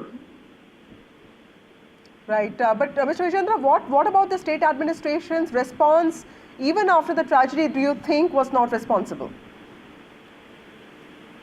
Let's wait, ma'am. As far as we are concerned, we have demanded Chief Minister that he should order for judicial inquiry. And secondly, let Chief Minister decide who has to take up the responsibility. Let him decide. Because someone has to own the responsibility. Someone has to held accountable. Someone has to be held accountable. Absolutely, Absolutely, someone has to be held accountable. You've raised two important questions. One, you are demanding a judicial inquiry. Two, you're asking who is responsible for it. That needs to be named. Thanks very much there, Vijayendra there, the Karnataka BJP president. Vasudha, while those questions are being raised at the moment, it's an extremely difficult moment. I think there are multiple other questions as well that we need to raise when we come back. We'll get into a short break, and then when we come back, you can take over with your guests in terms of more questions on this tragedy. Of course, at the moment, the news is about 11 people having died, having lost their lives in that enormous crowds that gathered for the celebrations at Chinnaswamy Stadium and at Vidhana Soudha in Bengaluru. Let's get into a short break now.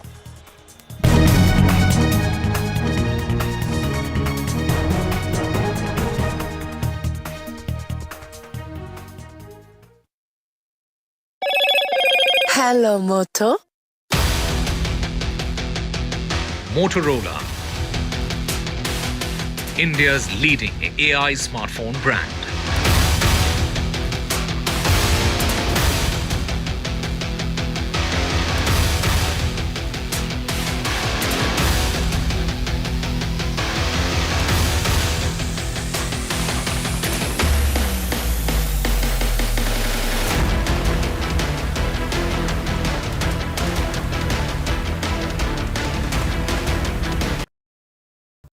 That's huge. That is a biggie. It's out there. Gold glass clear glass, पार हो या near, सब कुछ दिखे clear.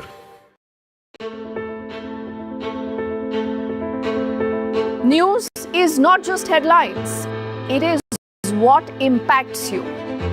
And news should never be mistaken for noise. What matters is the reality. Accurate, in-depth, and with the right perspective. For over 20 years, I have been a journalist, and never has clarity mattered more than now. At Newsnight, we go beyond the surface. We dissect the details, challenge the narratives, and bring you the unparalleled clarity you deserve in a world clouded by misinformation. We are bold, we are direct. Newsnight, for the news in your interest. Only on NDTV 24/7.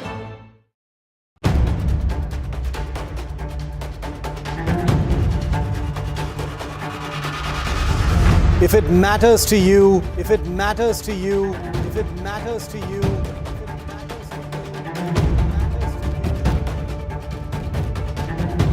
it matters to India. It matters to India. It matters to India. And it matters to me.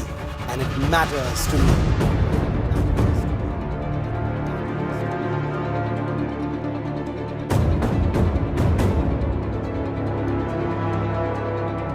India Matters with Shivakumar. Only on NDTV 24/7. 15 months after the Ram Mandir rose,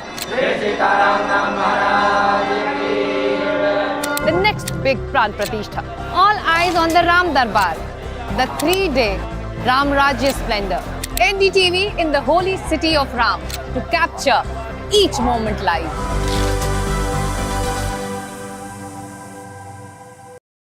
These are the visuals that are coming in. Let's go full frame with it. For every big news story. You can't defend the indefensible Ruchira Kamboj, but that's what Pakistan has been doing for a very, very long time. We are sifting through a lot of information. Some is right, some is not right. But I think we are India right tunes in it. terms of the NDTV. we put on air. In fact, on NDTV, like we've been doing for the last few hours, we've been For fast, clear, and credible news. We've also been, busting a lot of misinformation that's been coming in. When I was standing on the road, I saw these lights going off in the NDTV, sky, and I could hear where credibility sounds of like comes what sound like first. blasts happening. When Pakistan started shelling and first shell landed here, you can see this. Well, we have reached at ground zero, and this village is NDTV. First, fast, factual.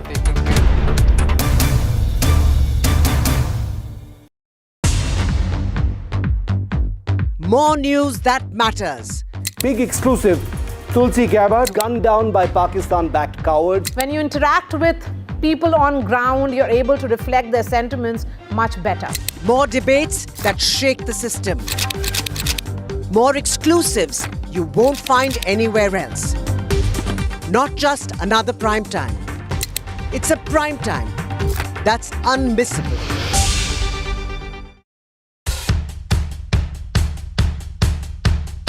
The markets move fast. And so should your portfolio.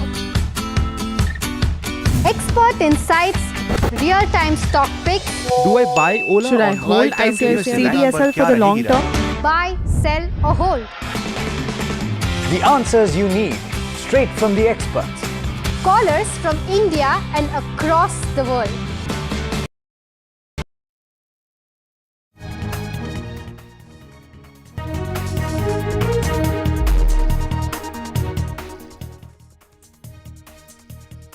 Good evening, Ladies and gentlemen, you're watching NDTV. A terrible tragedy is unfolding in Bengaluru. In Karnataka, 11 people have died after a stampede broke out at Bengaluru's Chinnaswamy Stadium. This was outside the stadium where thousands gathered to celebrate RCB's win on Wednesday evening. The city has witnessed a tragic stampede outside the stadium during what should have been a joyous occasion, the celebration of Royal Challengers Bengaluru's historic IPL title win after 18 years. Thousands of enthusiastic fans, many of them families, young people, even children, converged near the stadium for a grand felicitation event that was organized by the Karnataka State Cricket Association in collaboration with the state government. The felicitation ceremony is still going on there. You can see the visuals there. As gates opened and crowd control faltered, there was a sudden surge of people that led to the stampede. People overwhelmed by the size and enthusiasm of the crowd also resorted, the police resorted to lathi charges, what we understand, to disperse people, also disperse the crowds, and that could have also further worsened panic.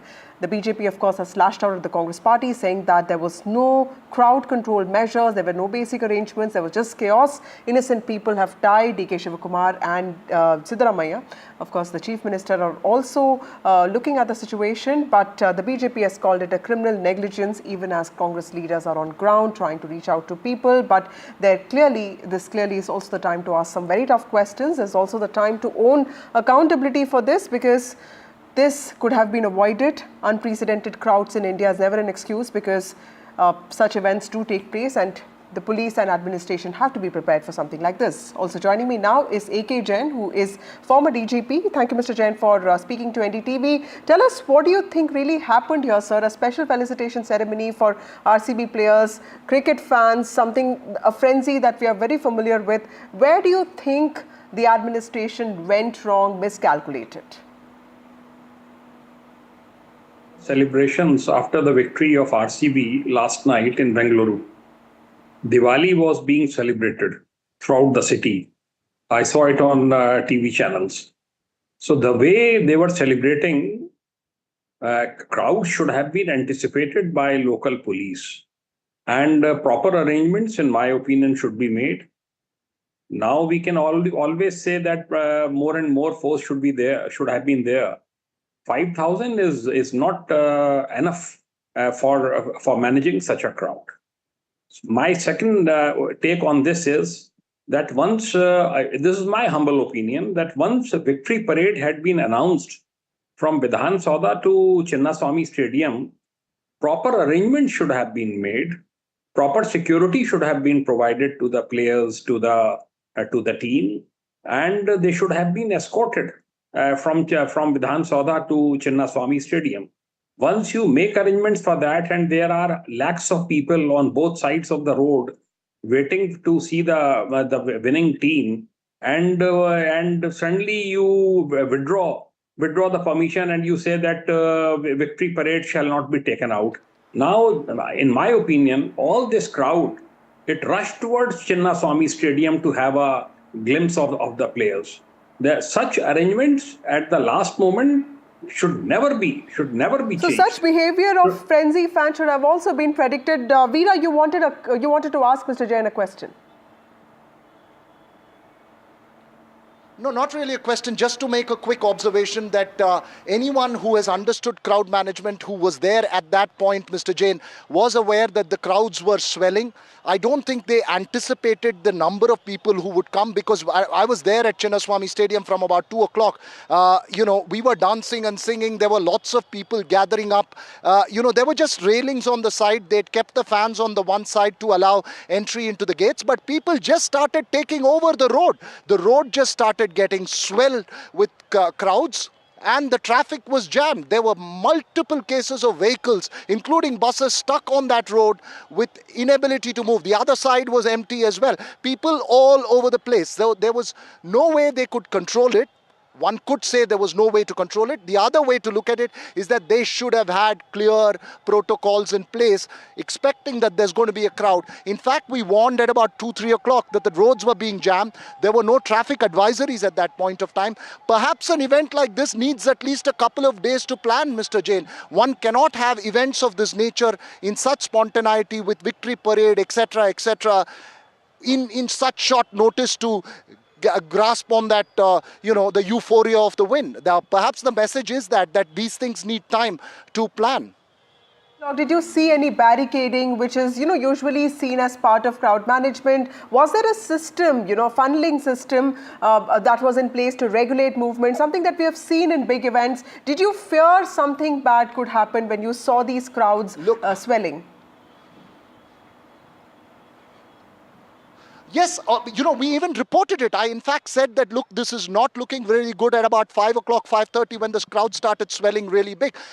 Cubbon Park, the lawyers from the High Court were stranded in the middle of the road, when they were trying to drive through Cubbon Park metro station. The metro station had to down its shutters.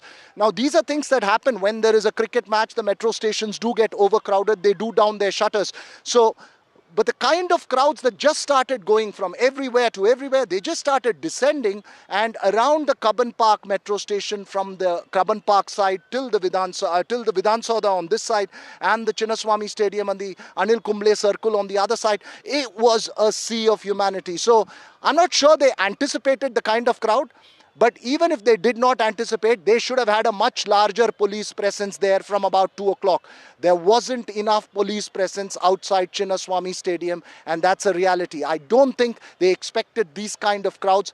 As I keep mentioning, Vasudha, I think two big things, fortunately, in hindsight. One was that victory parade was avoided, because that victory parade would have resulted in far more chaos. And the other and more important aspect that one needs to constantly raise is this kind of frenzy really, while we all whip it up, including, reporters and everybody else who dances and sings with the crowds. But is it really something that needs to be questioned in a larger sense?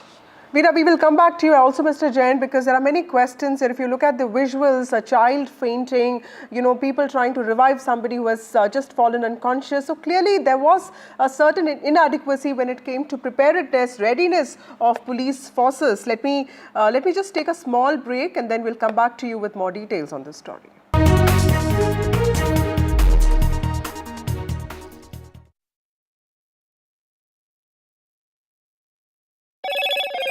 Hello, Moto. Motorola, India's leading AI smartphone brand.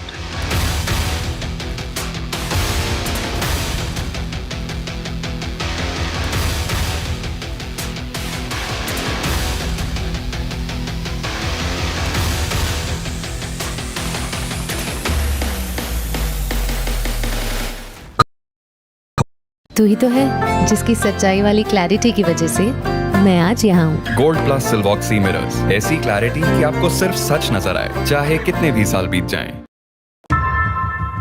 How often have you turned away from debates that descend into endless fights? We bring you a show where every question is answered, where every debate finds its resolution, where every story finds its conclusion, where opinions collide but facts prevail, where stories unfold with insights and trust. When the noise ends, the last word begins.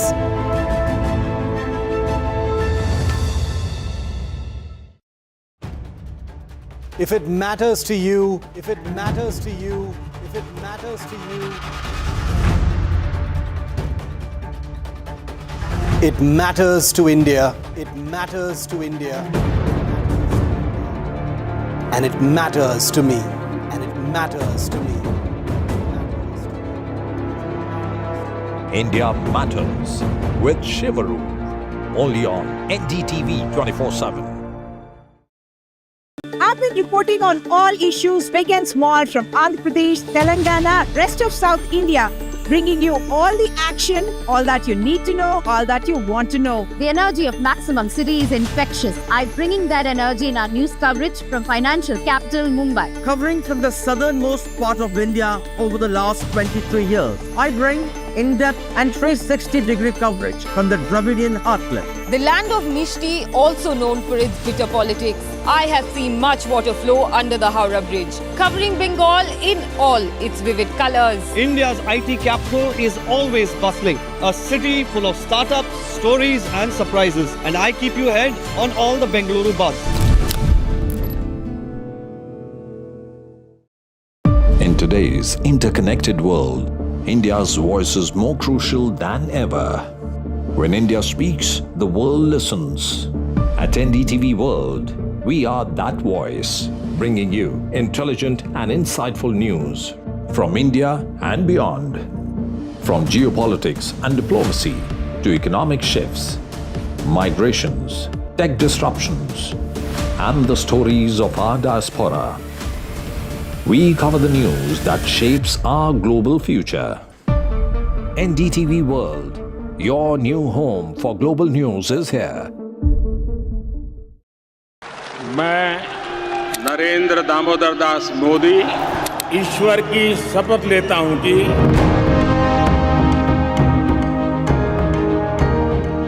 NDA सरकार में हम अगले 10 साल में विकसित भारत के सपने को साकार करके रहेंगे।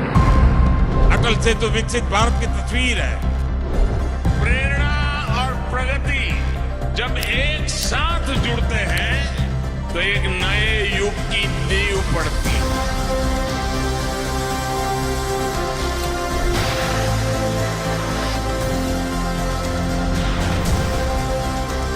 भारत माता की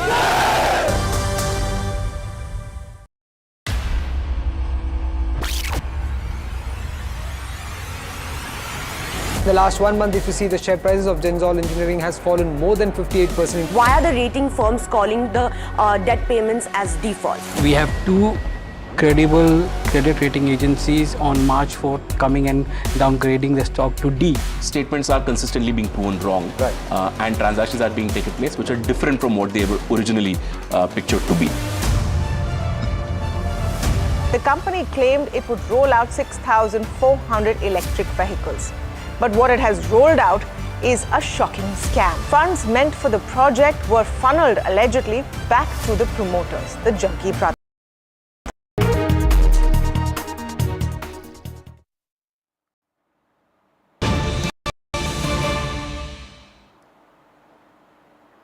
Well, Bengaluru has witnessed a tragic stampede outside the Chinnaswamy Stadium during what should have been a joyous occasion for the people of the city, the celebration of Royal Challengers Bengaluru's RCB's historic maiden IPL win after 18 years. Now, thousands of enthusiastic fans, many of them families and young people, converged near the stadium for a grand felicitation event that was organized by Karnataka State Cricket Association in collaboration with the state government. What we understand is that as the gates opened and crowd control faltered, a sudden surge of people led to the stampede. Police, overwhelmed by the size and enthusiasm, was unable to manage the crowd, also disperse people. But of course, several important questions being raised. 11 people have died, several people have been injured. The Prime Minister has reacted to this brutal tragedy, calling it deeply heart-rending. The Prime Minister on Bengaluru tragedy saying that this is deeply heart-rending. And he's also said that he's praying for the speedy recovery of people who have been injured in this incident. Earlier, we also tried speaking to Karnataka Chief Minister Siddaramaiah. My colleague Deepak Bopanna tried to get a reaction from him, and this is what he said. Sir, 11 people losing their lives, sir. What do you have to say, sir? A moment of happiness turning into tragedy.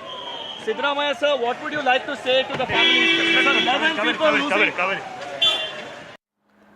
Well, eyewitnesses have described scenes of people collapsing. You can also see visuals there, very disturbing ones. There are people trying to revive people who have fallen unconscious. Clearly, crowd control measures have not worked, and the administration was not prepared for the crowds that it calls completely unprecedented, something that cannot be seen as an excuse. Karnataka BJP has also sharply criticized the Congress-led government for mismanagement of this event, accusing it of negligence. But remember, the Congress party has also said that this is politicization of this event. I'm joined by Sanjay Jha, who is a political analyst. He supports the Congress party. We also have Bhaskar Rao, who is the spokesperson of the BJP. And we have A.K. Jain, former DGP, also with us. Thank you all of you for joining me on this broadcast. To you, Bhaskar Rao, first, where do you think the administration went wrong? Because 5,000 police personnel had been deployed. Where do you think the efforts fell short? The government was in a great hurry to celebrate without seeing the writing on the wall that yesterday since 11:45 in the night, when we knew that RCB is going to win, there has been a continuous non-stop frenzy of celebrations going on all over the state, particularly in Bangalore. And the state should have anticipated and not been in great hurry, and they wanted to claim some kind of a credit for this whole program. It should not have happened that this program should have taken place at all. Why did they hold this program without any preparation?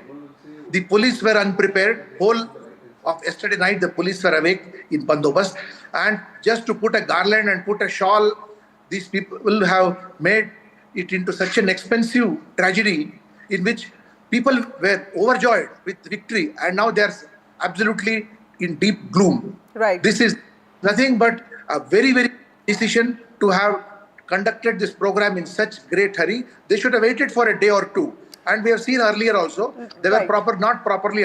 Right, Mr. Jha, do you think that could have been a better idea to wait for a day or two, understand, audit the safety assessment, and also, ensure that this breakdown in crowd control does not take place? Because what we saw today was entirely tragic, and 11 lives have been lost.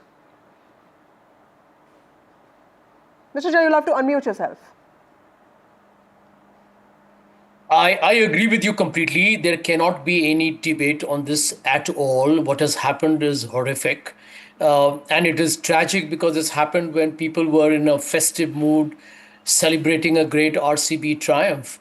And you got the idea about what Bangalore would be like, or Bengaluru would be like, when you saw that yesterday in the Ahmedabad stadium, you had roughly 90% of the people there, many of them locals, who were there in RCB. I'm really sorry to interrupt you. Devjit Saikia, who is with us, he is the Secretary of BCCI. Thank you, Mr. Saikia, for joining us on this broadcast. Sir, very unfortunate incident there, tragic, horrific stampede outside the Chinnaswamy Stadium. Something, this occasion should have been of celebration for people of Bengaluru. How do you see this? This is very unfortunate, which is shocking for us after such a grand closing yesterday. It is really unfortunate and unexpected that this kind of news is coming out from Bangalore, where the victory celebrations was going on. So we have deepest condolences for all the bereaved family members whose family members have died in the incident. Very tragic. And also we are praying that whoever is injured, they are getting the best of treatment so that they can go for earliest recovery. Saikia, is there anything that the state administration should have been more mindful about? Do you think that there was a gap in coordination amongst the event organizers, be it the state government or the KSCA or even the police force here? Do you think that the arrangement should have been much better? My thing is that I am not in a fault-finding mission at this stage without knowing the complete facts. But whenever these kind of events are being organized, if you take the example how BCCI organized these kind of victory celebrations after India won the T20 World Cup in West Indies last year, BCCI had a thorough planning with the local cricket association, that is Mumbai Cricket Association, as well as the Mumbai authorities, which includes the police, the fire brigade, the disaster management authorities, while planning that kind of magnitude of having these victory celebrations in Mumbai, where there were a sea of humanities. So many people have gathered. But everything went off smoothly, even after the parade with the vehicles and etc. Not a single untoward incident happened because all the protocols were duly followed. And it takes proper planning and it takes some time. It cannot be done in a very hastily manner. I think some lapses has definitely taken place. And I'm sure the authorities who is having these responsibilities in Bengaluru, they will do the soul searching to find out who was at fault, and definitely nobody should be allowed to go scot-free if there is any lapses on their part. Right. Thank you, Mr. Saikia, for joining us on this broadcast. Also, the clear comparison between the event that was organized by BCCI last year. I know this is not the time to make comparisons, but of course, lessons have to be learned by all administrations and those in charge to ensure that no crowd is unprecedented when it comes to India, and specifically when it comes to frenzy over sports. With that, it's time for a small break. We'll be back in just a bit.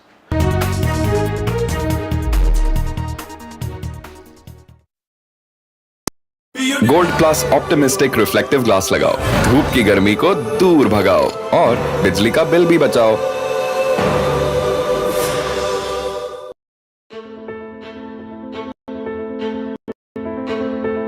News is not just headlines, it is what impacts you. And news should never be mistaken for noise. What matters is the reality. Accurate, in-depth, and with the right perspective. For over 20 years, I have been a journalist, and never has clarity mattered more than now. At Newsnight, we go beyond the surface. We dissect the details, challenge the narratives, and bring you the unparalleled clarity you deserve in a world clouded by misinformation. We are bold, we are direct. Newsnight, for the news in your interest. Only on NDTV 24/7.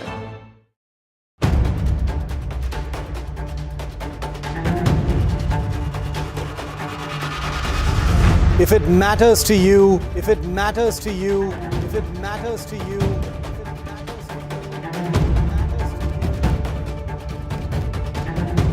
it matters to India. It matters to India. It matters to India. And it matters to me. And it matters to me.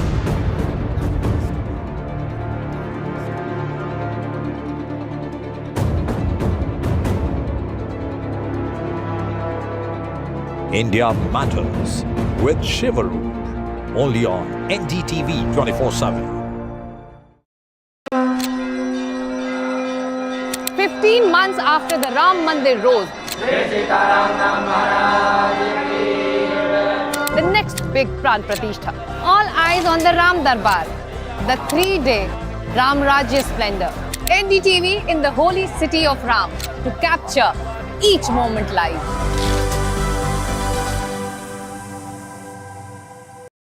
So these are the visuals that are coming in. Let's go full frame with it.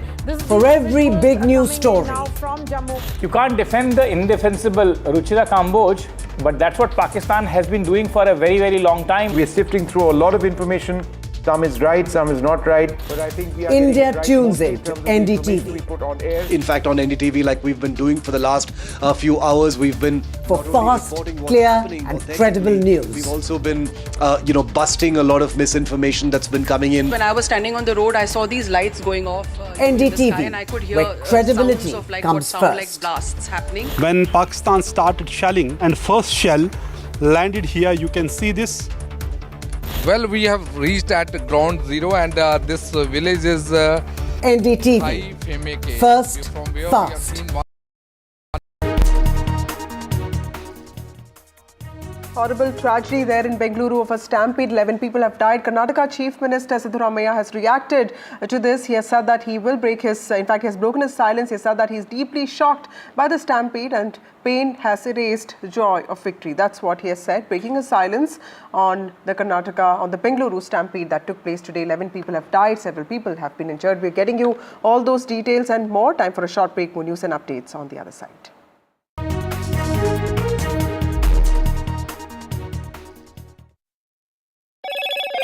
Hello, Moto. Motorola, India's leading AI smartphone brand.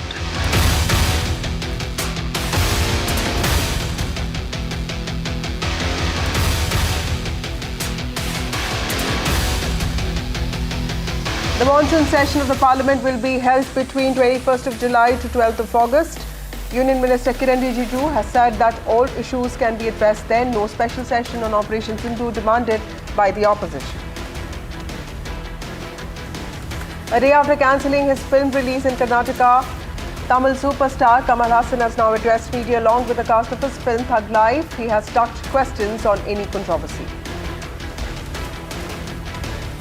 BJP has slammed Rahul Gandhi for his surrender remarks on Prime Minister Narendra Modi and has accused the party of insulting the Indian Army, saying that even Pakistan did not use those words. 3 Indians who were kidnapped in Iran have now been rescued. They have been rescued by Tehran police. The men were freed following a police operation in South Tehran against their hostage takers.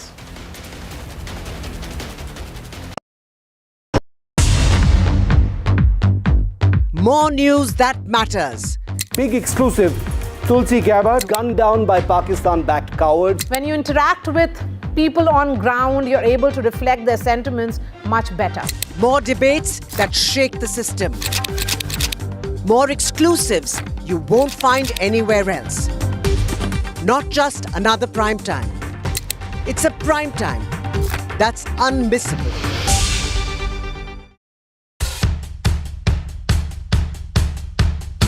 The markets move fast. And so should your portfolio. Expert insights, real-time stock picks. Do I buy Ola? Should I hold CDSL for the long term? Buy, sell or hold. The answers you need, straight from the experts. Callers from India and across the world. Connect live. Ask, decide and invest wisely. Your portfolio, your future. Ask Profit.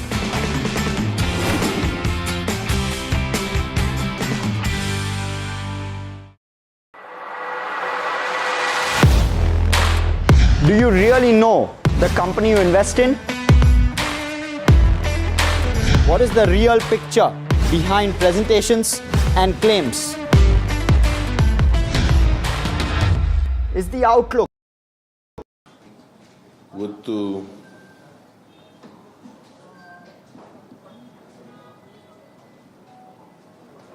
ವಿಜಯೋತ್ಸವ ಆಚರಣೆ ಮಾಡಲಿಕ್ಕೆ cricket association ಅವರು ಕಾರ್ಯಕ್ರಮ ಹಮ್ಮಿಕೊಂಡಿದ್ದರು.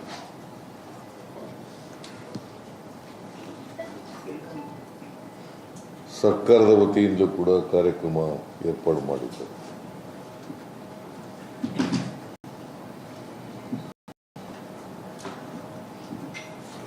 ಅಲ್ಲಿ ಈ ವಿಜಯೋತ್ಸವ ಆಚರಣೆ ಮಾಡ್ತಕ್ಕಂಥ ಸಂದರ್ಭದಲ್ಲಿ ಚಿನ್ನಸ್ವಾಮಿ ಕ್ರೀಡಾಂಗಣದಲ್ಲಿ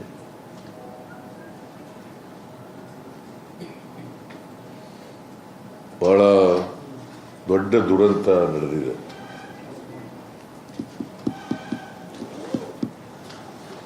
ಜನ ಕಾಲು ತುಳಿತಕ್ಕೆ ಒಳಗಾಗಿ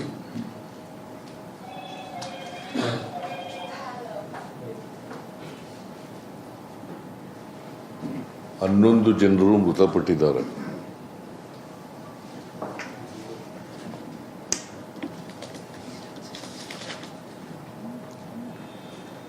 ಮೂವತ್ಮೂರು ಜನರು ನೋವಿಗೆ ಒಳಪಟ್ಟಿದ್ದಾರೆ. ಇಂಜೂರ್ಡ್ 33 ಜನ.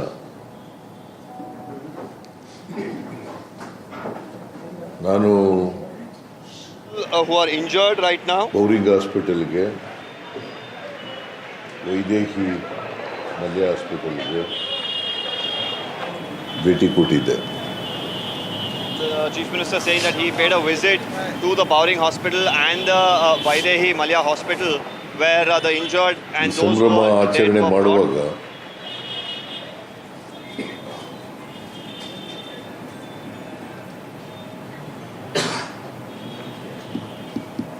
ಇಂಥ ಒಂದು ದುರಂತ ನಡಿಬಾರ್ದಾಗಿತ್ತು. Such a tragedy shouldn't have occurred during the time of celebrations. ಸರ್ಕಾರ ಇದಕ್ಕೋಸ್ಕರ ಬಹಳ ದುಃಖವನ್ನು ವ್ಯಕ್ತ ಮಾಡ್ತದೆ. The government expresses its anguish for what has happened.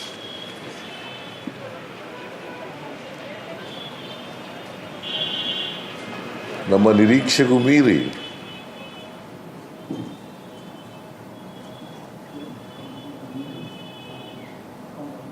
ಜನ ಅಭಿಮಾನಿಗಳು ಸೇರಿದರು.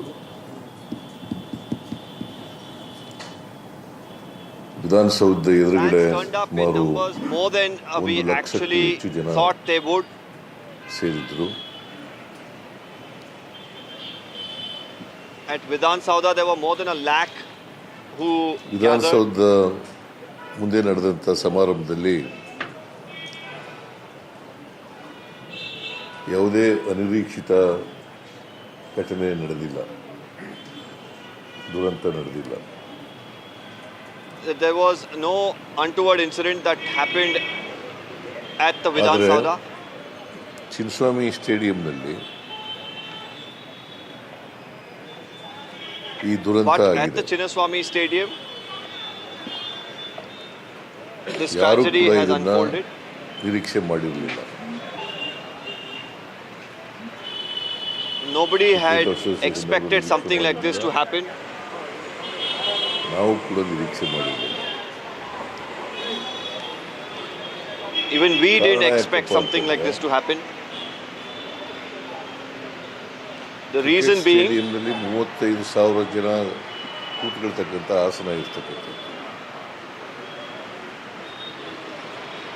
the stadium has a capacity of about 35,000 people. ಸ್ಟೇಡಿಯಂನಲ್ಲಿ ಚಿನ್ನಸ್ವಾಮಿ ಕ್ರಿಕೆಟ್ ಸ್ಟೇಡಿಯಂನಲ್ಲಿ 35 ಆಸನಗಳಿರ್ತಕ್ಕಂಥ ಸ್ಟೇಡಿಯಂ ಅದು. ಆದರೆ 2-3 ಲಕ್ಷ ಜನ ಬಂದುಬಿಟ್ಟಿದ್ದಾರೆ. But the number of people who turned up is estimated to about 2 to 3 lakhs, when the capacity of the Chinnaswamy Stadium was about 35,000. ನಡೆದಿರೋದು ಸಾಯಂಕಾಲ ನಮಗೆ ಬೆಳಿಗ್ಗೆ ಇದನ್ನು ಮಾಡಿರ್ತಕ್ಕಂಥದ್ದು ಕ್ರಿಕೆಟ್ ಅಸೋಸಿಯೇಷನ್. ಹಾಗಾಗಿ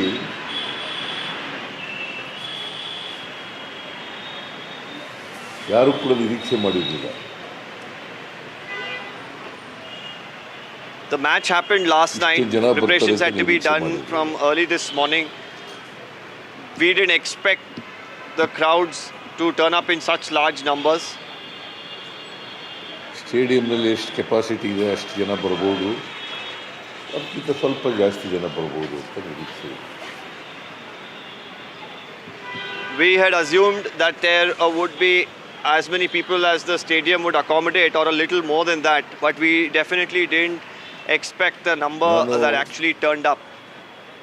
ಸತ್ತ ಕುಟುಂಬದ ವಾರಸುದಾರರಿಗೆ, ಯಾಕಂದರೆ ವಿಶೇಷವಾಗಿ ಹೆಚ್ಚು ಜನ ಸತ್ತಿರೋರು ಎಲ್ಲ ಯುವ ಜನಾಂಗದವರು, ಹೆಣ್ಮಕ್ಳು ಗಂಡ್ಮಕ್ಳು ಎಲ್ಲ. Most of them who've lost their lives are youngsters.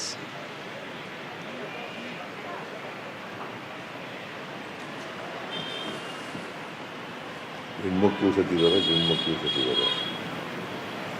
ಅವರ ಕುಟುಂಬದ There are both men and women, boys and girls who've lost their lives. ಸರ್ಕಾರ 10 ಲಕ್ಷ ರೂಪಾಯಿಗಳನ್ನು ಪರಿಹಾರವಾಗಿ ಕೊಡ್ತೀವಿ. We are announcing a compensation of 10 lakh rupees to the kin of the deceased. 11 ಜನ ಸತ್ತಿದ್ದಾರೆ. 11 ಜನರಿಗೂ 10 ಲಕ್ಷ ರೂಪಾಯಿಗಳನ್ನು. This is to the families of the 11 people who have lost their lives. We are announcing a compensation of 10 lakh rupees to the families. Those who have been injured, ಕೂಡ ಉಚಿತವಾಗಿ ಚಿಕಿತ್ಸೆ ಕೊಡ್ತಕ್ಕಂಥದ್ದನ್ನು ನಾನು ಈಗಾಗಲೇ ಸೂಚನೆ ಕೊಟ್ಟಿದ್ದೀನಿ. we will provide free treatment to those who have been injured. ಆಸ್ಪತ್ರೆಯಲ್ಲಿ ಯಾರ್ಯಾರು ಚಿಕಿತ್ಸೆ ಪಡ್ಕೊಂಡಿದ್ದಾರೆ ಅವ್ರಿಗೂ ಕೂಡ both at the private hospital and at the government hospital. ಚಿಕಿತ್ಸೆ ಖರ್ಚನ್ನು ಸರ್ಕಾರನೇ ಭರಿಸ್ತದೆ. ಸರ್ಕಾರಿ ಆಸ್ಪತ್ರೆಗಳಲ್ಲಿ of course The government will take care of all the costs for their treatment. ಎಲ್ಲರಿಗೂ ಉಚಿತವಾದಂಥ ಚಿಕಿತ್ಸೆ ಕೊಡ್ತೀವಿ. ಎಲ್ಲ ಗಾಯಾಳುಗಳಿಗೆ 33 ಜನ. This applies to all of those who are injured. Right now, the tally that is with us, as far as the count of the injured is concerned, is 33. We will ensure that we give treatment to all of them free of cost at the hospitals.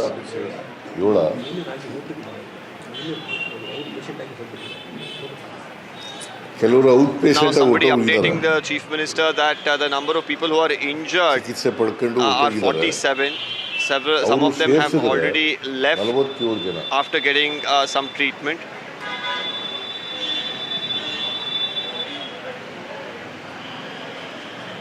ಅವರೆಲ್ಲರೂ ಕೂಡ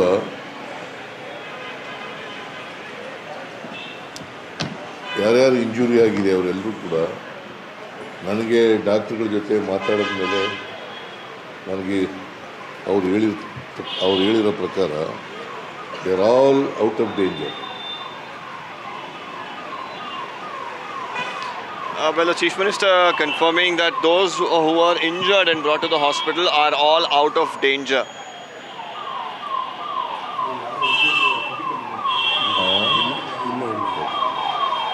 ಆಮೇಲೆ ಅವ್ರಿಗೆ ಬೇರೆ ರೀತಿ ಎಲ್ಲ ಟ್ರಾನ್ಸ್ಪೋರ್ಟೇಷನ್ನು ಮತ್ತು ಊಟದ ವ್ಯವಸ್ಥೆ ಎಲ್ಲನೂ ಕೂಡ ಸರ್ಕಾರನೇ ಮಾಡಿಕೊಡ್ತದೆ.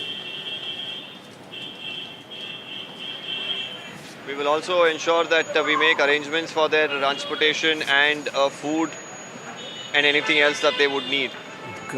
ಇದು ಒಂದು ಅನಿರೀಕ್ಷಿತ ದುರಂತ.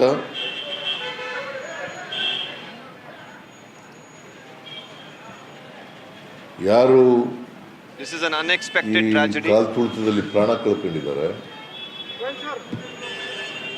ಅವರ ಆತ್ಮಕ್ಕೆ ಶಾಂತಿ ಸಿಗಲಿ ಅಂತೇಳಿ I pray that those who have lost their lives, may their souls rest in peace.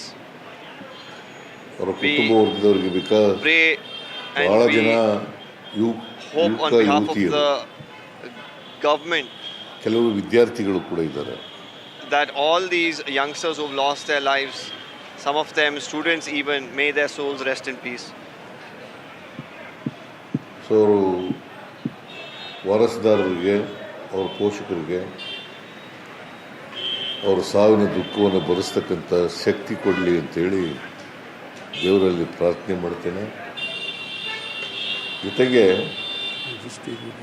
I hope God gives the family strength to bear with this loss. Magisterial ಎಂಕ್ವೈರಿನೂ ಕೂಡ ಆರ್ಡರ್ ಮಾಡಿದ್ದೀನಿ. I hereby also order a magisterial inquiry into what has happened today. ಜಿಲ್ಲಾಧಿಕಾರಿಯಿಂದ ವಿಚಾರಣೆ ಮಾಡಿಸ್ತೀನಿ. ವಿಚಾರಣೆ ಮಾಡಿಸಿ ಯಾರು ತಪ್ಪಿತಸ್ಥರಿದ್ದಾರೆ ಅವ್ರ ಮೇಲೆ ಕ್ರಮ ತಗೋತೀವಿ.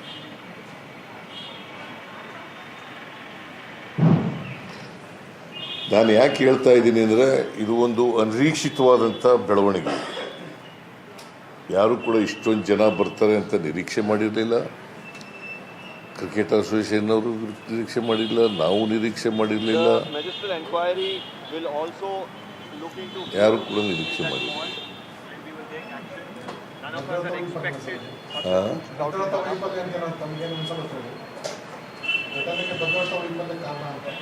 ಏನು ಭದ್ರತೆ ವೈಫಲ್ಯ? ನೀನು ವಿರೋಧ ಪಕ್ಷದವ್ರ ಥರ ಮಾತಾಡ್ತೀಯಲ್ಲ. ನೋಡಪ್ಪ ಕೇಳ್ರಿ ಇಲ್ಲಿ.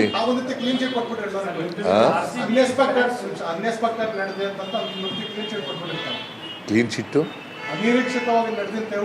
ಅನಿರೀಕ್ಷಿತವಾಗಿ ಬಂದಿದ್ದಾರೆ ಜನ ಅಂತ ಹೇಳಿದ್ದಪ್ಪ. ನೀನು ಸರಿಯಾಗಿ ಕೇಳಿಸ್ಕತೆ ಇಲ್ವಲ್ಲ. ಅನಿರೀಕ್ಷಿತವಾಗಿ ಜನ ಬಂದಿದ್ರು. Including the cabinet minister from the central government are saying that the Congress government here is busy in photo op. They forgot to do their duty today is what the union ministers are also tweeting. No.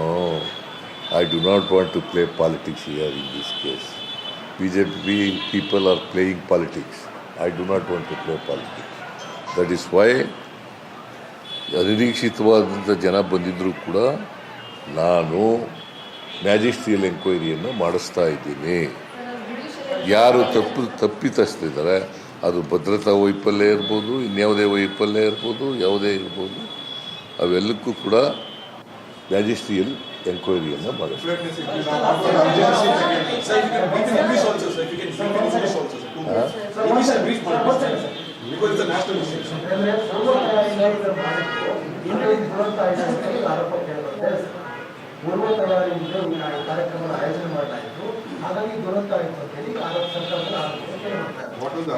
ನಾನು I do not want to defend the incident, the tragedy so happened.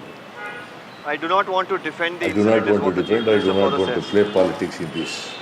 Our government is not going to play politics. See, let us see the outcome of the magisterial report. I will give 15 days time. Sir, is there preliminary information what exactly happened during the stampede? So what created the chaos? Which game did see, it happen? ಅಲ್ಲಿ ನಾನು ಈಗಾಗಲೇ ಹೇಳಿದೆ. There are very small gates. Yes. In cricket, I hope that you have visited the cricket stadium. There are small gates. The people entered through the gates. You have broken the gates. They have broken the gates also. So stampede has taken place. Nobody has expected so much a crowd will come, because the capacity of the stadium is only 35,000 people. Only 35,000 seats are there. But 2 to 3 lakh people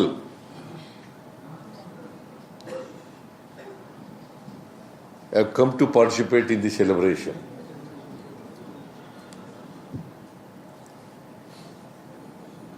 So that is why,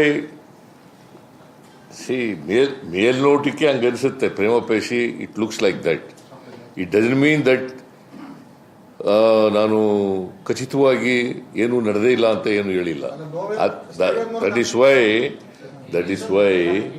I ordered magisterial inquiry and I given 15 days time. Rahul Gandhi has just tweeted, sir, every safety protocol for public event must be reviewed by the government and strictly enforced. ಅಂತ tweet ಮಾಡಿದ್ರು sir Rahul Gandhi. ನಾನು ನೋಡಿಲ್ಲ, ನಾನು ನೋಡಿಲ್ಲ.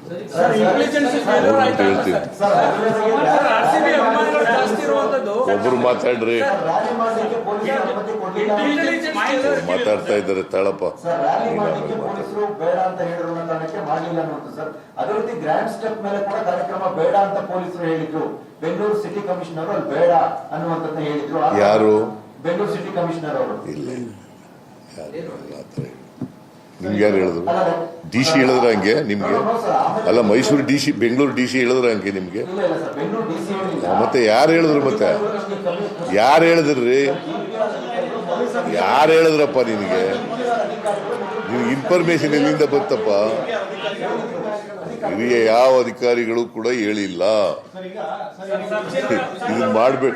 C, it is cricket association which arrange the program ಅಲ್ವಾ? ನಮಗೇನು ಹೇಳಿಲ್ಲ ಅದನ್ನ. ನಾವು ಇಲ್ಲಿ ಅರಮನೆ ಅಲ್ಲಿ ಅಂತಂದ್ರೆ ವಿಧಾನಸೌಧ ಮುಂದ್ಗಡೆ ಮಾಡಿದ್ದು. ಅಲ್ಲೇನಾರು ಆಗಿದೆಯಾ? ಇಲ್ಲ ಅಲ್ವಾ? ಅಲ್ಲಿ ಸುಖಾಂತ್ಯವಾಗಿ ನಡೆದಿದೆ. ಬಟ್ ಕ್ರಿಕೆಟ್ ಸ್ಟೇಡಿಯಂನಲ್ಲಿ ಆಗ್ತದೆ ಅಂತೇಳಿ ನಮಗೇನು ಗೊತ್ತಾಗಲಿಲ್ಲ. ನಾನು ಹೋಗೂ ಇರಲಿಲ್ಲ ಅಲ್ಲಿ.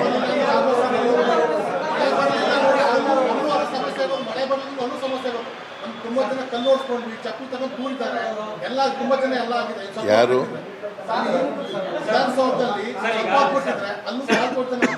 ಇಲ್ಲ, ಅಲ್ಲಿ ಏನೋ ನಡೆದಿದೆ. ಸುಮ್ಮನೆ ನೀವೆಲ್ಲ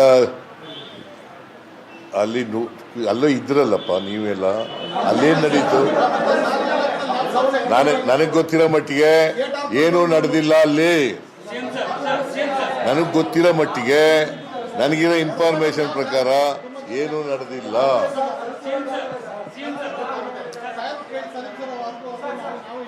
ನೋಡಪ್ಪ, ಈ ಥರದವು ಅನೇಕ ಸ್ಟ್ಯಾಂಪೀಡ್ಗಳು ನಡೆದಿದ್ದಾವೆ. ನಾನು ನಡೆದಿಲ್ಲ ಅಂತಲ್ಲ, ಇದು ಬೇಕಾದಷ್ಟು ಕಡೆ ನಡೆದಿದ್ದಾವೆ. ಆದರೆ ನಾನು ಎಲ್ಲನೂ ಈಗ ಡಿಫೆಂಡ್ ಮಾಡ್ಕೊಳಕ್ಕೆ ಹೋಗಲ್ಲ.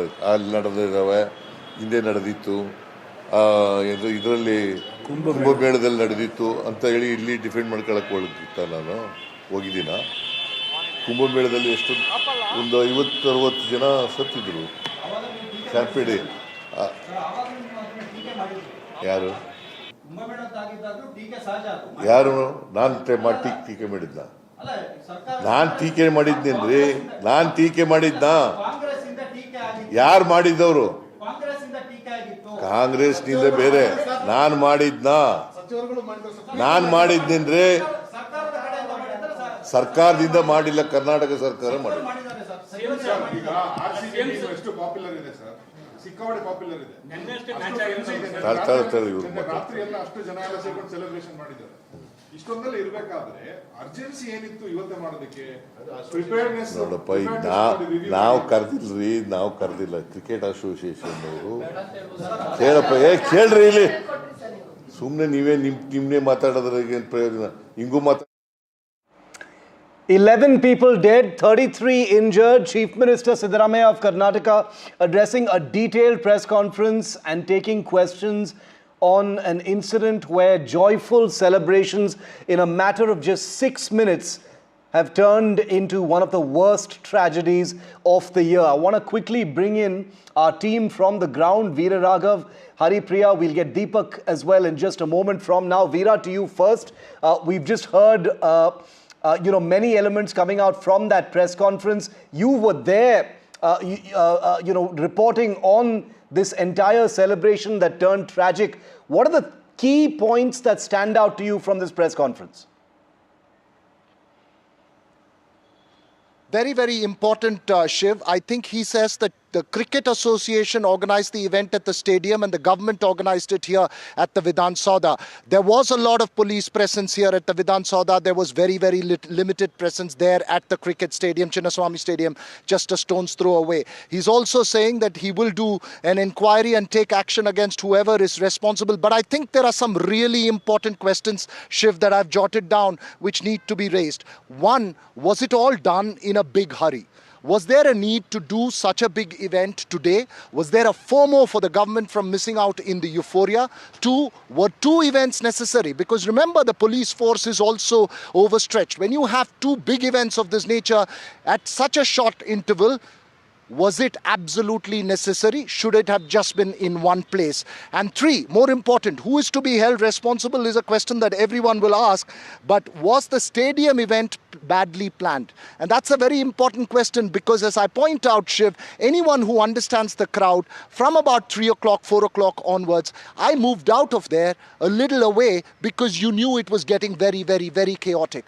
There were huge crowds that was there. There was confusion over whether there was going to be a victory parade, where there was not going to be a victory parade. I think it all boils down to A, the frenzy, B, what was the kind of management that was there at the Chinnaswamy Stadium. It was all very chaotic and unplanned. So some serious questions that need to be raised, apart from the fact that is such frenzy even justified at the end of the day when you bring small kids and old people out there, which we saw outside the stadium. Shiv, these are my key questions for today.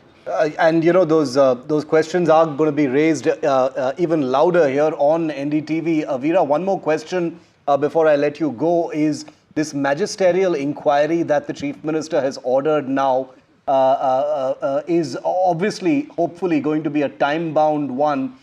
He's named the organizers. Like you said, FOMO as far as the euphoria is concerned. There are all of these different moving parts as we still absorb the scale of this tragedy. What do you think of that? Magisterial inquiries in the past don't have a great track record as far as nailing accountability for something like this.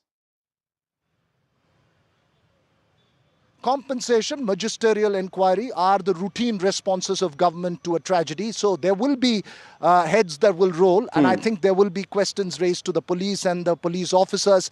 But really the question that needs to be raised, and Shiv, I think I go back to this. Last night they won. None of us were prepared for this big a celebration. Not the media, not the press. No one was prepared for this big a celebration. Should you have given more time to the police force to plan an event, maybe a couple of days down the line, with proper structures in place?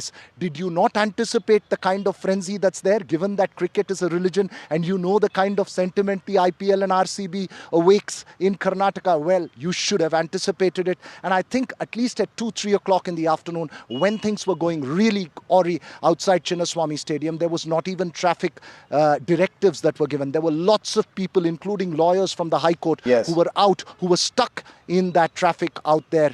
Buses, BMTC buses stuck there. So I think in many ways, the hurry could have been the key factor for this, apart from the frenzy itself, which one should have anticipated. The rush to cash in on that euphoria, an 18-year wait.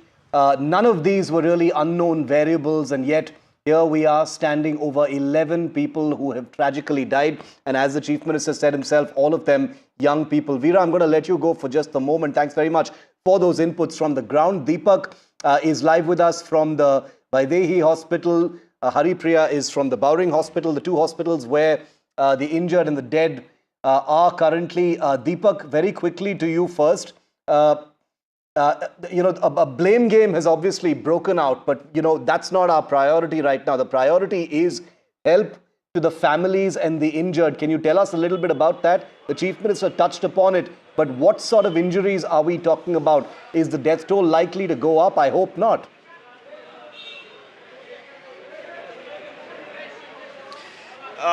Well, Shiv, as of now, those who are injured are out of danger, at least at the Malya Hospital. I spoke to the doctor. That's the update that I can bring to our viewers. But absolutely, this was something that shouldn't have happened. On a day where celebrations were the order of the day, tragedy striking is something that was quite uncalled for. The Chief Minister says they didn't expect the kind of crowds.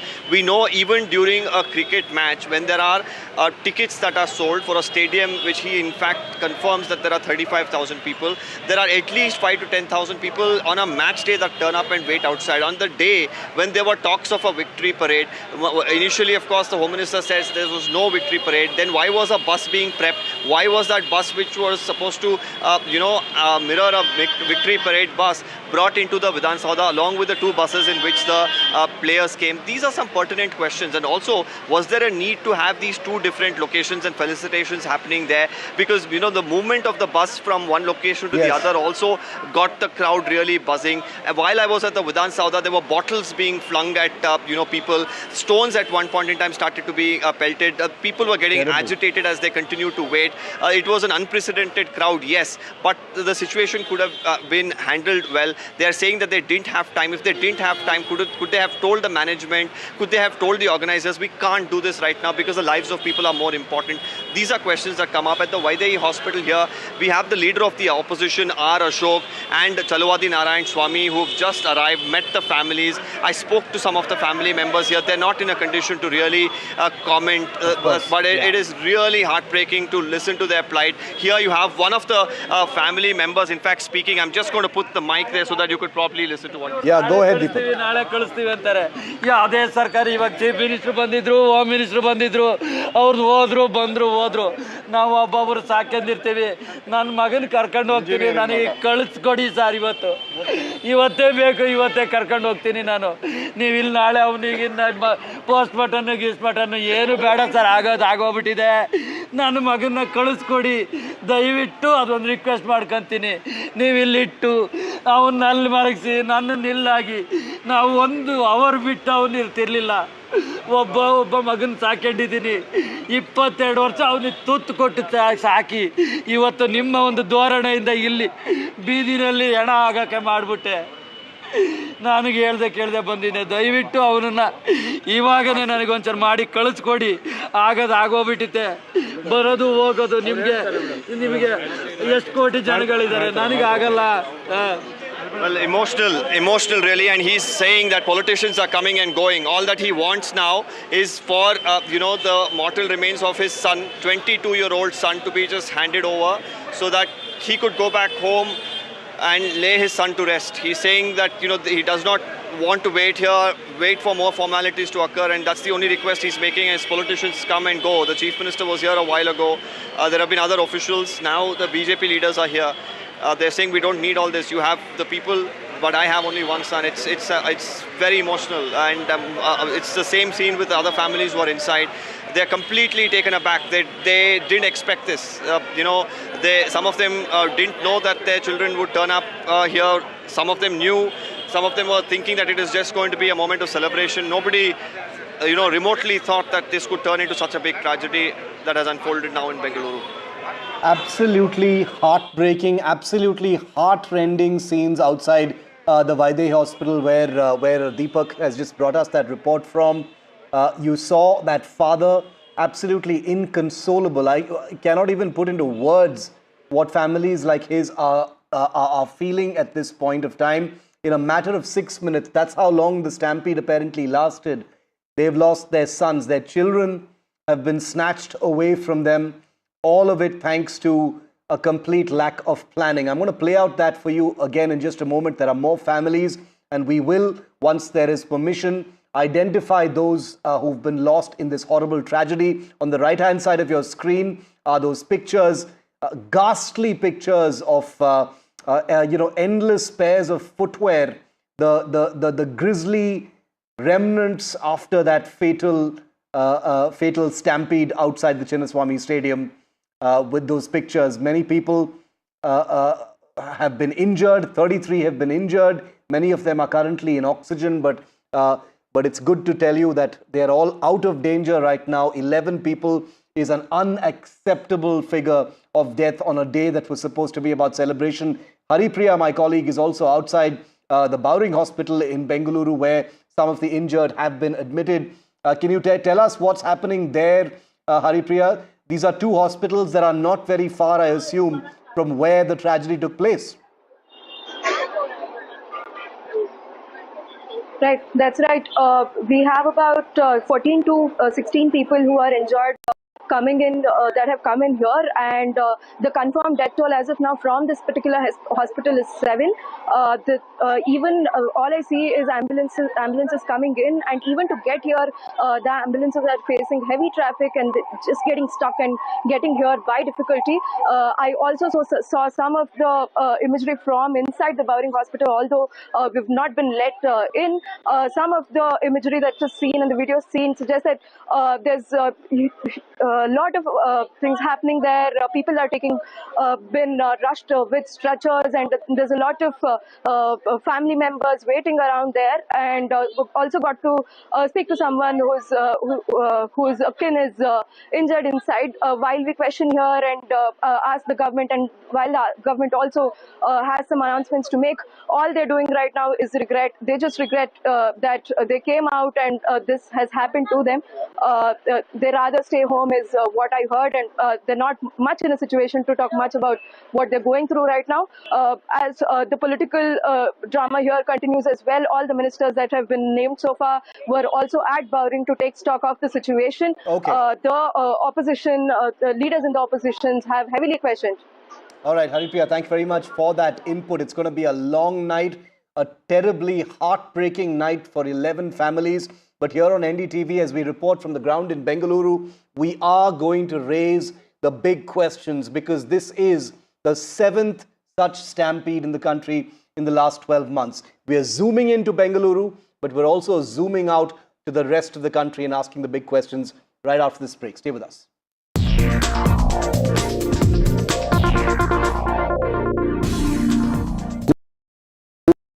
That's huge. That is a biggie. It's out of there. Gold Plus Clear Glass. Far ho ya near, sab kuch dikhe clear. If it matters to you, if it matters to you, if it matters to you, it matters to India. It matters to India. And it matters to me. And it matters to me. India Matters with Shivakumar, only on NDTV 24/7. I've been reporting on all issues big and small from Andhra Pradesh, Telangana, rest of South India, bringing you all the action, all that you need to know, all that you want to know. The energy of maximum city is infectious. I'm bringing that energy in our news coverage from financial capital Mumbai. Covering from the southernmost part of India over the last 23 years, I bring in-depth and 360-degree coverage from the Dravidian heartland. The land of Mishti, also known for its bitter politics. I have seen much water flow under the Howrah Bridge, covering Bengal in all its vivid colors. India's IT capital is always bustling, a city full of startups, stories and surprises. And I keep you ahead on all the Bengaluru buzz. In today's interconnected world, India's voice is more crucial than ever. When India speaks, the world listens. At NDTV World, we are that voice, bringing you intelligent and insightful news from India and beyond. From geopolitics and diplomacy to economic shifts, migrations, tech disruptions, and the stories of our diaspora. We cover the news that shapes our global future. NDTV World, your new home for global news is here. मैं नरेंद्र दामोदर दास मोदी ईश्वर की शपथ लेता हूं कि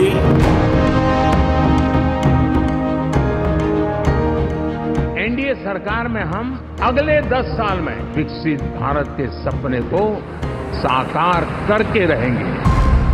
अटल से तो विकसित भारत की तस्वीर है। प्रेरणा और प्रगति जब एक साथ जुड़ते हैं तो एक नए युग की नींव पड़ती है।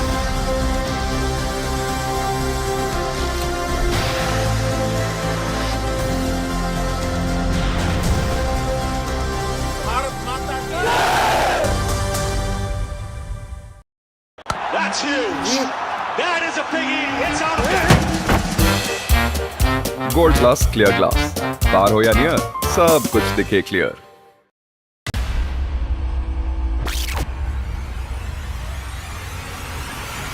The last 1 month, if you see, the share prices of Genzol Engineering has fallen more than 58%. Why are the rating firms calling the debt payments as default? We have 2 credible credit rating agencies on March 4th coming and downgrading the stock to D.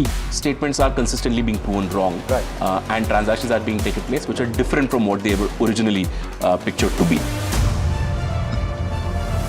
The company claimed it would roll out 6,400 electric vehicles. But what it has rolled out is a shocking scam. Funds meant for the project were funneled allegedly back to the promoters, the Jaggi brothers. What did the money buy? Motorola, India's leading AI smartphone brand.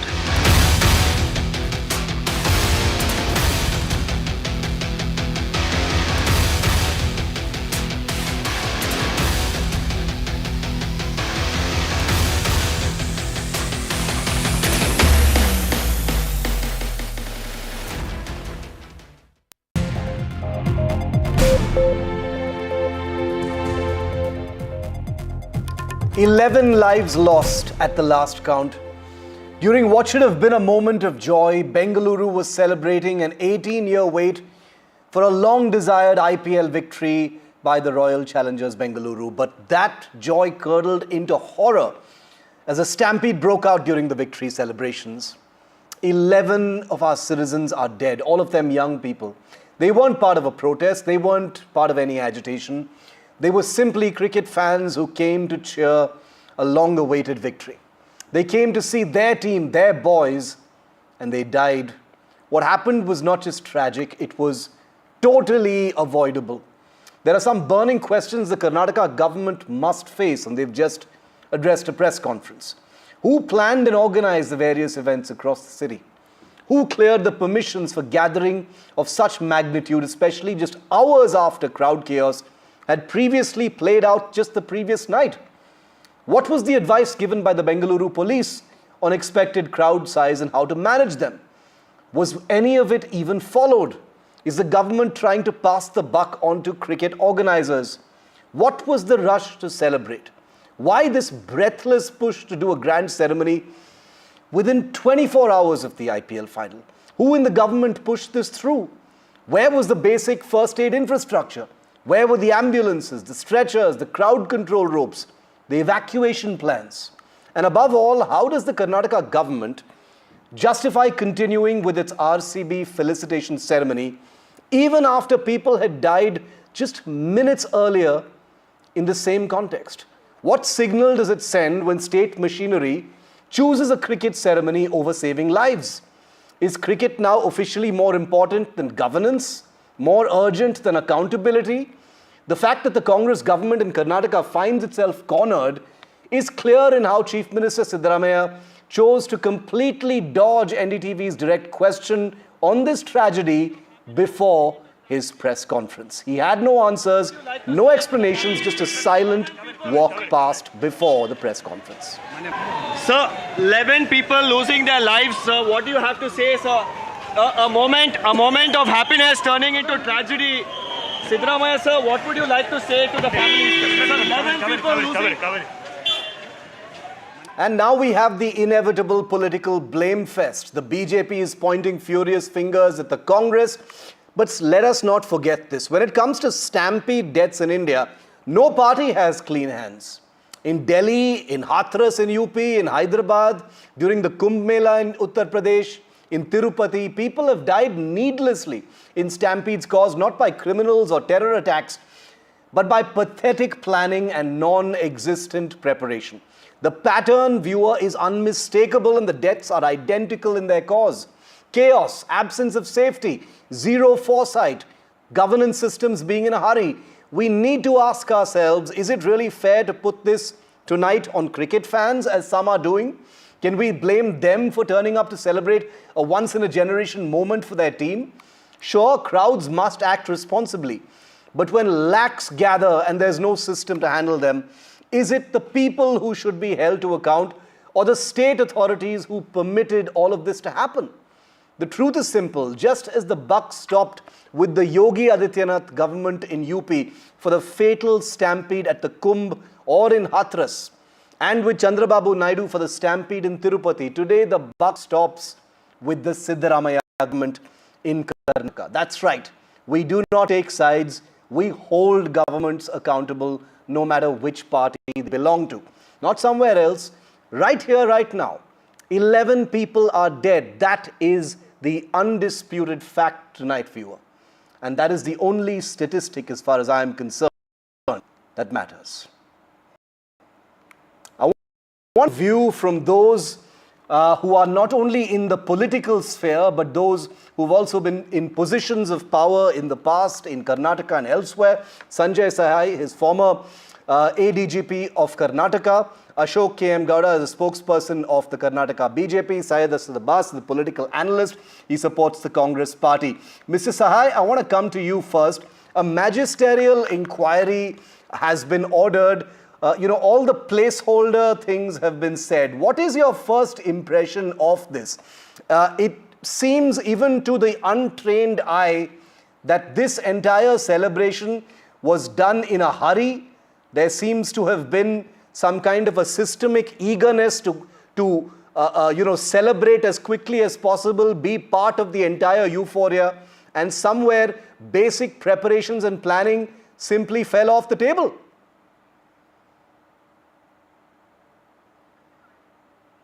Mr. Sahai, you're muted. My first reaction is the nature of audacity. It which the political dispensation has talked about this strategy. And if you reverse back, you will understand, you will get the whole sequence of things. It is very difficult to make out, and never ever we have been able to make out in any stampede, whether the political class has decided or the police leadership has started. Till the time we don't know who has decided, this game will go on. Couple of points before we come to the professional part of it. That the crowds gathered and nobody was aware of it. First is that event itself is not a government event. So that sort of a disassociation has already been done. 35,000 people is the capacity of Chinnaswamy Stadium. 2 or 3 lakh people came. They came from the skies that all of a sudden you have 2 lakh, 3 lakh people. And are we as professionals not able to differentiate between 2 lakhs and 3 lakhs? Yeah. And like those flights coming late, so the flight has come late, so it will depart also late in the very same manner. Crowds gathered, so this incident happened or this tragedy happened. You see the trees, you see the fences, you see things all around the place. Literally, there is absolutely no police presence of a kind which is required for crowd management. What was there at Vidhana Soudha? I have no idea. What we are seeing with regards to Chinnaswamy Stadium, primarily on the visuals, though I stay in Bangalore, I don't think any nature of crowd management there. We can see only mismanagement all around the place. And I just want to remind all of our viewers that this is the 7th. I was just counting with my team. This is the 7th such stampede event in this country in the last 12 months. 182 people in total have died in stampedes in just the last 12 months. We've got those instances there on your screen. It seems like nothing really ever happens. I'll come back to you, Mr. Sahai. I want to talk about the technical aspect in just a bit as well. But Ashok Gowda is part of the opposition BJP in Karnataka. Mr. Gowda, the Chief Minister has ordered a magisterial inquiry. The BJP is, justifiably raising questions over this because we have seen the Congress party also raise justifiable questions when stampedes have taken place in BJP-ruled states. Are you satisfied with the announcement that there will be a magisterial inquiry? Absolutely not. Actually, the heads should be rolling of Home Minister in Karnataka and the Chief Minister of Karnataka, because or the DCM who actually said this is an event which is to honor the RCB, which is our team. When it was our team for him yesterday night, it should have been the same thing even today when the incident has taken place. Part 1, part 2. Yesterday, I was also there in the city center, traveling across to my home, which is 5 kilometers away, where I was watching the match. In the entire 5 kilometers, 4 places were jammed. And in fact, I called the police control room and I asked them what kind of a law and order is set. Because after winning, RCB winning, there will be this kind of a kiosk which will be set up in the city. And there was absolutely kiosk in the roads, and there was only 1 police jeep and only 2 policemen to guard thousands of people. Yesterday, we all had an experience. After that, in fact, in the afternoon at 1 o'clock, I was sitting in MS building, which is adjoining to the Vidhana Soudha, where the procession was supposed to start. And in spite of that, there was no policeman at all across MS building or Vidhana Soudha or even towards the stadium. I traveled through that road, in fact, just hours before this incident happened. And believe me or not, it was pathetic and chaotic and absolutely mismanagement of the Home Ministry and the Chief Minister. I'm not going to blame the police department, because the police department will listen to the orders of the bosses. When they can arrest the people who are active in social media like me or anybody else of BJP, then the same thing will apply to the policemen when they are acting upon their bosses. You're saying the political leadership is responsible. We'll come to whether there were any lapses on the police's side in just a moment. But Syed, bringing you in on this right now, these are reasonable questions. I have just named. You just saw me naming Hathras, Goa, Tirupati, so many other, Kumbh Mela. Let us accept that in this country, stampedes do happen. But tonight, we need to talk about Bengaluru. And accountability needs to be fixed. That ceremony continued even after those deaths were happening. It seems like the government was obsessed with honoring RCB rather than devoting its entire resources towards, containing the damage of 11 deaths. I've always believed if there is great power, there needs to be accountability and responsibility. There are no two ways about it. The same reason why Honorable Chief Minister of Karnataka, Shri Siddaramaiah, did not attend the celebrations there, but he headed straight to the Bowring Hospital. The fact of the matter, I've been a Bangalorean all my life. I waited 18 years for this victory. This victory coming in, this celebration, jubilation has turned into pain, has turned into tragedy. The fact of the matter, me being a Bangalorean, I can tell you I am shattered today, devastated today to learn that 11 of my city mates have been killed by this incident. The fact is, yes, absolutely, sir, I agree with you. We need to speak of accountability, and accountability needs to be fixed. The same reason why Honorable Chief Minister Siddaramaiah ji has called for a magisterial level probe, independent probe, and given ultimatum of 15 days. And I'll tell you, Shiv, with full authority, responsibility, as a citizen of this beautiful city, that all those who are responsible must and should be fixed, heads must be rolled. But one, with heart jod ke Shiv, with my folded hands, I'd like to appeal to my friends of the BJP to kindly do not politicize this. Why? Because Siddaramaiah ji in his press conference said, I am not defending this. But Syed, the Congress, see, this whole thing about politicizing, I have a problem with this. Because the Congress has also politicized when Hathras happened, when Kumbh Mela happened. They were dancing around saying, cancel the Kumbh Mela, stop it, you are not able to do this. Now the Congress is saying, don't politicize, don't politicize. I will answer that. We are a democracy, everything should be politicized. I will answer that. The fact politicized on the front, if Chief Minister of the Congress government Siddaramaiah is defending this, he has clearly stated in our language of Kannada that he is not defending this incident. Also, my friends of the BJP are saying yesterday that the police were not deployed, they are not doing the job. Respected sir, Karnataka police is one of the finest in the country that we have. And let me tell you, police are human beings like you and I. But Syed, this is no day. Are not this is no day. This is no day to issue these placeholder defenses right now. There are 11 people who are dead. For God's sake, Ashok. I'll come back to you, Mr. Syed, in just a moment. Ashok, you had your finger up. What would you like to say? I'm just saying, Syed is a reasonable guy. I know him very well. But I am saying that today is not the day to make these sort of boilerplate statements. 11 people are dead. Lapses have happened, possibly criminal negligence, whether it is at the political level or the police level. But Ashok Gowda, you're saying it's only the politicians. Now the point is, see, there are 2 points. One point is about the judicial inquiry and another point is about the compensation. Compensation, 10 lakh rupees is what the compensation getting paid to for a Kannadiga. Whereas the 25 lakhs was paid to the person who died in Wayanad because of the stampede which happened through by an elephant from Karnataka. See what kind of a contrast it is. What kind of a contrast? The young people have died. The person who is less than 25 years, there are all the people who are 25 to 11 people who have died are younger than 25 years. Meaning to say, they had lot of career in their life and they had, their parents had planned lot of things. And imagine the kind of the planning what they could have done for their careers. See, all these things should have been kept in mind when announcing the compensation.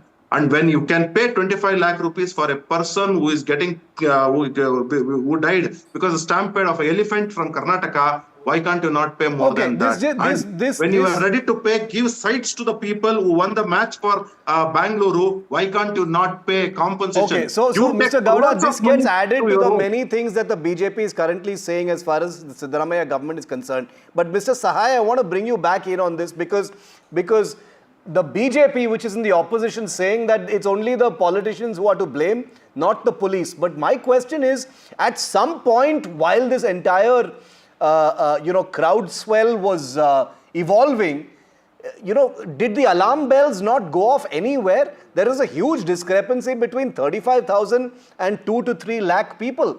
And we have I agree completely with Syed when he says the Karnataka police is a very professional police. Something should have gone off. There must have been some measures. See, first and foremost, we will come back to the professional aspect of the police and where they fumbled or they fumbled all the way from beginning to the end is a different story. First, I'd like to tell that all these stampedes which are happening all across the country, none of the state governments have ever thought to put their minds together and the political class to think of that crowd management is a very serious affair and their police should have the capabilities of crowd management. We presume and we believe that all the police people have the capability of crowd management. If that were so, there was no need of a RAF. It's a specialized force. I'm still not aware as to in how many states we have professional crowd management people. Leave aside the crowd management people. Even your SDRF, NDRF is not in place. So we're not talking about what happened this time, which I think enough and more has already been talked about in last couple of hours itself. Now coming back to police planning. What was the police planning as far as the Chinnaswamy Stadium is concerned? The Honorable Chief Minister has talked about that nothing happened with Vidhana Soudha and everything was hunky-dory. So when you say that we thought 35,000 or 40,000 or 50,000 people will come and 2 lakh have come, they have not fallen from the skies. Correct. And we have people who are experts in traffic management, in metro passenger movement, and we have AI cameras all around the place here in Bangalore itself. Right. So absolutely nothing was put in place. Absolutely nothing was put in place. So what does your visual show? Let's talk specifics then, Mr. Sahai. Who do you blame today for what has happened? Who do you blame today for what has happened? It works in tandem. So many times I keep telling people, when you say bureaucrats and police guys are different and the political class is different, till 77 years, strange bedfellows cannot get together. So it is basically in tandem. So these people come up with something and those people agree, or those people come with something and these people agree. Very rarely it will happen when the police leadership will tell that this we are not going to do. It is not. I am hearing that there was a lathi charge in front of the Vidhana Soudha before the ceremony even began. Leave aside the lathi charge part. They see the way people have gathered. You can see the shots on our screen right now. I mean, that alone should have given the system some kind of alarm bell. No, I'm not talking about lathi charge and how the people came. You see the trees, you see the fences, you see all over the place. Where are the police guys till before the lathi charge started? This needs a very meticulous, very different sort of a planning. Sir, I'll tell you. See, I think when you say that the chiefs of all states should put their heads together, the problem why it will never happen is no magisterial inquiry has ever made serious heads roll. It's always some small fry. I'm not talking about the magisterial inquiry. I'm not talking about the magic. I'm talking about the heads of government or heads of police. I'll tell you why, sir. I'll tell you why it doesn't happen. And I have covered these stampedes in the past. You know it better, but let me say it anyway. The reason why it doesn't happen is because when a Kumbh Mela stampede takes place, the opposition will jump justifiably, like I said in my opening comment, on the government over there and say, poor planning, you don't know what you're doing, cancel the Kumbh Mela, cancel all this. You are irresponsible, criminal negligence. All these harsh words that tie you down will be said. And the same people now will address press conferences and say, please don't politicize it. The same people will say that. That is the problem. Why it does not happen? I'm taking away my police officer's hat and I'm telling you why it does not happen. It does not happen because of a complete casual nature of all governance in all states. And because life is cheap. All amount of clarity. Okay, now you're talking of magisterial inquiry and you give me reference of magisterial inquiries and you have seen enough and more how things are happening. In the press conference itself, the direction of magisterial inquiry has literally been shown. Yeah. Correct. Yeah. This particular organization at Chinnaswamy Stadium, that is not a part of state government's responsibility, period. In a different language. So there was already an effort to shift blame. Yeah, I agree. I saw that. What will the magistrate do? Will be? He'll be a deputy commissioner.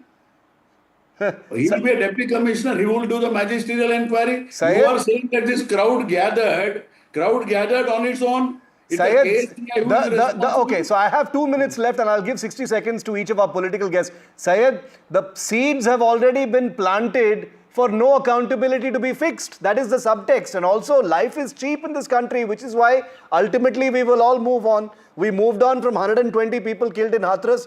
We will move on from 11 people killed in Bengaluru. Shiv, look at the unfortunate state of affairs. Yesterday, my beautiful city of Bengaluru was lit up like the beautiful joy, the beautiful city of lights, like we're celebrating Diwali. It was nothing next to that. And Abhi, the same city, we are heartbroken today, Shiv. And let me tell you, my dear friend, all your questions are apt, articulate, and to the point, and I agree with you. There are no two ways about it. Accountability must and should be fixed. And as Honorable Chief Minister Sri Siddaramaiah ji has said, 15 days of ultimatum, heads must roll, resignations must come in, and those responsible must come through. One word, Shiv, 10 seconds, Shiv, one word. Let me tell you, Shiv, my friends are testimony to the fact Hundreds of lives today were saved by policemen. They were taking people in their arms and rushing them to the ambulances, to the hospitals. Let us not villainize the police. Nobody is 5,000 villainizing police anyone. personnel were deployed. Nobody is And villainizing police anyone. today, The buck does not stop with the police. Okay. Karnataka police today. I have 60 seconds left. Ashok Gowda, 50. Do you have faith that in 15 days heads will roll? Accountability will be fixed? That is the promise. See, I'll tell you, nothing has happened on the people who are killed in different districts in Karnataka. Nothing has happened in Karnataka after the 4 decades which have happened in Karnataka. So there is a lot of things which is happening in the failing of the law and order in Karnataka. Yet the heads have not rolled. Yet they say that because of this 11 deaths, the heads will roll. What will they do? They will remove the commissioner. They will remove the DCP. That's all. But actual point is, the Home Minister who lacks the skill of being a Home Minister should be removed. And as well as the Chief Minister should be held accountable, and he should answer the people of Karnataka. And the deaths of the 11 Kannadigas, innocent Kannadigas, are the cause of the mismanagement and misplanning and complete failure of Congress government's law and order in Karnataka. This is the actual fact. So who else should be held responsible? It is not DG and IGP, or it is not a commissioner, it is not a DCP. Home Minister and the CM of Karnataka are people who should be held responsible. Even the Mallikarjun Kharge has tweeted saying that from further onwards, take care. It is not further onwards. Today, please answer. Today, please answer. So Rahul Gandhi should answer. Okay. Thank you, Ashok Gowda, Syed Aslabaz, Mr. Sahai as well for being here on this discussion. These are angry early moments in a tragedy that reminds us of so many tragedies that have happened before. This one feels personal. I am from Karnataka, Bengaluru. I think we can all agree is a beautiful city, but accountability needs to be fixed. Let us remember those 11 families whose lives have been turned devastatingly upside down in a matter of just 6 minutes because of someone's negligence and lack of planning. That's it tonight on the show. Thanks for watching. This continues to be our top story. Vishnu takes it forward after this break.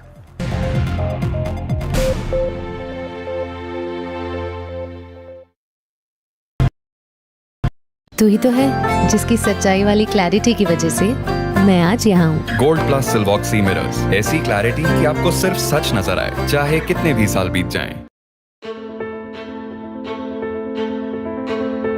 News is not just headlines, it is what impacts you. And news should never be mistaken for noise. What matters is the reality. Accurate, in-depth, and with the right perspective. For over 20 years, I have been a journalist, and never has clarity mattered more than now. At Newsnight, we go beyond the surface. We dissect the details, challenge the narratives, and bring you the unparalleled clarity you deserve in a world clouded by misinformation. We are bold, we are direct. Newsnight, for the news in your interest. Only on NDTV 24/7.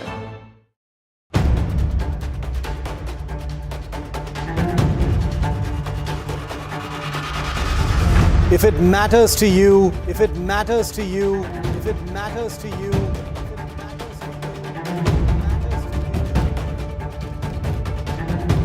it matters to India. It matters to India. It matters to India. And it matters to me. And it matters to me.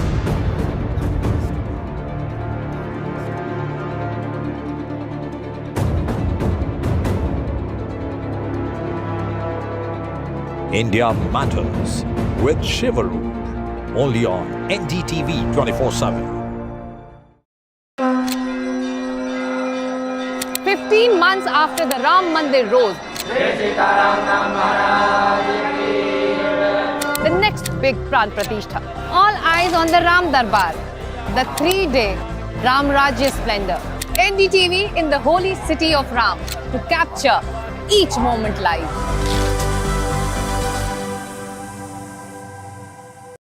These are the visuals that are coming in. Let's go full frame with it. For every big news story.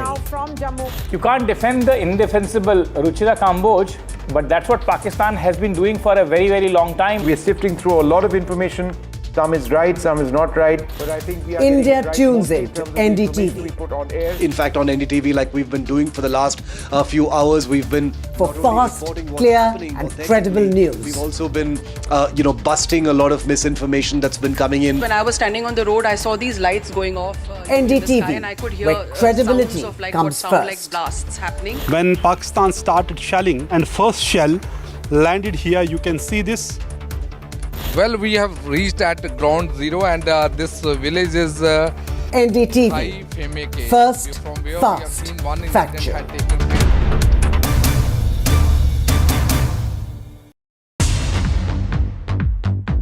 More news that matters. Big exclusive. Tulsi Gabbard gunned down by Pakistan-backed cowards. When you interact with people,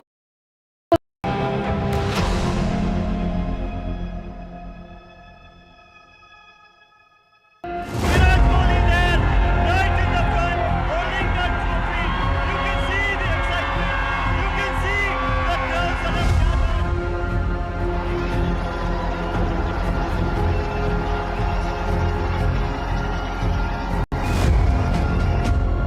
There were a lot of people. Pretty sure they tried their best, but nobody could handle it. There were a lot of people. A moment of happiness turning into tragedy. Sidramaya sir, what would you like to say to the families? Come in.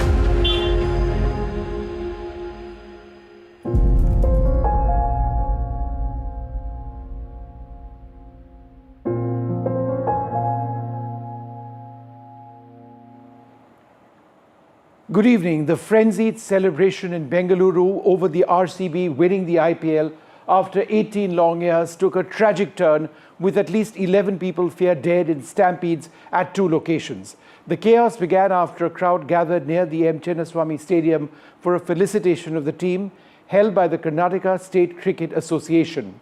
2 of the 11 people who died during another frenzied crush on the premises of the Vidhana Soudha, where the RCB squad proceeded from the airport to meet Chief Minister Siddaramaiah. Visuals showed the police shifting injured and unconscious people to a nearby hospital. Many people who came to watch the celebrations fainted amidst the stampede. This is what eyewitnesses are saying. The Karnataka Deputy Chief Minister D.K. Shivakumar has said the crowd was uncontrollable. I apologize for the overcrowding. That's what Mr. Shivakumar said. We arranged more than 5,000 personnel. This is a young, vibrant crowd. We cannot use the lathi on them. Let's just take a look at this report before we go across to our correspondents who've been non-stop tracking every aspect of this tragedy.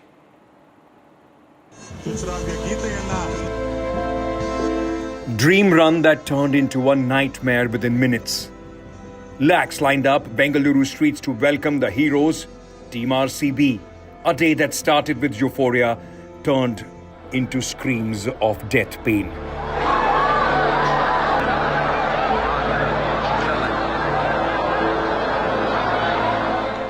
A stampede, uncontrolled, unexpected, unforgivable.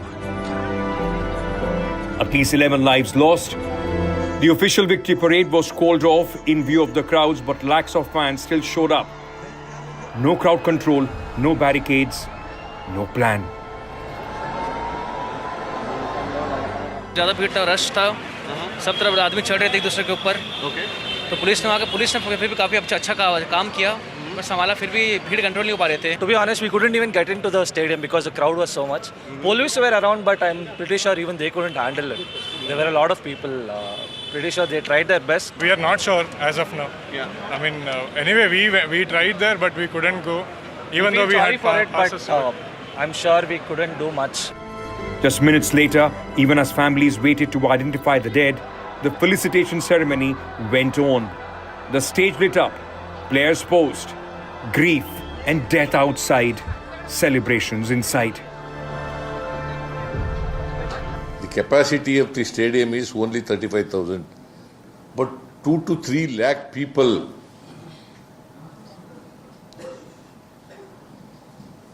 have come to participate in the celebration.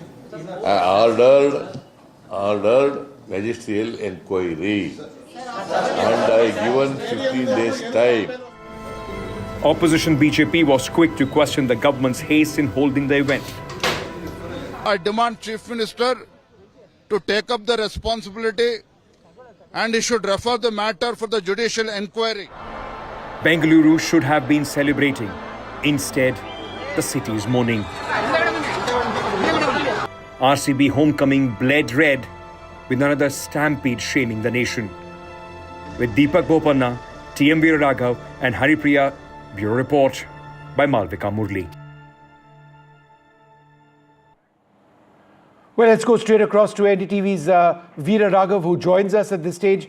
Veeraraghav, and I'm also joined by Deepak, but Veeraraghav, how many people at this juncture do we know have lost their lives and how many people are injured? 11 is the last count. Is that what still remains the case?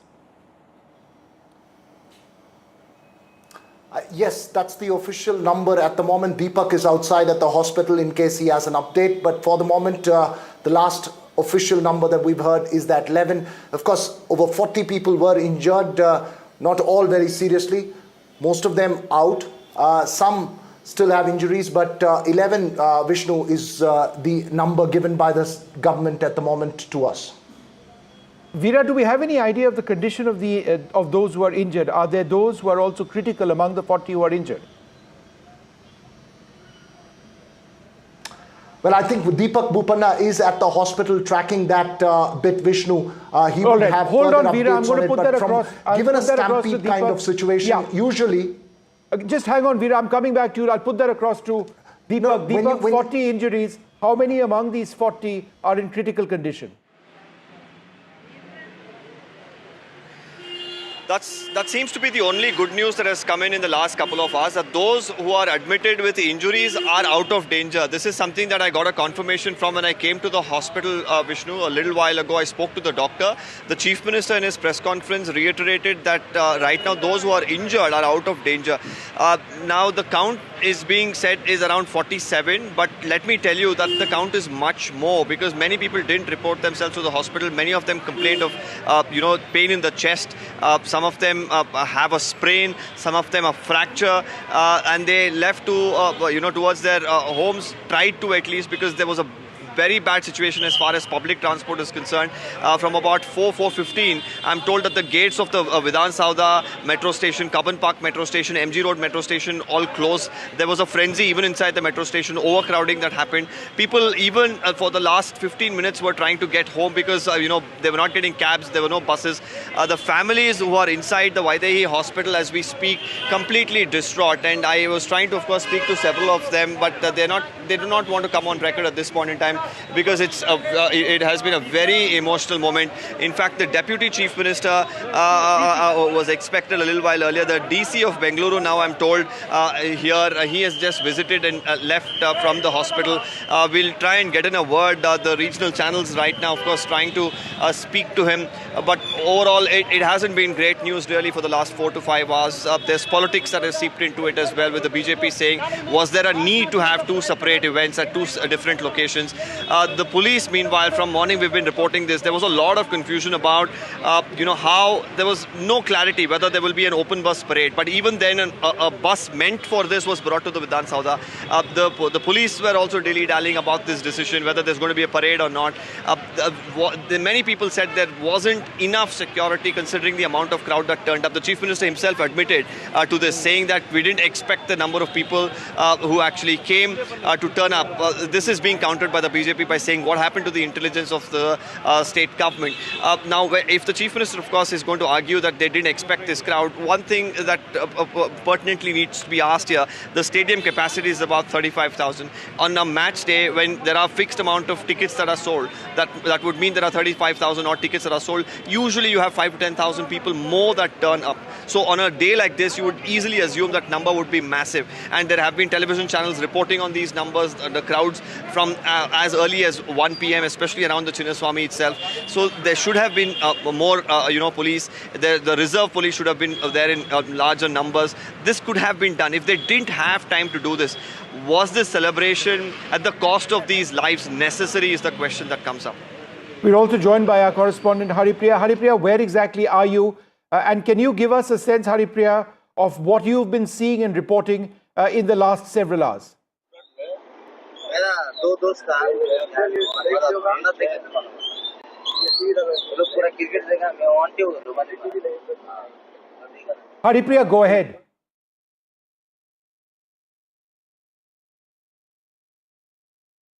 Bowring Hospital's mortuary. I'm here at the Bowring Hospital's mortuary where people were brought in after the stampede happened. As far as we know right now, there are about 14 to 15 cases that have been admitted here, people who are injured and are under observation, and about 7 people are declared dead. I spoke to multiple people here, also spoke to someone who lost his niece, who was just about to enter 10th standard. People are in heavy despair here. It's just shock, and it's just that they regret coming out here. I also have someone here with me whose friend is injured. I'll just get him to talk to us and tell us what happened there. क्या हुआ आपके दोस्त के साथ वहाँ पे? जो मेरा दोस्त मेरा पैसा लगाया. आप वहाँ पे कैसे गिरे आपके? नहीं, मैं टीवी में देख रहा था. मैं पैसा लगाया उन्हें.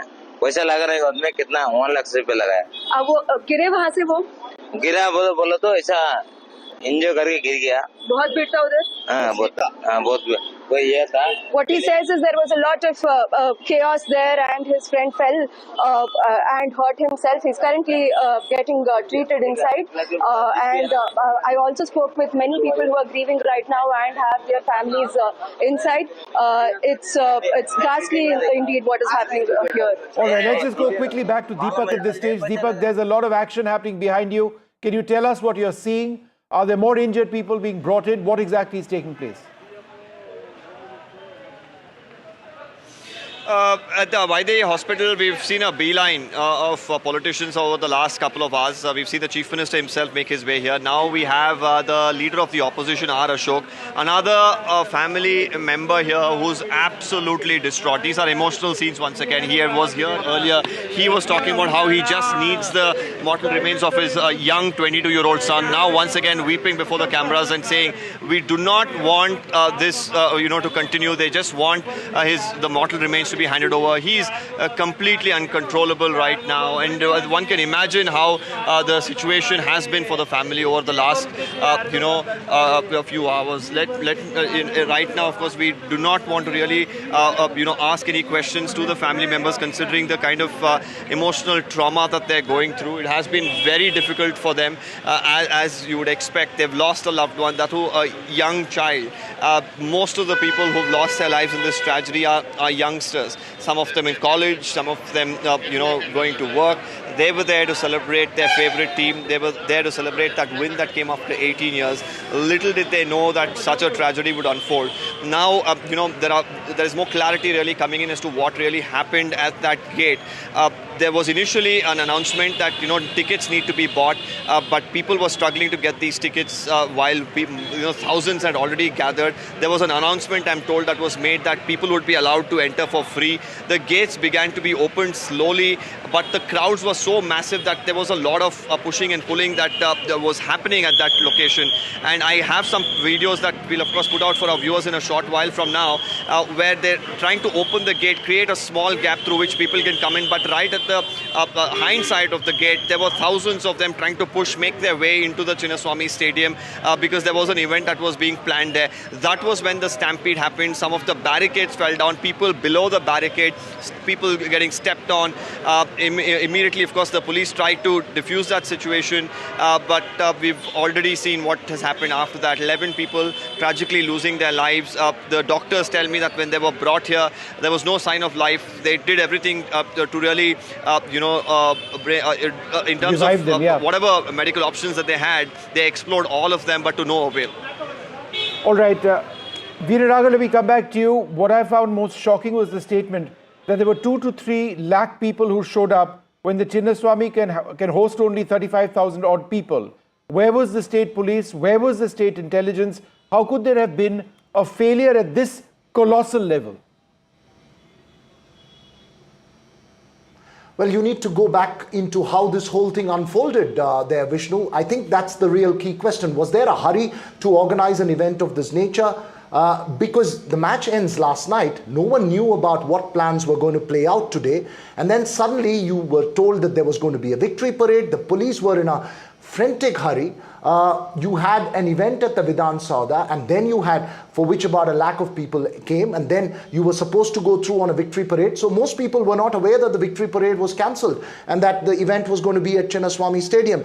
And there was very little police presence outside Chinnaswamy Stadium, not even a traffic diversionary order at that time, because when I was there from 2 to about 5 o'clock, there were buses that were stuck in the middle of the entire crowd. The crowds just started taking over that road. It's an arterial road in Bengaluru, if you know the city.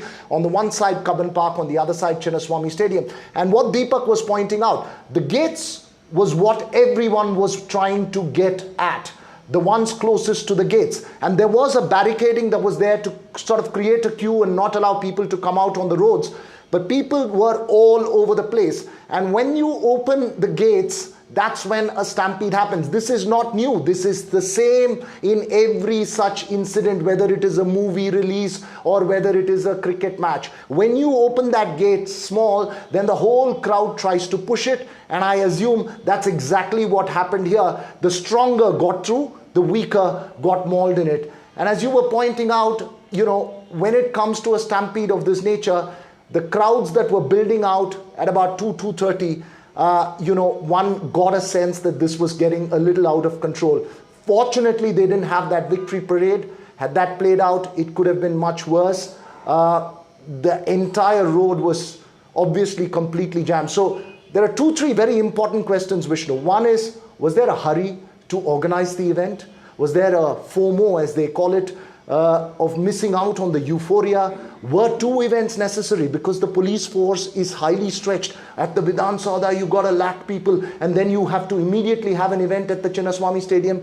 It would have been a nightmare for the police force. 4, and I think this is an extremely important one, should the celebrations have gone on, because the tragedy and the news of it started flowing out around 6 o'clock. Should the celebrations have gone on? Should there have been remorse and cancelling? Well, these are all multiple questions that but Veera, let's can just raise take that tonight, last, but just no for the answers. benefit of our viewers, Veera. All right, Veera, I'll come back to you. Deepak, go ahead. People injured. You met the families of those who are injured. Of course, we heard some of them. They're completely emotional right now. The Chief Minister saying, let the BJP do politics, we'll do our work. What do you have to say? We don't want politics. BJP told to CM, you done the celebration. We are not told any, you do celebration. Why are you blaming me? You came to a hospital. Just 2 minutes. You went away. I am from last 1 hour, I am in the hospital. They want dead bodies. You are not given my son life. You give me early dead body. They are asking, they are crying from last 1 hour. One of the family members were saying, please hand over the body as soon as possible. What you done? I called all the DCs, DGP, Salim, and Dean of Medical College. I telephone. Immediately you have to do. Immediately give the at least body. You are not give the life. At least you give the body. This is the shame to the Congress the Chief party. Minister, while he had a press conference, also said that they didn't expect the kind of crowds that turned up. They thought that 35,000 is the capacity, a little over can come up, but they didn't really expect the kind of crowds that actually came in. You don't know anything means. Why are you a CM, become the CM? You are not expecting, we are not expected crowd. How you become the CM? Another thing I want to ask is the Chief Minister also said that he does not want to bring politics into it. He does not want to compare other stampedes. He talks about the Kumbh stampede. He says there 50 to 60 people as well died, but he does not want to draw parallels here. And he says stampedes happen. We don't expect from the CM. Bombay happen, celebration. Any death happen? In Calcutta, celebration last year. What could have been done better according to you? Sure. Let us, tomorrow 11 o'clock, what is your problem? You do tomorrow 11 o'clock, the players come, they will take rest, morning 11 o'clock, make the arrangement, security, everything. Why 2 programs you done? One of the reactions that came in is that some of the players were not available, some of the foreign players were flying away from the country, and that's why they had to do it today. No, that is the reason. That is they are telling.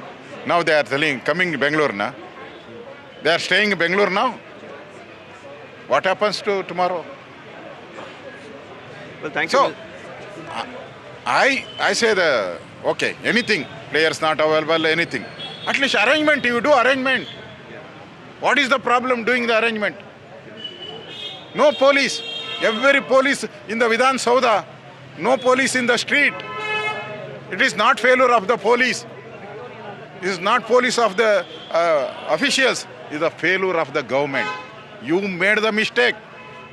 This is the murder of this government.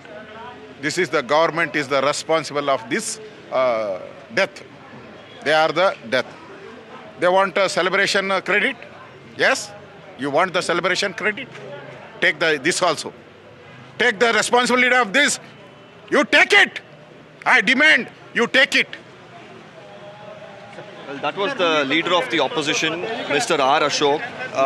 Very strong worded statement coming in from Mr. R. Ashok about what the Chief Minister had to say, about what the demands are. He's saying, well, they wanted to take credit for the celebrations.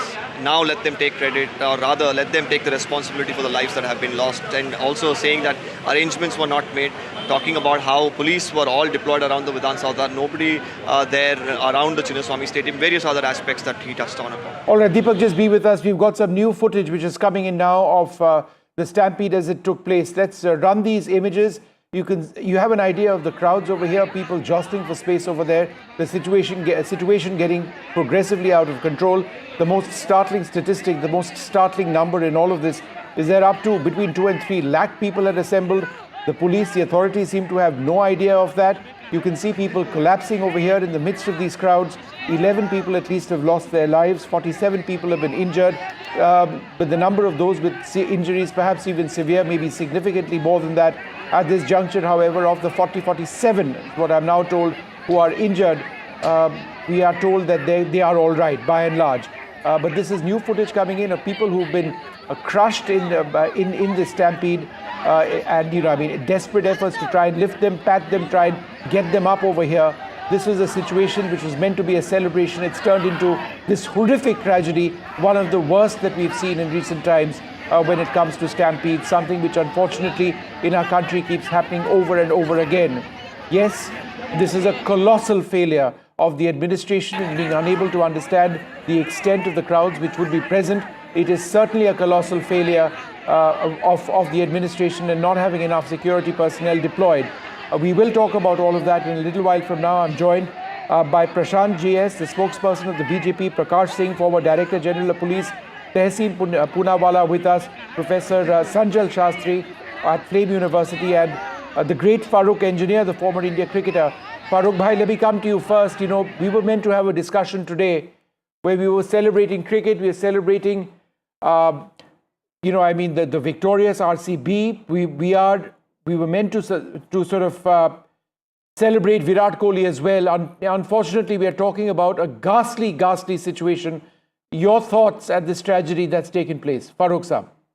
Well, Vishnu, we've done some very happy interviews in the past.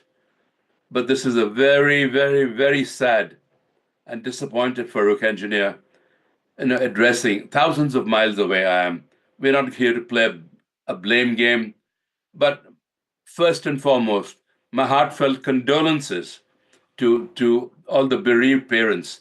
It was so sad to see. I'm a parent myself. To see your young child or your daughter trampled to death or something, it's a shocking thing. And even more shocking was to hear the celebrations were still going on in spite of all this. We are a cricket-frenzied nation. Cricket is a religion in our country. As an ex-Indian cricketer, I'm hugely proud of that. But where there's frenzy, there's crowds. And unfortunately, someone has to be accountable for this, because the celebration that turned into a tragedy may possibly be, better controlled in my mind. They came only to cheer for their heroes, and some of them lost their lives, sadly lost their lives, women and children. I mean, I'm in tears thousands of miles away, and my heart bleeds for everyone here. Such a tragedy, because cricket is a game that's meant to be enjoyed. I mean, they enjoyed RCB winning after so many years. It was wonderful. Congratulations to them. But did anyone envisage, lakhs of people turning up in a stadium where the capacity was only about 30,000? I don't know. Many questions have to be asked. and someone has to be held accountable. But as I'm saying, I'm not here to play a political game. It's just a sad day for Indian cricket, and I'm deeply, deeply saddened by it all. The president has just tweeted. She says the loss of lives in the tragic happening at a stadium in Bengaluru is shocking and heartbreaking. My condolences to the bereaved families and prayers for the speedy recovery of the injured. Let me go across to Mr. Prakash Singh, sir. Dealing with massive crowds is nothing new in India. It's the job of the police, it's the job of the administration to figure out something like this. And if it's too big to handle, then you ensure that it doesn't handle. Is it not surprising that now in 2025, after so many stampedes and tragedies, this sort of thing keeps going on? It just shows a desperate failure of the administration. I mean, that's my reading. What do you think, sir? Well, Vishnu, I think the government and the police, at both the levels, there has been complete mismanagement of the victory celebrations. It's not that we don't know how to manage such crowds. In fact, we have managed much bigger crowds. During the Kumbh Mela, you would recall, on weekdays, we had crowds of up to 4 crores. Not 3 lakhs, but 4 crores or 5 crores. That is the kind of crowd we managed, and without any major event, the bathing festival went on. But here they could not manage. Now, firstly, it seems there was no clarity about the kind of program they are going to have, which is very strange. But whether they are whether they will have it at the Chinnaswamy Stadium or at the Vidhana Soudha, this kind of confusion should not have been there. Secondly, once it was decided that there will be celebration at the Chinnaswamy Stadium, I think arrangements should have been in place. And the Chief Minister, to say that we didn't have enough time to prepare, that is not acceptable either at the government level or at the police level. Once you decide, you have to have enough manpower. Enough manpower was not there. Then one of the very basic principles of crowd management is access control. If the stadium has a capacity for only 35,000 people, once the stadium was filled, I think all roads leading to the stadium should have, there should have been checkpoints where the inflow of crowd should have been stopped, instead of the entire crowd of 2 lakh being allowed to come to the stadium and then trying to jostle their way and push their way into the stadium. The basic principle of access control was not exercised. Then it seems the regulatory orders were not in place. Everything was done in a very ad hoc manner, and therefore the systems just collapsed. And there was no evacuation plan. There was no emergency protocol. I saw on the TV screen the ambulance there was no passage for the ambulance. With great difficulty it could steer its way to evacuate the dead and injured. So it was a completely mismanaged show by the government and the police, and there can be no justification for this kind of thing. The Indian police know very well the art of crowd management, but here I think. There has been a lot of confusion about the decision at the decision-making level, what will be held.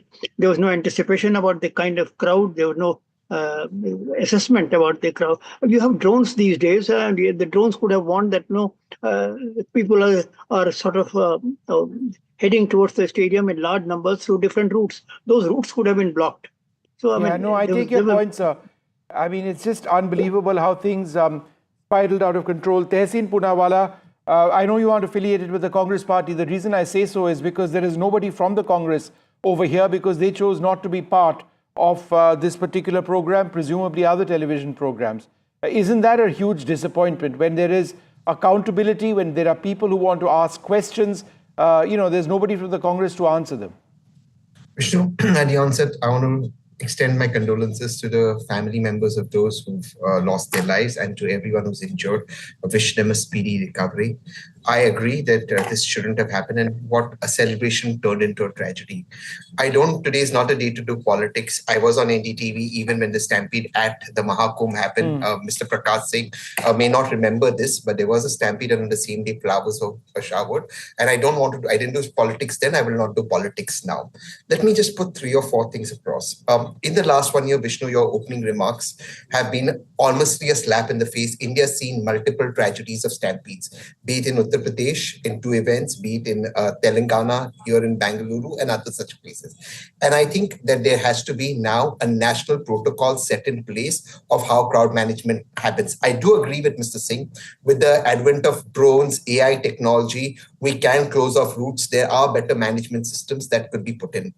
No police, no officers would want a tragedy of this sort. I do hope what the Honorable Chief Minister said, he's not shirked responsibility, he's come in the front. He said a magistrate inquiry in 15 days. I believe the organizers there should be an FIR, they should be looked at and they should be punished. Accountability must be set, no if, no but. We cannot be a nation that allows our people and lives to be lost this way, be it in any part of the state. And I hope that those political parties that are today acting like vultures will actually come down and help, because these are the same language they used when I was on NDTV about the Kumbh tragedy, where I said, no, we should stay and help. I hope today they do not do politics.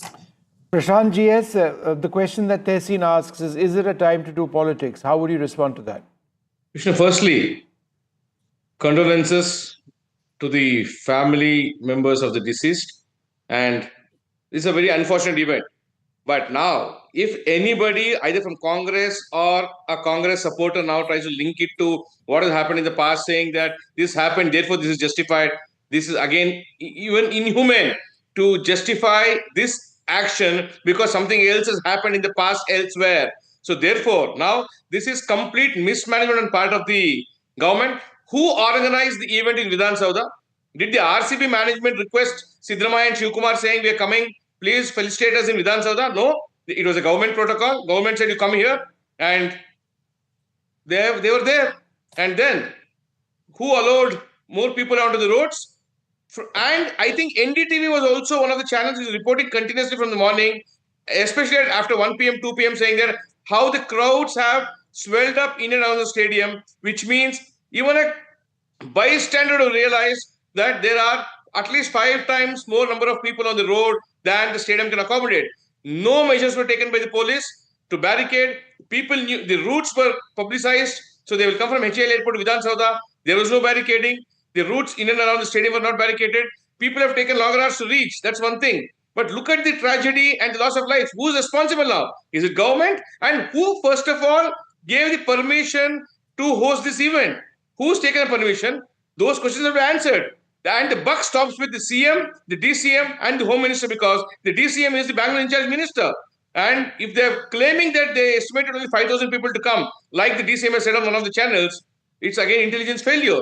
When the media has reported continuously that there were more than 1 lakh people in and around the stadium, to say that only 5,000 were expected is a grossly incorrect statement being made only to fulfill their ego, because they knew the stampede had happened. The celebrations continued inside. I'm sure the players have not been informed that such a tragedy has struck and people have lost lives, or else the players would have walked out of the felicitation themselves, because no player, how much ever bigger the victory they have achieved, they will not want to celebrate on the deathbed of their fans. I'm sure Farooq Engineer will agree with me on this, saying that no cricket player would want to celebrate when a fan has died.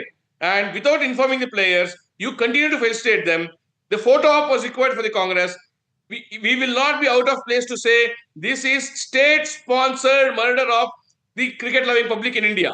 And this is not an understatement. This statement can be taken on record that this is state-sponsored.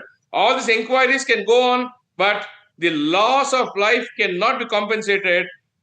Especially youngsters have lost their life. Children have lost shocking. their life. 1 second. Who's answerable for Let me that? go across to Professor Shastri as well, who's been waiting. I'll come back to you. Professor Shastri, one of the points that Prashant GS was mentioning is that who organized this? How did they organize it? In what manner did they organize it? Were people informed about what exactly was expected? The organizers have a lot to explain as well, right? The Karnataka Cricket Association has a great deal to explain. Should we not be looking at them as well? Yes, of course, Vishnu. I think the KCA, the state administration, the police, I think, because I myself was following this event very closely, and since morning, there was no real clarity of what's going to happen. Early morning, there was a tweet saying we are going to have an open top parade from Vidhana Soudha to, but then more details awaited. So there was absolutely no clarity of how, what's going to happen, what's the plan. And I think this lack of information is very dangerous in such situations where large number of people gather. The second point, I think I was following what a lot of statements from officials, the government officials said that we expected a crowd of 30 to 40,000 to come. That capacity of stadium was 35,000 and we expected 35 to 50,000 to come. That's, I mean, anyone who follows cricket, anyone who follows this franchise will know that the kind of craze this franchise has, the kind of support base it has, the moment you say there's going to be an open house at Chinnaswamy Stadium, you should have expected this. So I'm quite surprised that the fact that 3 lakh people turned up itself was a surprise. So there should have been careful planning. And I think a lot of what has been said last couple of hours, that why the hurry to host this? You could have taken a day or two to plan out and have the authorities sort of chalk out a proper plan and then organize this event. So I think at multiple levels, questions need to be answered towards the KSCA, towards the Karnataka government, towards this administration. So I think there are multiple questions, multiple people need to answer tonight. All right. I'm just going to play out what my colleague Veera Raghav sent a little while back, describing the situation and this, what the state government is saying at this stage. Let's listen in.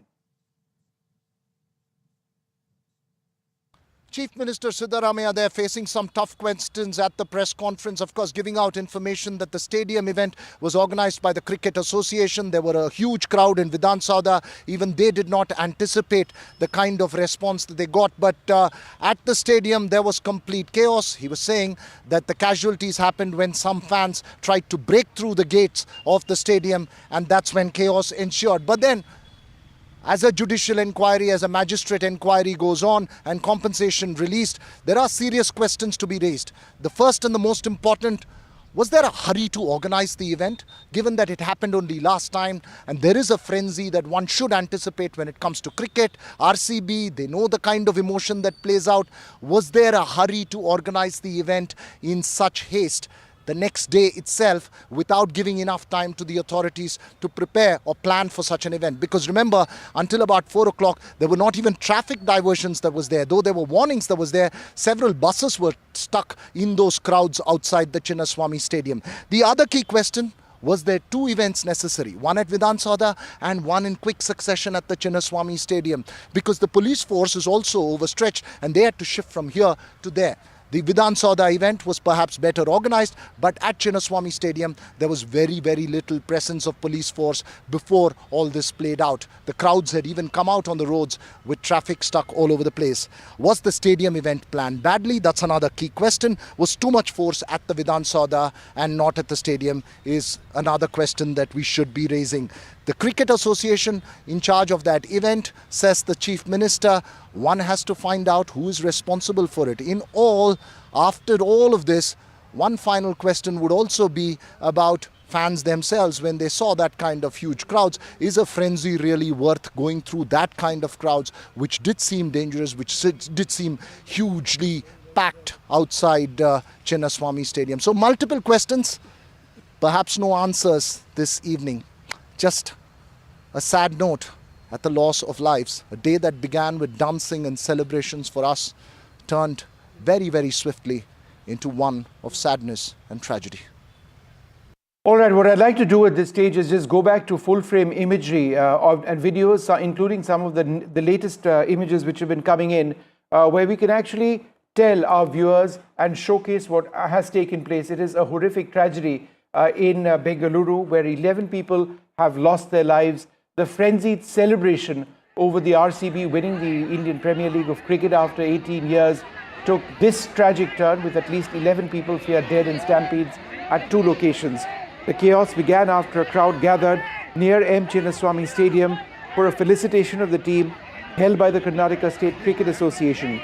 2 of the 11 people died during another frenzied crush on the premises of the Vidhana Soudha, where the RCB squad proceeded from the airport to meet Chief Minister Siddaramaiah. Visuals showed the police shifting the injured and unconscious people to a nearby hospital. Many people who came to watch the celebrations fainted amidst the stampede. This is what eyewitnesses have said. The Karnataka Deputy Chief Minister D.K. Shivakumar said, "The crowd was uncontrollable. I apologize for the overcrowding." He said, "We arranged more than 5,000 personnel. This is a young, vibrant crowd.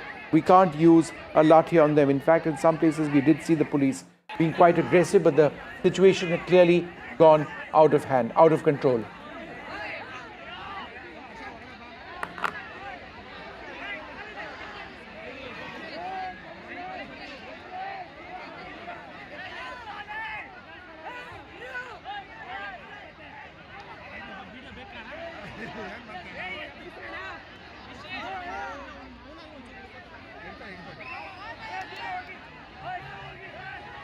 All right, I'd like to go back. Do we have Harish Bijur with us? Okay, we don't have Harish with us. Farooq Engineer, I'll come back to you for final comments as we look at all of this. Throughout your career, Farooq Saab, you would have encountered massive crowds in the 60s and the 70s. There has often been incidents of violence and arson in Indian cricket stadiums. I remember in Eden Garden in the late 60s or early 70s, there was a horrific incident. But, you know, I mean, it's awful when something like this happens. You know, the passion of cricket is something that runs our country, but it requires a great deal of management to control. And that's I remember it something really that's well never in happened. Eden Gardens. Yeah, go ahead. You were playing in that test match. I also remember that I had my pads on. You know, I was batting in West Hall, bowling in the macharas, as you call them, the stands that were built above the stands. I mean, there were more tickets sold than the capacity. There was 100,000 in the stadium, another 100,000 trying to get in. With the result, you're going to get problems. My vivid imagination of Wes Hall and Charlie Griffith running from the two gaps while we were all being taken to the hotel in our coach. And I saw these two guys running like slaves, literally, with thousands of people behind them, just trying to, not to hurt them, but just to touch them or just have a closer look at them. And I told the coach driver, just go near them, and we picked them up. I said, Wes, where are you going? He said, I'm going to Dum Dum Airport. You know, they were so sort of, you know, sorry to bring a bit of a lighthearted thing, and such a horrendous day for Indian cricket. I mean, I'm deeply, deeply, deeply saddened. And once again, my heartfelt sympathies to just see the parents there crying. I'm not here to play political and blaming who is who and all that, but something better could have been done, better could have been organized. Maybe the celebrations could have been delayed a bit. You know, maybe the police should have had more time to make more arrangements. I mean, there are several questions being asked today. Several questions will be asked, and several questions ought to be asked, because we don't want another tragedy like that. And we don't want the wonderful name of cricket to be tarnished in the international world. We are a proud nation. We Indians love our cricket and are extremely proud of it. You know, and we don't want the wonderful name of cricket to be tarnished with such a tragedy. And it is a tragedy. Right. You see young boys and girls trampled. You know, the stronger people were, you know. But if the celebrations went on in spite of the tragedies, and if the players knew, certainly they should have cut. All right, Farooq Saab, just 1 second. The Royal Challengers Bengaluru have released a statement just now. I'm reading that. We are deeply anguished by the unfortunate incidents that have come to light through media reports regarding public gatherings all over Bengaluru in anticipation of the team's arrival this afternoon. So it's interesting that they say this. They say that through media reports that they've found out, they weren't aware themselves of what was happening around the city. You know, I mean, clearly these were cricketers who have no part in this. They've come to celebrate, but somebody else has to handle that situation. I'm going to keep reading the statement. The safety and well-being of everyone is of utmost importance to us. RCB mourns the tragic loss of lives and extends our heartfelt condolences to the affected families. Immediately upon being made aware of the situation, we promptly amended our program and followed the guidance and administration of the local administration. We urge all our supporters to please stay safe, is what this statement has said. So they did bring an end to their program. They were clearly not aware of the crazy crowds. Well, that's great. That's great news to know from an ex-cricketer's point of view, because no cricketer wants to see, you know, lives, you know, being threatened or physical injuries to people. No cricketer wants to see that. They want to join in the celebrations with the fans. And I, as an ex-cricketer, am extremely proud to have heard that statement. It's wonderful news. That some consolation to the families of the bereaved.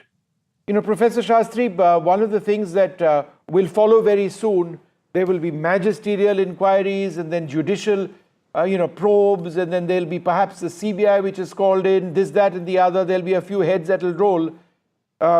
Is it not a fact almost in our country? We've been seeing this for decades, and for whatever the reasons are, stampedes keep happening, whether it's callousness, indifference, call it what you want. This is something which is a reality in our country. Over and over again, these things happen, and somehow, systemically, we aren't able to prevent this.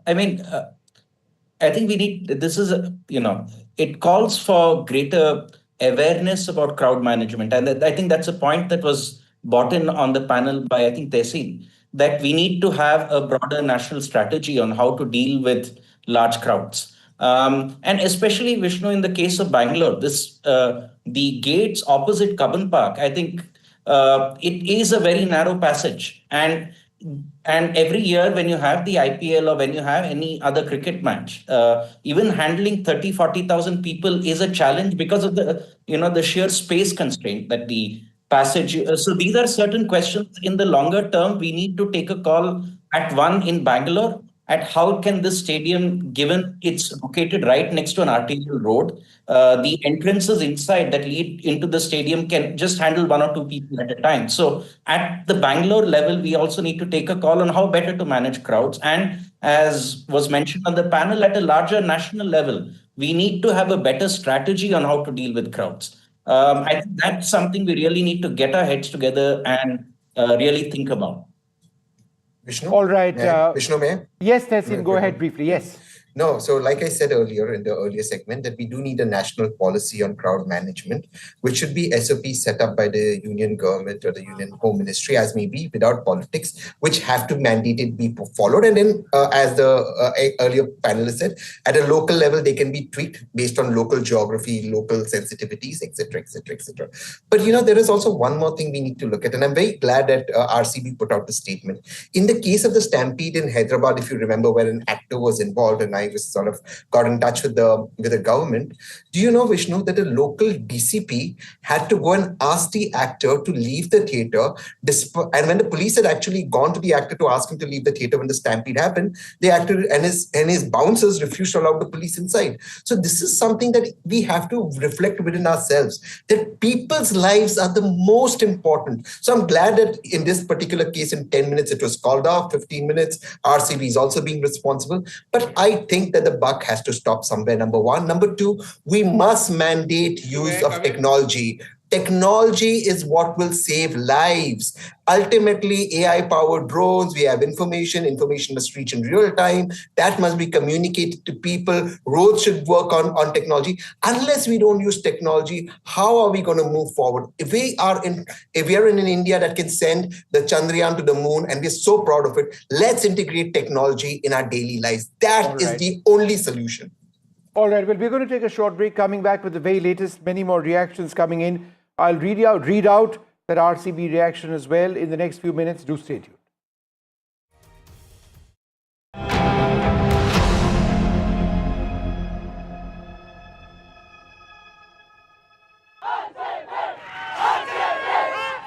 The RCB victory frolic turns fatal. Bengaluru's joy turns deadly. Celebrations and frenzy cost the lives of fans who were desperate to enter the Chinnaswamy Stadium. The darkest day for cricket nation. जो यहाँ पर नारा लगा रहे हैं, इनमें से कई को ये पता भी नहीं होगा कि कितने लोगों की डेथ हुई है. Nobody could handle it. There were a lot of people. Who's to blame for these deaths? 11 people losing their lives, sir. What do you have to say, sir? NDTV reports from Bengaluru.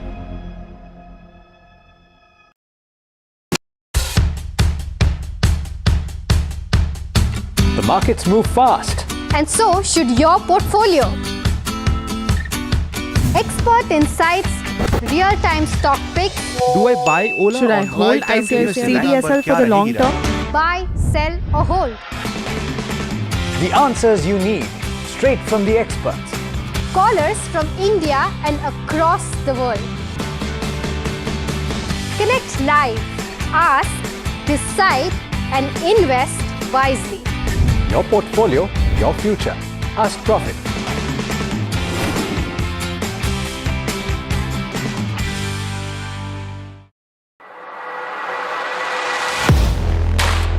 Do you really know the company you invest in? What is the real picture behind presentations and claims? Is the outlook as rosy as the company claims? Know Your Company, powered by NDTV Profit Research, shines a light on the biggest stock market movers.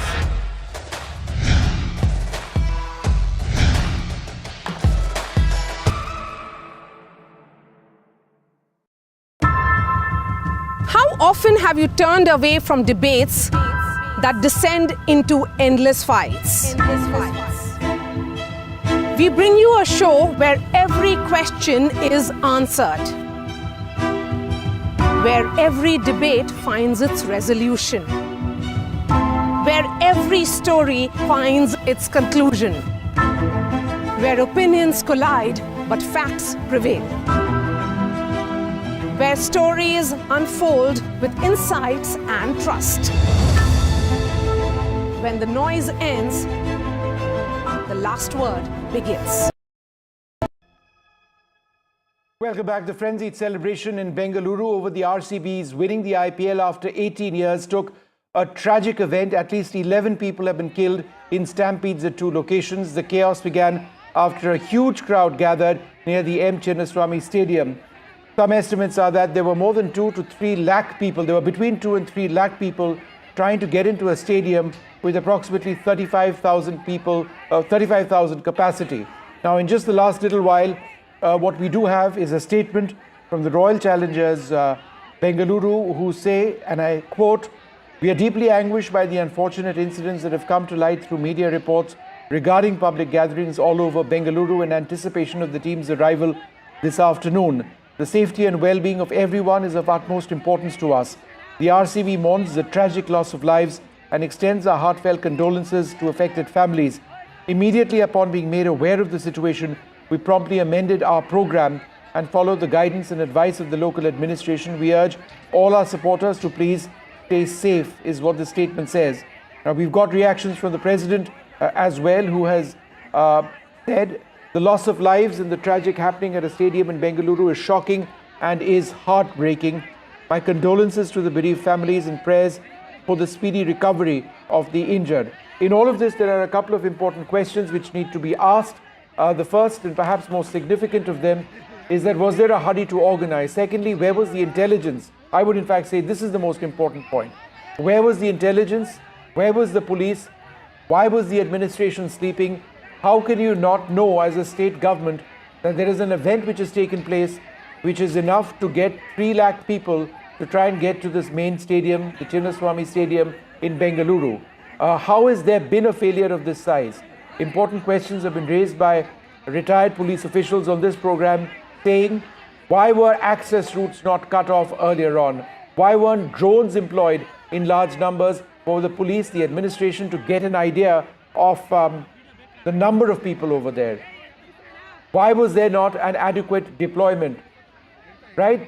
Why is it that we know how to deal with crowds in some places, the Kumbh Mela, elsewhere, by and large, not always, and that we deploy forces at strength, but over here just 5,000 for a crowd of 3 lakh people? There was no hope whatsoever. The situation in hospitals is increasingly desperate. My colleague Deepak Bopanna, who's been reporting throughout the morning, sent us this report. Just one question that I want to ask you. As we continue to look at 11 people now confirmed dead by the Chief Minister himself, multiple people injured. You met the families of those who are injured. You know, of course, we heard some of them. They're completely emotional right now. The Chief Minister saying, let the BJP do politics, we'll do our work. What do you have to say? We don't want politics. BJP told to CM, you done the celebration. We are not told any, you do celebration. Why are you blaming me? You came to a hospital. Just 2 minutes. You went away. I am from last 1 hour I am in the hospital. They want dead bodies. You are not given my son life. You give me early dead body. They are asking, they are crying from last I heard 1 hour. one of the family members who were saying, please hand What over you the done? body as soon as possible. What you done? I called all the DCs, DGP, Salim, and Dean of Medical College. I telephone. Immediately you have to do. Immediately give the at least body. You are not give the life. At least you give the body. This is the shame to the Congress the Chief party. Minister, while he had a press conference, also said that they didn't expect the kind of crowds that turned up. They thought that 35,000 is the capacity, a little over can come up, but they didn't really expect the kind of crowds that actually came in. You don't know anything means. Why are you a CM become the CM? You are not expecting. You are not expected crowd. How you become the CM? Another thing I want to ask is the Chief Minister also said that he does not want to bring politics into it. He does not want to compare other stampedes. He talks about the Kumbh stampede. He says there 50 to 60 people as well died, but he does not want to draw parallels here. And he says stampedes happen. We don't expect from the CM. Bombay happen, celebration. Any death happen? In Calcutta, celebration last year. What could have been done better according to you? Sure. Let us tomorrow 11 o'clock. What is your promenade? You do tomorrow 11 o'clock. The players come. They will take rest. Morning 11 o'clock. Make the arrangement, security, everything. Why two programs you done? One of the reactions that came in is that some of the players were not available. Some of the foreign players were flying away from the country, and that's why they had to do it today. No, that is the reason. That is they are telling. Now they are telling coming to Bangalore now. They are staying in Bangalore now. What happens to tomorrow? Well, thank you. So, I say okay, anything. Players not available, anything. At least arrangement, you do arrangement. What is the problem doing the arrangement? No police. Every police in the Vidhana Soudha. No police in the street. It is not failure of the police. It is not police of the officials. It is a failure of the government. You made the mistake. This is the murder of this government. This is the government is the responsible of this death. They are the death. They want a celebration credit? Yes? You want the celebration credit? Take this also. Take the responsibility of this. You take it. I demand you take it. Well, that was the leader of the opposition, Mr. R. Ashok. Very strong worded statement coming in from Mr. R. Ashok about what the Chief Minister had to say, about what the demands are. He's saying, well, they wanted to take credit for the celebrations. Now let them take credit, or rather let them take the responsibility for the lives that have been lost. And also saying that arrangements were not made, talking about how police were all deployed around the Vidhana Soudha, nobody there around the Chinnaswamy Stadium, various other aspects that he touched on upon. All right, we're going to take a short break. Keep tracking this story, a horrific story out of Bengaluru. 11 people killed in a stampede, a couple of them as a result of celebrations in Bengaluru over the RCB winning the Indian Premier League of cricket. Take a short break. Be back with more.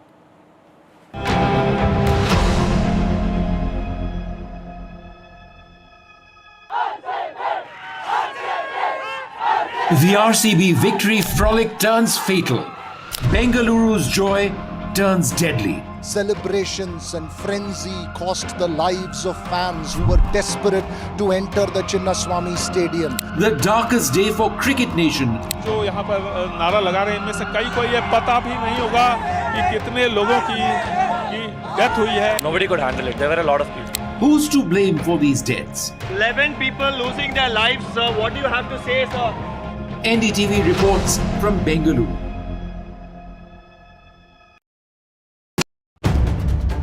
If it matters to you, if it matters to you, if it matters to you, it matters to India. It matters to India. And it matters to me. And it matters to me. India Matters with Shivakumar. Only on NDTV 24/7. I've been reporting on all issues big and small from Andhra Pradesh, Telangana, rest of South India. bringing you all the action, all that you need to know, all that you want to know. The energy of Maximum City is infectious. I'm bringing that energy in our news coverage from financial capital Mumbai. Covering from the southernmost part of India over the last 23 years, I bring in-depth and 360-degree coverage from the Dravidian heartland. The land of Mishti, also known for its bitter politics. I have seen much water flow under the Howrah Bridge, covering Bengal in all its vivid colors. India's IT capital is always bustling, a city full of startups, stories and surprises. And I keep you ahead on all the Bengaluru buzz. In today's interconnected world, India's voice is more crucial than ever. When India speaks, the world listens. At NDTV World, we are that voice, bringing you intelligent and insightful news from India and beyond. From geopolitics and diplomacy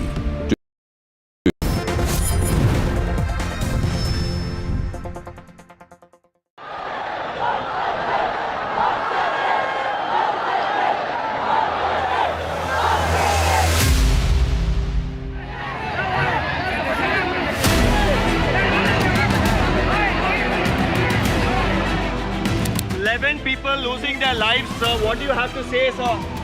A moment of happiness turning into tragedy. Sidramaya, sir, what would you like to say to the family? 11 people losing.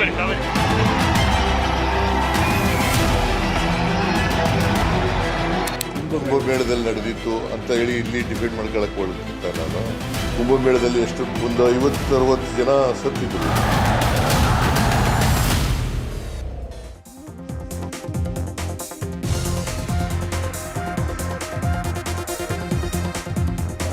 Ladies and gentlemen, it isn't a very good evening for a lot of people today that are mourning, and for a country today that is wanting to ask whether we have become a country of stampedes. I'm Deepthi Sachdeva, you're watching the News Night. Now, what kind of country, just think about this, what kind of country watches its own people die? And instead, what it's doing, it keeps clapping. On your screen are two contrasting images. The timestamp is the same. Outside the Chinnaswamy Stadium in Bengaluru, there was panic, screams, people crushed to death. And you know what was happening inside? That is the image that you see on the corresponding side. There were speeches, there were smiles, there were celebrations that just did not stop. That is our priorities. That is the country for you. That is our netas for you. A celebration that turns into a death trap. And do you know what the Chief Minister had to say? What was his excuse? Listen in. There are small gates. The people entered through the gates. They have broken the gates. They have broken the gates also. So stampede has taken place. Nobody has expected so much a crowd will come, because the capacity of the stadium is only 35,000. But 2 to 3 lakh people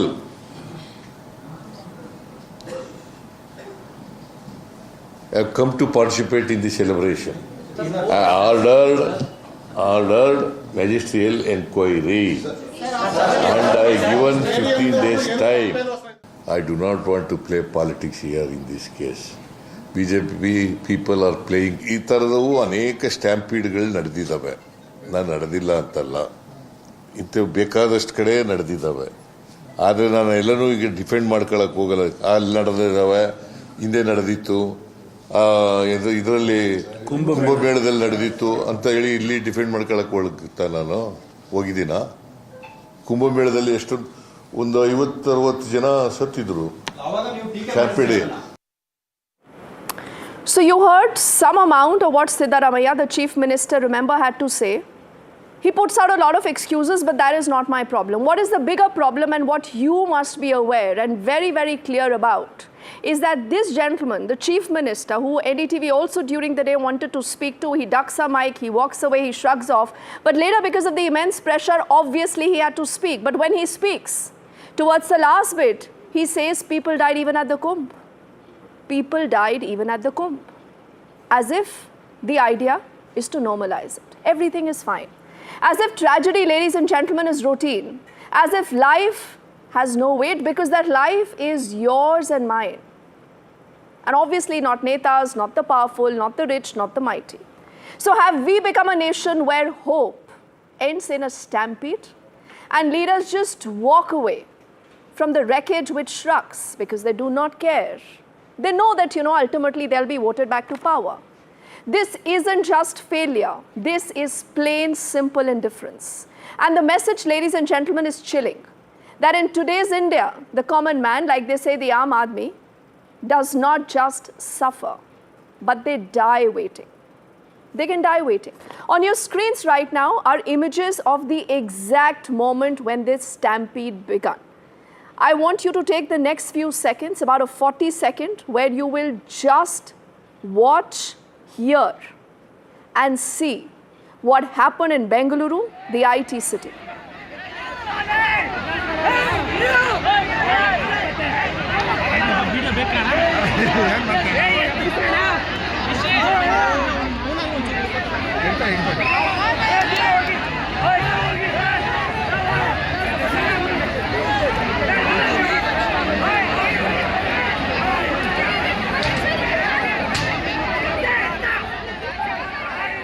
So people don't know what to do.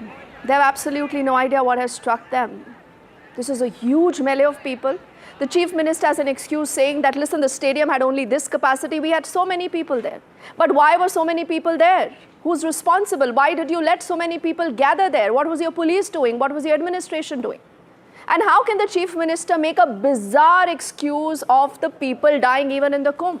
I want to quickly get in our colleague Deepak, who's been fronting that story along with Veera Raghav through the day here, as NDTV has kept you ahead on that big coverage, Deepak. At times like this, we don't even know what to say. But you have seen the story through the day. The Chief Minister at the end of this day, that many say is a dark chapter in his own political history, in his own tenure as the Chief Minister, today is saying that, listen, people die even at the Kumbh, Deepak. Well, a day that was supposed to be all about celebrations, about celebrating the wait and the victory after 18 years has turned into absolute tragedy. Right now for the families, most of them that I've been speaking to, they only want one thing. The injured want to go back home right now. They've had a very bad day. Hopefully, many of them who don't have serious injuries will get to do that. But the family, the kin of those who lost their lives, they're completely distraught. They're saying, we can't wait anymore. Hand over the mortal remains. We will conduct the final rites. A father, in fact, was so emotional when he spoke about his 22-year-old kid who lost his life while he was there to celebrate.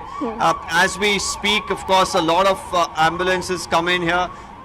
Many of them who are injured are being treated. The good news, the only good news in the last couple of hours has been that those who have sustained injuries and hospitalized, they are out of danger. And there are about 33 of them who've sustained injuries. I will just let Deepak go very briefly for the moment, as he'll continue to get all updates on that story.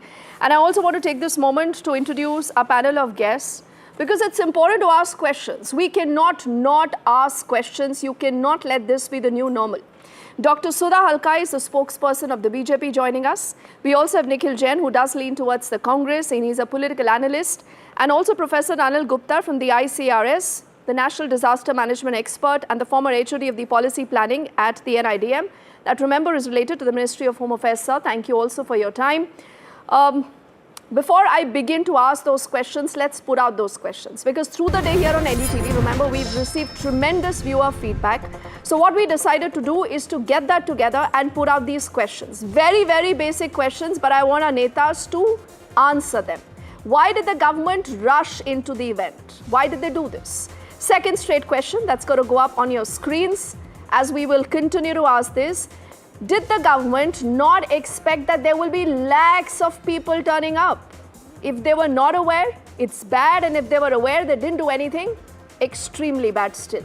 Shouldn't the government have waited and planned better? Again, the hurry. Remember the hurry?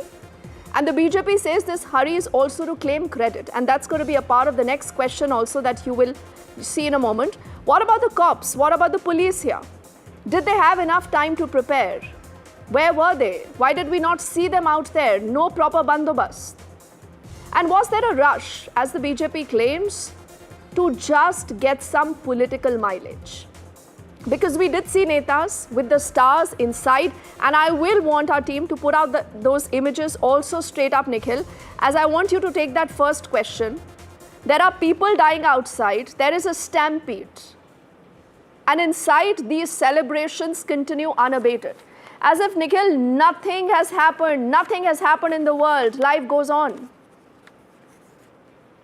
DP, you raised a couple of important questions, but before I answer any of them, my heart goes out to the families. May the departed rest in peace, and blessings to their families, condolences to their families. That being said, I feel the incident that has happened is rather unfortunate. Accountability needs to be fixed. Whoever is responsible for it, whether it is SDM Nikhil, or a police officer. Nikhil, who is it? Who is it? DP, you'd have to let me speak. You'd have to let me speak. We have heard netas speak. No, Nikhil. Wait. No. No, our team also has prepared a graphic element. Nikhil, wait. Our team has also prepared a graphic element of who possibly could be responsible. I just want you to read that list as it will go up on our screens, and maybe you can tell us then who's responsible, because you say whoever is responsible, Nikhil. So please tell me who's responsible. I'm coming to it. DP, I don't like to duck from questions, you know that. I was about to say that whoever is responsible, whether it's an SDM, a DCP, or even the Chief Minister himself, they should be taken to task. And that is why the government has announced that a magisterial inquiry is set up into this. Within 15 days, the report would be turned out. See, I'm not going to sit here on television and blame culpability on people without knowing what has happened in the ground exactly. This is a matter of investigation and inquiry. Once that is complete, and whoever is responsible, again, I repeat, whoever is responsible, whether it's DK Shivakumar, Siddaramaiah, some SDM, some DCP, somebody in the Karnataka State Cricket Association, whoever it is, they should be taken to task. But let the authorities inquire. That being said, I think what we expect out of a government in a scenario like this is, one, what did they do before the event? Did they plan properly? Did they, assume that the crowds would be so large? What mitigative measures that they had in place? Nikhil, did they do this? Has Rahul Gandhi spoken to Siddaramaiah? Has he said that I want to know why did these 11 people die? Or we should have more people dying before any government wakes up? DP, clearly a good enough job was not done at it. I'm not going to say that they did not do anything. That'd be very stupid of me to say. Of course, they did make arrangements. You had policemen, you had a whole system, and no event of this scale is ever organized in any state, regardless of political party ruling it, without preparations. The point is the preparations were not good enough. But what comes next is, once an unfortunate event happens like this, how is the political establishment of the day dealing with it? There, honestly, DP, I do not find much problems. You have the Chief Minister who has admitted fault. An inquiry has been ordered. You have the Deputy Chief Minister saying that within 10 minutes the event was slashed. And also on the two parallel videos that you were playing, that a stampede was happening outside and people were celebrating inside. I also see Virat Kohli waving his hand. Now, we can say that the politicians are callous. I can agree with you on that. But I'm not willing to believe that... Please do not drag a cricketer. Please do not drag a cricketer into your politics. Please, Nikhil, do not do that. DP, do not I'm do not that. dragging anybody. You can please be upfront and tell me we have failed. We have failed. Give us an opportunity. I have already said that. I have already said that. I have already said that. I want you to pull back. I am not dragging anybody into it. This is not a forum where you will come and give your speeches, Nikhil. Please, you will have to pull back. DP, 10 seconds to complete. 10 seconds to complete. 10 seconds to complete. The reason I mentioned a particular cricketer's name was because I am sure that the event, or rather the news of the stampede outside, did not reach the stadium inside, which is why everybody from the politicians to the cricketers to the general members of the public were out celebrating, not knowing what was happening outside. Do you hear yourself? I mean, if that is... Do you see a single person now, and Nikhil, sit you will there? now... See, I don't want to raise my voice, but I want you to please stop here and write here. Because on our screens now, we will also go big to tell you of multiple stampedes and what happened post that, Nikhil, because you say, oh, listen, a magisterial inquiry has been constituted, the Chief Minister has come forward. You haven't told me the fact that the Chief Minister said so many people died in Kumbh, you know? That is a bizarre defense that is coming in. That is coming in from Siddaramaiah. I do not appreciate, Nikhil, that you keep talking over me. Please pull back. Please pull back.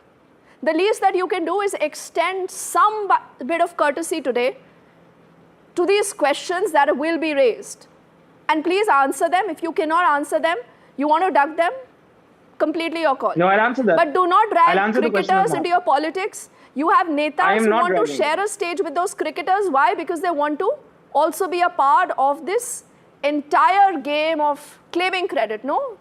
Let's not get late about Let this. me answer. Let me answer the question that you posed. Nikhil, you'll Let have me to answer the wait. I want to question get you in posed. Soudha. I want to get in Soudha, please. Nikhil, it can't be a monologue. I want to get in Soudha here. Soudha, who do you believe is responsible today? And when the Chief Minister says that so many people died in the Kumbh, what is your response to that? My heart, I don't know, with a lot of heavy-heartedness, my condolence to all the 11 families who have lost their loved ones, and my prayers to all of them who are injured. Let them be recovered very soon. I'm unable to speak to be very, I'm literally shattered. And what these people are speaking, I don't understand. The Chief Minister, the way he has done the press conference today, look at his arrogancy, and he says, we are going to come up with a magisterial investigation, and they're going to see the fault of whom, Deepthi? Who is at fault today? The cops? Absolutely no. The CM, the Deputy CM, and the Home Minister are at fault. They have to resign immediately. They don't have grounds morally to sit on those chairs. And look at that, they are celebrating the victory over the bodies over there. The hands of the Congress is They said they didn't get to know today. Soudha. Soudha, they are saying information did not reach. It's an age of technology, and if the Chief Minister, the Deputy Chief Minister had no knowledge, I don't want to say anything to that, Soudha. The whole world, 5:30, everybody came to know there was death of 3 people, okay? After 5:30, they have gone into the stadium. By 6 o'clock, the trophy was in the hands of Mr. D.K. Shivakumar. How did he feel like? Deepthi, I couldn't light the diya of my puja room today. As if I couldn't do that. And they are celebrating with a trophy in their hand. What sort of human beings are there? What sort of preparations they had done? In a matter of 6 to 7 hours, they say they're going to have a huge celebration, and they say they were not aware that they're going to have such a big gathering is not going to take place. 1 crore 50 lakh people are there in Bangalore, and 2 to 3 lakh people you are not expecting. Yesterday night, the entire Bangalore was celebrating. The streets of all the Bangalore was loaded with people, with all the crackers. Throughout Karnataka it was there, and they're saying they didn't expect that. Are they human beings? Do they have any sensitivity? What sort of leaders are these? And there's no ambulance. Actually, to be frank, I'll tell you, being a doctor, they should have air ambulances. Not less than 10 air ambulances should have been there. No air ambulances, no ambulances. Forget about air ambulances. The people were carried in their arms. And just imagine how long it will take. There was no medical help over there. The doctors, who were there in the audience, they are given the CPA. What nonsense is this, Deepthi? And these people are protecting them. The one over here, and my co-panelist is defending the undefendable one. I don't know how they do this, Soudha, but I must make one thing very clear. On our screens are also responses that have come in from the Prime Minister, from the President, Rahul Gandhi, who says that no celebration is worth a human life. I do not know, Nikhil, whether you have Siddaramaiah, you have D.K. Shivakumar hearing that message out or not. Soudha, what do you want to say? That's what I'm saying. Where is Mr. Rahul Gandhi today? Where is Mallikarjun Kharge today? Why are the lips so sealed today? Why are they not coming out today? But Soudha, I must make one point very clear. We have seen stampedes even in BJP-ruled states. How many chief ministers did the BJP sack? The answer is no, 0, zilch. That is a problem. So, today both the BJP and the Congress are playing politics. Please play politics. Please ask each other tough questions. But people can't be treated like pawn. No, Nikhil, please. Nikhil, I think you must pull back because you've only played politics from the beginning of the show. Okay, Soudha, give me a moment. We also have on our screens those images of the celebrations, remember, that were going in. There are also equally disturbing images, Professor Anil Gupta, of the moment of the stampede and the aftermath. There is one startling image that we all see of slippers and shoes just all over.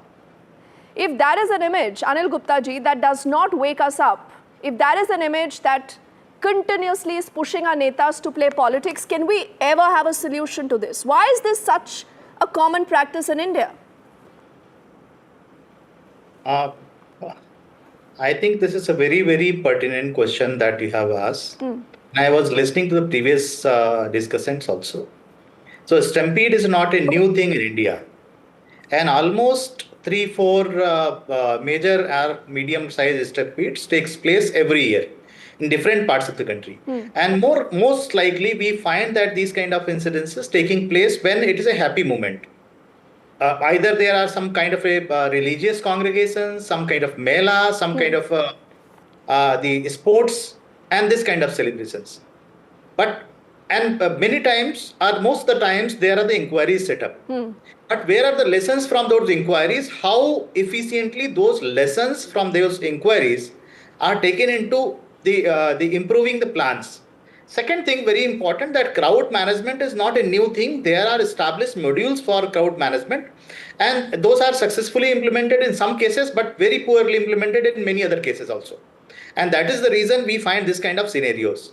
So like the scenes that we are seeing here, we have seen such kind of scenes in the past also. This is really very tragic and very sad affair. The third point, that whereas it is not only the management of people or the large number of people coming and that expecting or anticipating that how many people will come. But we also have the modules to carry out a risk assessment that what can go wrong. Okay. Basically, that is equally or even more important, that if the things doesn't go as we planned, what the worst can happen. So basically, the disaster management also talks about the worst case scenarios. Okay. And the last point I would say that the all segments are very important. That what is the policy thought process of zero tolerance? We talk of zero tolerance in many places, but how do we really operationalize it? I think man-made disasters like this, there should be a standard of zero tolerance. There should not be there should not be any acceptance of even one death until unless the policy thought process, whether any level of politicians. And the second thing, that to operationalize this, what is the mechanism, what is the training, what is the planning? The planning cannot take place only for one incident. It is one incident, but until unless we have we can say a mahal, we have a kind of a system that any such kind of congregation, there has to be a risk assessment, there has to be an effective crowd management. And the second aspect comes, that is even more important. Yes, sir. That the people's behavior. In India, most of the celebrations turn into such kind of tragic situations because of reason that the safety is never on the top of our mind. And I think it requires a huge investment in a kind of a changing the people's behavior, thought process, that people should put safety as the first thing in their mind. Okay. I think this is how I would like to summarize this. Yes. Because many times we find that the things went beyond the control, and the inquiry reports will come like this. Either yes, I don't think an inquiry report is an answer. It is just a band-aid solution to tell people that, listen, we are working. No, Nikhil. Can you tell me what really came out of the tons of the other stampede reports that have come forward? Can you name one that has fixed accountability, Nikhil? Yeah, before reports, just add one thing. Yes, Anilji, what do you want to say? The inquiry report is a post-event, but there has to be a mechanism of audit, basically. Absolutely. That where what went wrong, and that can be done even anticipatory way also. You're right. Siddaramaiah today said the capacity was 30 to 35,000, no, Nikhil? But we had lakhs of people. So how did lakhs of people come in? Why did you let so many people come in? And if they were there, why were they not bandobast? Simple question. No, DP, that's the point, that lakhs of people had aggregated and they were not allowed in, and that is what leads to a stampede situation. See, first of all, somebody earlier said that I'm trying to defend the indefensible. I'm not trying to defend the indefensible. I am not defending this. This is the failure of the government, as is every stampede of the government at the time. I think we need to be, as a people, as public policy planners, we need to be more conscious of how stampedes are more prone to happen in a country like ours, where the population density is much higher. And we need to put in various measures to ensure. No. You will blame population. I am not blaming anybody. No. This is the same thing. You are trying to. No. DP, you are trying to find people I'm trying to blame. I'm not blaming anybody. Why should we not blame anyone? I don't understand. 11 people have lost their lives. The government is the one where the buck stops. I've already said that. What do you want? You want me to say that on a tape record again and again and again? Why is the buck not stopping with the government? Because I want to reach solutions. because I want to reach solutions. I care about solutions and not just politicking. People and die, that's so the let's whole talk point. about solutions. But when it is a What else do BJP you want? ruled What state, else do has you the want? Congress not Do raised you- questions and do you want demands this? for the sacking of Do the you Chief want this? Minister? I don't know what you're holding you up, want Nikhil. this? I do not know what I'll you're holding read out- up. You I'll can read keep out- it down. I'll- You can I'll- just no, no, keep I'll it read down out- because I've asked you questions. No. Today it's a tough and spot, I- Nikhil. It's a tough spot for you. I appreciate that. But Dr. Soudha, tell me something. Forget the BJP, forget the Congress. It's about people. I mean, can both of you get together, both the parties, and please find a solution? You cannot have people dying in stampedes. Dikti, I have told you before also, not being biased about any political party and being just a human being, we need to think over this. When earlier also stampedes have taken place, it is the responsibility of the government, take it any government, to sit on the table and sort out how things have to be carried out. There was no standard operating procedures carried out over here. There were security lapses. They had not thought how to take care of the people. And tell me one thing, was there any one protocol where the people were told like you have to buy the tickets or you have to book online or any such thing? No, it was just like, rapidly they told, anybody can come. Okay, so you're saying, Soudha, that the state is completely responsible. Yes, that's what the BJP is saying? Absolutely. It's not a blame game. It is not a blame game. It is the thing that this tragedy has taken place. The celebration has gone into a mourning. And it is absolutely not acceptable, Dikti, at the end of the not day. acceptable. Soudha, only for what of time. I'm thanking you and both gentlemen for joining us. But do remember, NDTV will continue to ask those questions. NDTV will continue to report on this. And NDTV will continue to call for your safety because that is what is important. Let's quickly now bring up News Night's parting shot. So think of this. They came to celebrate. They were a part of the celebrations. But some are not going to be making it home tonight. In Bengaluru, lives were lost in a stampede that should never have happened. And while you have families tonight who are mourning, what are leaders doing? Leaders that we elect. Leaders are defending, they are deflecting. Some are even comparing this to the Kumbh. Like, somehow this makes it easier to bear. Think about the families tonight. This wasn't just another lapse. And this isn't just a tragedy, because this, ladies and gentlemen, is a mirror. And when you look in the mirror, you realize how cheap your own life is. And until that changes, stampedes will never stop. Only the names of the dead will. So you have to speak up. You have to make our netas accountable. Thank you so much for watching, and our hearts go out to all those families that are grieving tonight. Good night.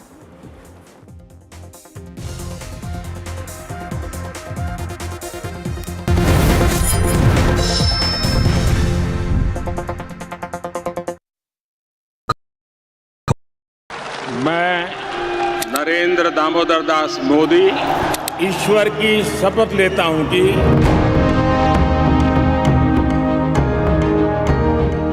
NDA सरकार में हम अगले 10 साल में विकसित भारत के सपने को साकार करके रहेंगे।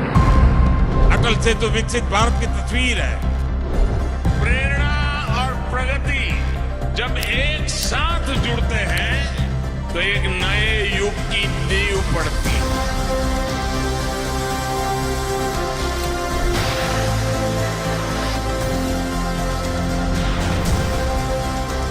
भारत माता की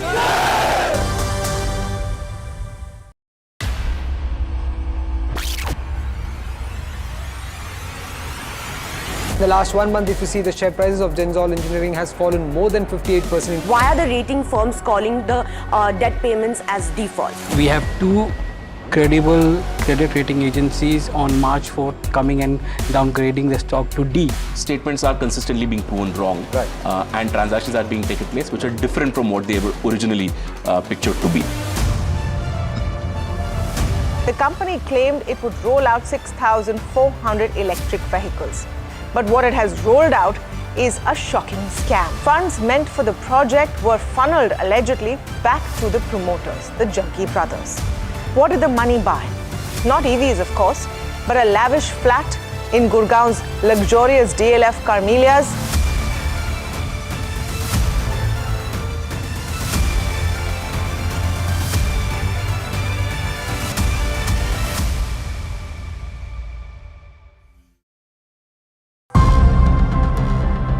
Namaskar, India. India's Gaganyatri ready to go to space. As Indian astronaut preps for launch, countdown to Indian history in space. A nation waits with breath held. Now take a breath and hold. Our man in an astronaut squad. First step to India's own Gaganyaan. NDTV steps into historic orbit. Naya Bharat to infinity and beyond. Liftoff of the Falcon 9. India's cosmic leap.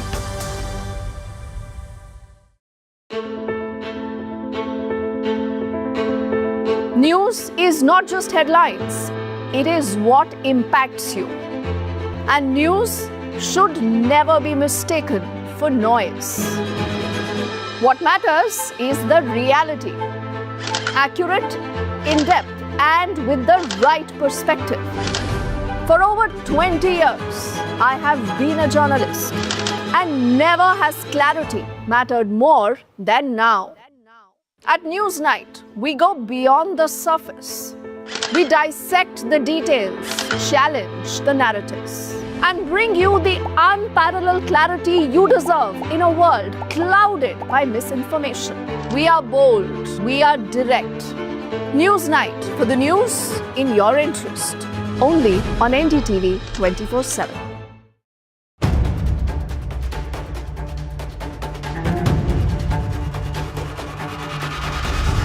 If it matters to you, if it matters to you, if it matters to you,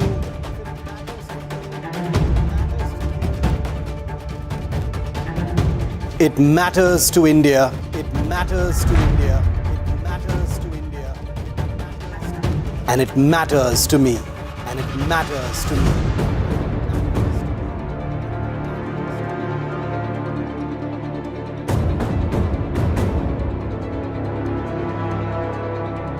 India Matters with Shivakumar. Only on NDTV 24/7.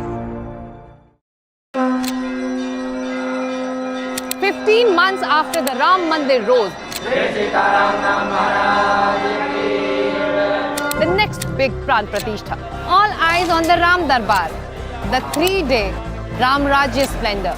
NDTV in the holy city of Ram to capture each moment live.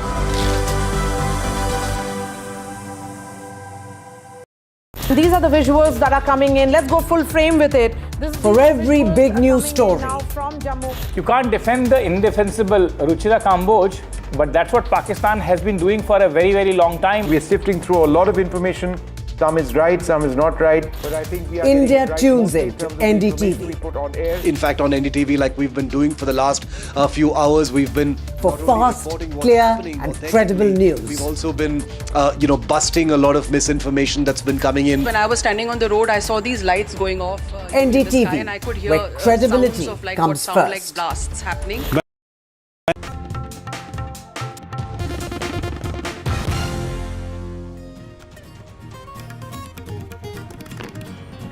11 dead, 47 injured in Bengaluru stampede. The stampede-like situation that occurred earlier in evening near Bengaluru's Chinnaswamy Stadium during the RCB victory parade has now left at least 11 people dead and 47 others injured. Chief Minister Siddaramaiah has ordered a probe now into the Bengaluru stampede incident. Siddaramaiah has said that the administration did not have enough time. BJP trains its guns on Congress, says the Chief Minister must quit. DGCA meanwhile has flagged security lapses in Turkish Airlines operations.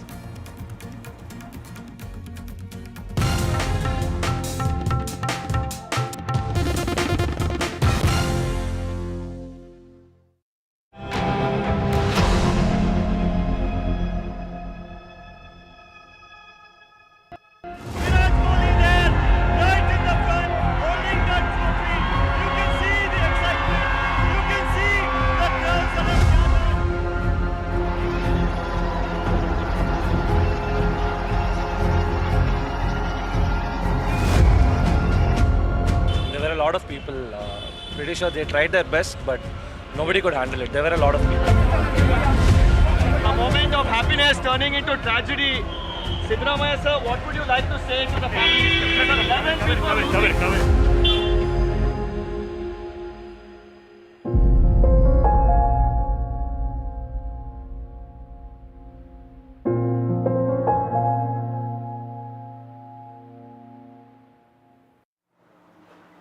At least 11 people were feared dead and also several people injured in a stampede-like situation that took place outside Chinnaswamy Stadium in Bengaluru today. And this is ahead of Royal Challengers Bengaluru's IPL victory celebration that took place. Karnataka Chief Minister Vidhana Soudha has announced 10 lakh compensation to the families of the deceased in the RCB victory parade stampede. In fact, he held a press conference today. He said that no one had anticipated such huge crowd. He also said that 2-3 lakh people had come for this and 1 lakh had gathered near Vidhana Soudha.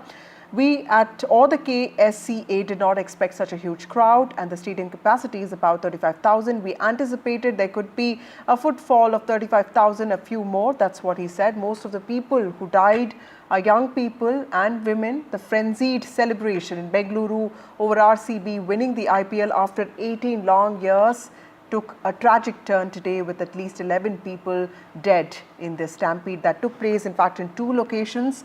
And the chaos began after a crowd gathered near the Chinnaswamy Stadium for a felicitation of the team that was held by Karnataka State Cricket Association. 2 of the 11 people that who died during another frenzied crush on the premises of Vidhana Soudha, where the RCB squad proceeded from the airport to meet with the Chief Minister of the state, Sidramaya.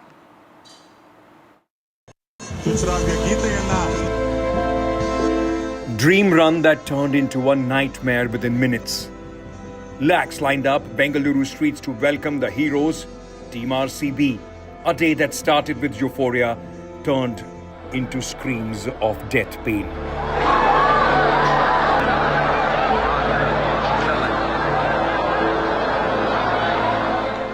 A stampede, uncontrolled, unexpected, unforgivable. At least 11 lives lost. The official victory parade was called off in view of the crowds, but lakhs of fans still showed up. No crowd control, no barricades, no plan. ज़्यादा भीड़ था, rush था, सब तरफ आदमी चढ़ रहे थे एक दूसरे के ऊपर। तो पुलिस ने फिर भी काफ़ी अच्छा काम किया, पर संभाला, फिर भी भीड़ कंट्रोल नहीं हो पा रहे थे। To be honest, we couldn't even get into the stadium because the crowd was so much. Police were around, but I'm pretty sure even they couldn't handle it. There were a lot of people. Pretty sure they tried their best. We are not sure as of now. Yeah. I mean, anyway, we tried there, but we couldn't go. Even though we had for it, but I'm sure we couldn't do much. Just minutes later, even as families waited to identify the dead, the felicitation ceremony went on. The stage lit up, players posed, grief and death outside, celebrations inside.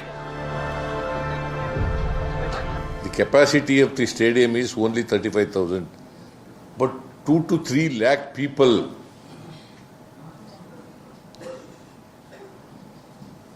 have come to participate in the celebration.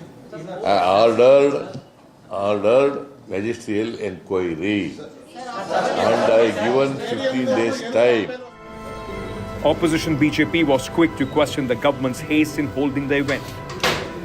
I demand Chief Minister to take up the responsibility and he should refer the matter for the judicial inquiry. Bengaluru should have been celebrating. Instead, the city is mourning. RCB homecoming bled red with another stampede shaming the nation. With Deepak Bopanna, TM Veeraraghav and Haripriya, Bureau Report by Malvika Murli. Well, let's tell you more about the stampede situation that took place outside the Chinnaswamy Stadium today. 11 lives have been lost and several other people have also been injured. Let me get you my colleague Deepak Bopanna, who's been tracking this for a very long time now. Deepak, also What we understand is that the DCP of the state has, or the DGP of the state has also given a report to Chief Minister Siddaramaiah. Siddaramaiah also held a press conference just a short while ago in which he talked about what really led to this situation, this brutal stampede that took place, which also led to 11 deaths. In fact, what we understand that one person is in critical situation and several others have also been admitted to hospitals. In fact, they've been shifted to Nimhans. Deepak joins us. Deepak, tell us about this report, the preliminary findings of the DGP, the police force that was on ground there. What have they told the Chief Minister today? Well, they've said that this happened between 3:30 and 4:30. Fans were trying to enter the Chinnaswamy Stadium. They're saying that a barricade was broken. People fell on each other, resulting in a stampede. There's the incident. 11 people lost their lives, 47 injured. Is the information that was handed over. Based on this, a magisterial inquiry, of course, has been ordered. Jagdish, who's the Deputy Commissioner, the District Magistrate for Bengaluru Urban, he's the person who's been appointed as the inquiry officer for this ministerial inquiry, which has to be now completed in the next 15 days and then submitted to the government. What I'm also picking up about what exactly led to the stampede from, my sources in the police and also some of the eyewitnesses that we've been speaking to is that, there was an issue at some of the entry points. Now, initially, people were told that they'll have to purchase tickets to enter. Then people were told that, there would be free entry for all. Now, when the gate started to, be made open for them to gain access into the Chinnaswamy Stadium, where officially the players were supposed to come and the entire felicitation was supposed to happen there. That's why the maximum crowd had gathered at the Chinnaswamy Stadium. So at that point in time, while announcement was made that it's going to be a free entry, large number of people started to gather at the gate. The police were not too many in number. There were barricades that were put, yes, but that was a single, file barricade of sorts that was put. And when people started to try to gain access inside, it was as if, from all directions, people were being funneled into one area. People experienced a lot of trouble while they managed to get in. People were getting suffocated, people were getting stepped on, people were getting squeezed. Some of them managed to get inside. During this time, as the crowd started to, increase, then a barricade is believed to have fallen down. People who were next to the barricade got trapped under it, were stepped on further, and that's where most of them have lost their lives. Now, a comprehensive inquiry has been ordered. We'll really have to see whether more details emerge from that. Right. Let me also get you some visuals. Thank you, Deepak, for joining us. We have exclusive visuals of how fans' frenzy was caught on camera, and this is clearly how the stampede seemed to have occurred. This is the first exclusive video of what really happened on ground outside the Chinnaswamy Stadium today. You can see those visuals there, panic-stricken people who had just come to be part of celebrations of their favorite team, their city team winning the IPL title after 18 years for the first time. You can see them crying for help. It is a heart-rending video, and you can see people caught in the stampede. They're all wearing those jerseys and t-shirts, and this is how the stampede that seems to have occurred. These are the first visuals that we can get you from what really happened. This happened around 3:30 to 5 o'clock, and these are the visuals. Remember that the government has said that there was unprecedented crowd that landed here, and this was outside the stadium, and these people had come to catch a glimpse of the RCB stars. They had come there for felicitation. In fact, two separate incidents happened, one outside the Vidhana Soudha and one outside the Chinnaswamy Stadium. Let's listen into what BJP leader and also leader of opposition in the Karnataka Assembly, R. Ashok, said today with regard to this. One question that I want to ask you, as we continue to look at 11 people now confirmed dead by the Chief Minister himself, multiple people injured. You met the families of those who are injured. Of course, we heard some of them. They're completely emotional right now. The Chief Minister saying, let the BJP do politics, we'll do our work. What do you have to say? We don't want politics. BJP told to CM, you done the celebration. We are not told any, you do celebration. Why are you blaming me? You came to a hospital. Just 2 minutes. You went away. I am from last 1 hour I am in the hospital. They want dead bodies. You are not given my son life. You give me early dead body. They are asking, they are crying from last I heard 1 one hour. of the family 1 members hour. were saying, please hand What over you the done? body as soon as possible. What you done? I called all the DCs, DGP, Salim, and Dean of Medical College. I telephoned. Immediately you have to do. Immediately give the at least body. You are not give the life. At least you give the body.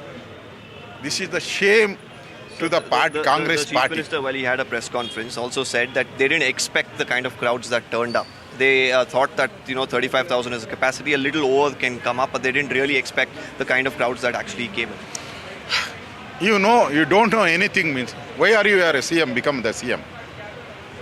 You are not expecting, you are not expected crowd. How you become the CM? So let's also listen into what a father of one of those people who died in this incident said. ನಾಳೆ ಕಳಿಸ್ತೀವಿ ಅಂತಾರೆ ಯಾವುದೇ ಸರ್ಕಾರ ಇವಾಗ chief minister ಬಂದಿದ್ರು home minister ಬಂದಿದ್ರು ಅವ್ರು ಹೋದ್ರು ನಾವು ಒಬ್ಬೊಬ್ರು ಸಾಕೊಂಡಿರ್ತೀವಿ ನನ್ನ ಮಗನ ಕರ್ಕೊಂಡು ಹೋಗ್ತೀನಿ ನನಗೆ ಕಳಿಸ್ಕೊಡಿ ಸರ್ ಇವತ್ತೇ ಬೇಕು ಇವತ್ತೇ ಕರ್ಕೊಂಡು ಹೋಗ್ತೀನಿ ನಾನು ನೀವು ಇಲ್ಲಿ ನಾಳೆ ಅವನಿಗೆ ಪೋಸ್ಟ್ ಮಾರ್ಟಮ್ ಏನು ಬೇಡ ಸರ್ ಆಗೋಗ್ಬಿಟ್ಟಿದೆ ನನ್ನ ಮಗನ ಕಳಿಸ್ಕೊಡಿ ದಯವಿಟ್ಟು ಅದೊಂದು ರಿಕ್ವೆಸ್ಟ್ ಮಾಡ್ಕೊತೀನಿ ನೀವು ಇಲ್ಲಿಟ್ಟು ಅವನ್ನ ಅಲ್ಲಿ ಮರಗಿಸಿ ನನ್ನ ನಿಲ್ಲಾಗಿ ನಾವು 1 ಅವರ್ ಬಿಟ್ಟು ಅವನು ಇರ್ತಿರ್ಲಿಲ್ಲ ಒಬ್ಬ ಮಗನ ಸಾಕೊಂಡಿದ್ದೀನಿ 22 ವರ್ಷ ಅವನಿಗೆ ತುತ್ತು ಕೊಟ್ಟು ಸಾಕಿ ಇವತ್ತು ನಿಮ್ಮ ಒಂದು ಧೋರಣೆಯಿಂದ ಇಲ್ಲಿ ಬೀದಿನಲ್ಲಿ ಹೆಣ ಆಗಕ್ಕೆ ಮಾಡಿಬಿಟ್ಟೆ ನನಗೆ ಕೇಳ್ದೆ ಬಂದಿದ್ದೆ ದಯವಿಟ್ಟು ಅವನನ್ನು ಇವಾಗನೇ ನನಗೊಂಚೂರು ಮಾಡಿ ಕಳಿಸ್ಕೊಡಿ ಆಗೋಗ್ಬಿಟ್ಟಿತ್ತೆ ಬರೋದು ಹೋಗೋದು ನಿಮಗೆ ಎಷ್ಟು ಕೋಟಿ ಜನಗಳಿದ್ದಾರೆ ನನಗೆ ಆಗಲ್ಲ Chief Minister Siddaramaiah there facing some tough questions at the press conference, of course giving out information that the stadium event was organized by the Cricket Association. There were a huge crowd in Vidhana Soudha. Even they did not anticipate the kind of response that they got. But at the stadium there was complete chaos. He was saying that the casualties happened when some fans tried to break through the gates of the stadium, and that's when chaos ensued. But then, as a judicial inquiry, as a magistrate inquiry goes on and compensation released, there are serious questions to be raised. The first and the most important, was there a hurry to organize the event, given that it happened only last time and there is a frenzy that one should anticipate when it comes to cricket? RCB, they know the kind of emotion that plays out. Was there a hurry to organize the event in such haste the next day itself without giving enough time to the authorities to prepare or plan for such an event? Because remember, until about 4 o'clock, there were not even traffic diversions that was there. Though there were warnings that was there, several buses were stuck in those crowds outside the Chinnaswamy Stadium. The other key question, was there 2 events necessary? One at Vidhana Soudha and one in quick succession at the Chinnaswamy Stadium. Because the police force is also overstretched and they had to shift from here to there. The Vidhana Soudha event was perhaps better organized, but at Chinnaswamy Stadium, there was very, very little presence of police force before all this played out. The crowds had even come out on the roads with traffic stuck all over the place. Was the stadium event planned badly? That's another key question. Was too much force at the Vidhana Soudha and not at the stadium is another question that we should be raising.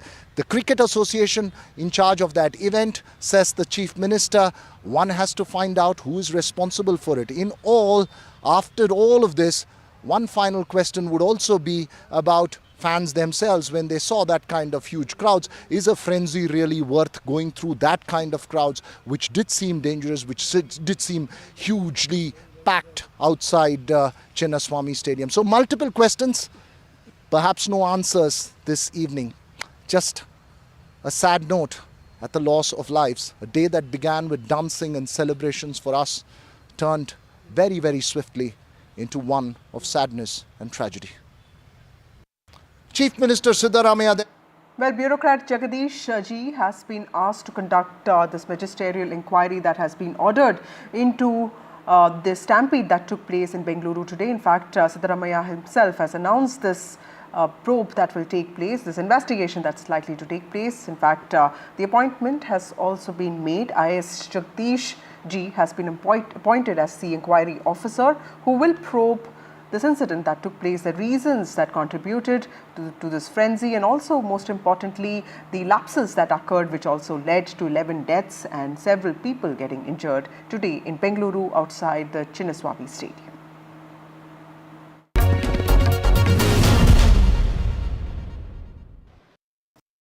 After a high-stakes diplomatic push across different countries, MIM's Asaduddin Owaisi was part of India's multi-party delegation to 4 important countries, Saudi Arabia, Kuwait, Algeria and Bahrain, has returned home. He joins us for a chat. Thank you so much, Mr. Owaisi, for speaking to NDTV. Sir, in the last many days, you have emerged as one of the strongest critiques of Pakistan. This is not something new about you. You've always had this approach. But the nations that you went to have also had historic ties to Pakistan. How hard was it to shift the diplomatic needle and get them to hear India's side with fresh ears? No, these countries which we had been to, they had an historical relationship with India. And, we went to a museum in Kuwait where we are shown documents of India's relationship with Kuwait from 1700s. Kingdom of Saudi Arabia for, I don't know, because it has Makkah and Medina for years and years. Same with Bahrain, Algeria. In fact, Pandit Nehru was the first one to stand up in United Nations and ask for self-determination of Algeria, despite Puducherry being under the control of the French. So in that way, yes, India has had historical relationship with these countries which we had been to. But the important point is that all these 4 countries are members of the FATF organization. And hopefully, I think the next year, if I'm not wrong, Algeria will become a non-permanent member of Security Council. And within these 3 countries, one is a member or will be a member. So in that way, this was a very important visit. And I must place on record my thanks to the head of our group, Jay Panda, for allowing all of us to put forward our views and points. And everyone had tried the level best to put forward India's case in front of the important leaders of these 4 countries. Right. Mr. Owaisi, also many of these countries shape the OIC narrative when it comes to the Organization of Islamic Countries. They have stood by Pakistan in the past, both in terms of funding also. Do you believe that India's push to corner Pakistan on the FATF grey list, something that you've been talking about, is it finally gaining traction? Well, to put Pakistan on FATF, I'm sure the government of India knows much about it better than anyone. But our responsibility was to put forward in front of all these 4 countries that terrorism survives on this ideology of which even devil would be shy of accepting it, and secondly by illegal money. And we had put forward to them that Pakistan is getting a 2 billion loan from IMF, 40 billion they're trying from World Bank. When we went to Kingdom of Saudi Arabia, we had reminded them that the kingdom had given some 2 billion and now they've extended a loan of 12 billion. So where is this money going? Our presentation in front of our interlocutors was that this money is not being monitored. It is going into these core commanders, from core commanders to these terrorist groups, which in turn are killing Indians. So we wanted their help in bringing Pakistan, as it has happened in 2018 and 19. And in fact, I had given an example how when Pakistan was earlier brought into FATF, one person, the main kingpin was Sajid Mir, who was the main planner of 26/11. Right. And Pakistan was continuously saying, oh, Sajid Mir is dead. When this FATF meeting was being held in Germany, immediately Pakistan came up and to the surprise of everyone, not to the Indians, but they said, oh, Sajid Mir is alive. And then he was later on convicted. And we also reminded them that from 2018 onwards, till 22, Pakistan was in FATF and there was a close monitoring on their finances. And all the neighboring countries were safe. And in Algeria and in Kingdom, we said that Pakistan has become the epicenter of takfirism, and they don't distinguish between any Muslim or non-Muslim. Because if you see, I think so in May 2000, Riyadh was attacked by Al-Qaeda. Right. 8 years ago, the Houthis have launched a missile attack at Aramco.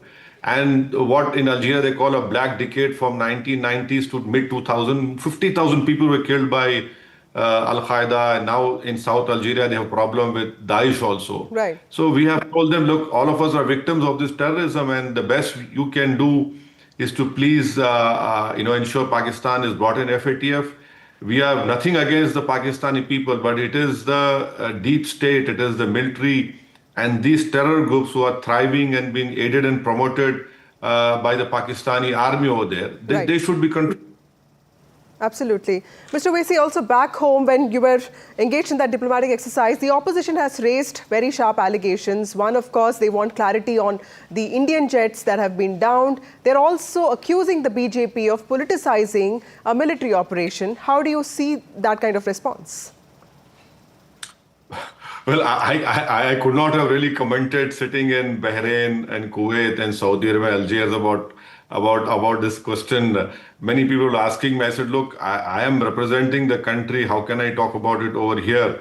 But yes, what this government has now called a monsoon session from 12th July onwards, and all of us would be demanding a proper discussion on what happened in Pahalgam, because it's a very, very important issue. And if the government in turn tells us it's a sensitive issue, we cannot debate it, then they can do an in-camera discussion by not allowing any media. And it will not be reported, but at least as members of parliament, we could ask the government, some accountability has to be fixed on Pahalgam. Right. That is an important question which is there in front of everyone's mind. So who's responsible? Yes, we know Pakistan is responsible. Lashkar-e-Taiba, the resistance front is responsible. But how did this lapse happen? And where is the accountability going to fix? And also about our deterrence policy. So these are questions. And moreover, the CDS has said what he said is the government position as of now, because he addressing a very, very important think tank dialogue. So he has what he said. All of us should accept it as a government's what the government had told him, or government has consented to what he had said. Right. So in principle, Mr. Owaisi, do you agree with the premise that a special session is needed? This is what the opposition is asking. 16 parties Now, have... I don't think so. Government would call a special session when they've announced the dates. Right. So once dates are announced and the bulletin is issued by the Honorable President, so maybe the monsoon session would be the best time to ask for a threadbare discussion on Pahalgam, what happened in Pahalgam. And of course, you see, whatever the discussion, but we have to accept that this great work has been done by our defense forces. We have successfully targeted 9 proscribed organizations head office. We have successfully targeted 9 airfields. We have successfully, our air defense system worked. Yes, Pahalgam happened. We lost lives in Poonch. Civilians lost their lives. Our defense personnel lost their life.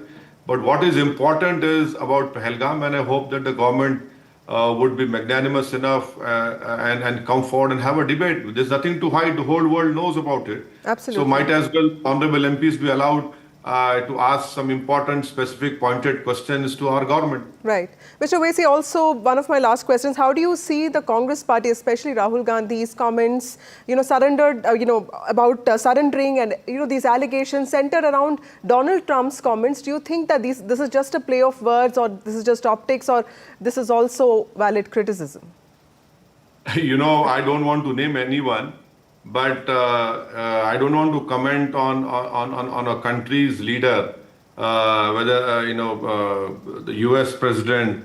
I think he speaks like he's saying some haiku poems.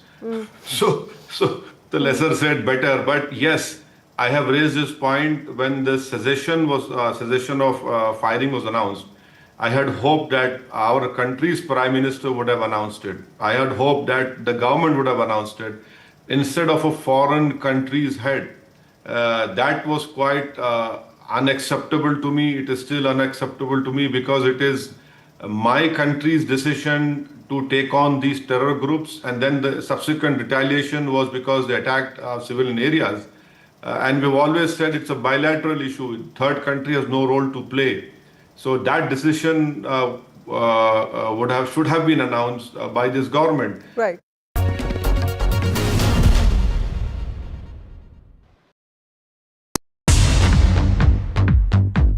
More news that matters. Big exclusive. Tulsi Gabbard gunned down by Pakistan-backed cowards. When you interact with people on ground, you're able to reflect their sentiments much better. More debates that shake the system. More exclusives you won't find anywhere else. Not just another prime time. It's a prime time that's unmissable.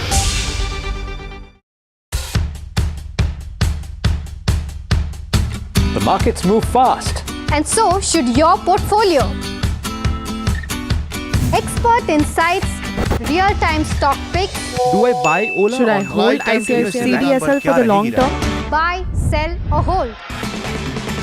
The answers you need, straight from the experts. Callers from India and across the world. Connect live, ask, decide and invest wisely. Your portfolio, your future. Ask Profit.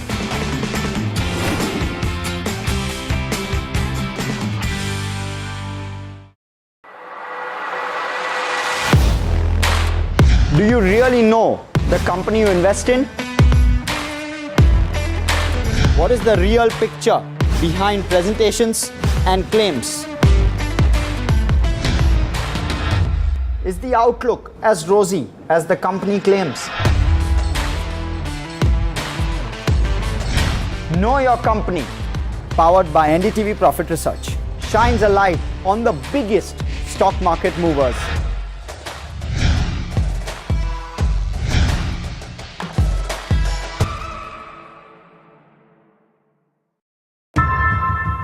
How often have you turned away from debates that descend into endless fights?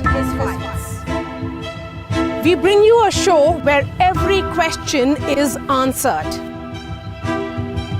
where every debate finds its resolution, where every story finds its conclusion, where opinions collide but facts prevail,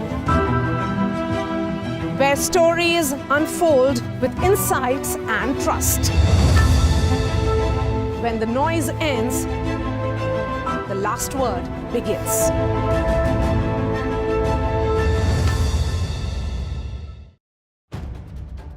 If it matters to you, if it matters to you, if it matters to you, it matters to India. It matters to India. And it matters to me. And it matters to me. India Matters with Shivakumar, only on NDTV 24/7.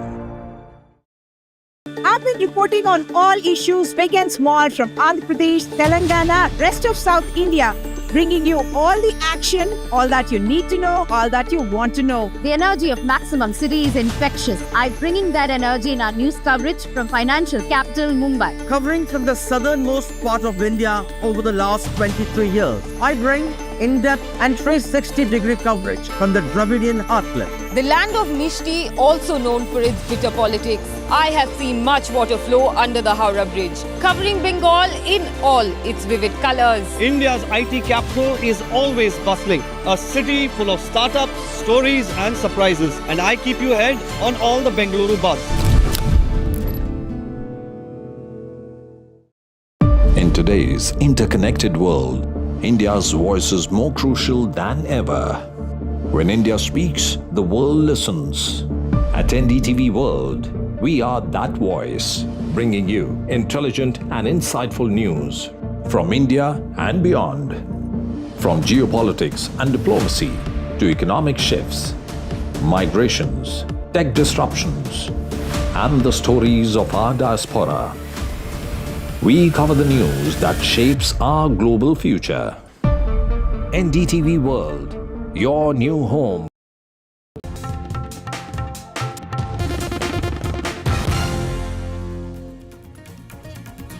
Stampede in Bengaluru, 11 dead, 47 injured in the stampede incident that occurred earlier in the evening near Bengaluru's Chinnaswamy Stadium. This was during RCB victory parade that left at least 40 people injured and 11 people are dead. Chief Minister Siddaramaiah has ordered a probe into Bengaluru stampede. He says the administration did not have enough time to plan the celebrations. BJP trains its guns on Congress party, says the Chief Minister of Karnataka, Siddaramaiah, must quit. Meanwhile, DGCA has flagged safety lapses in Turkish Airlines operations.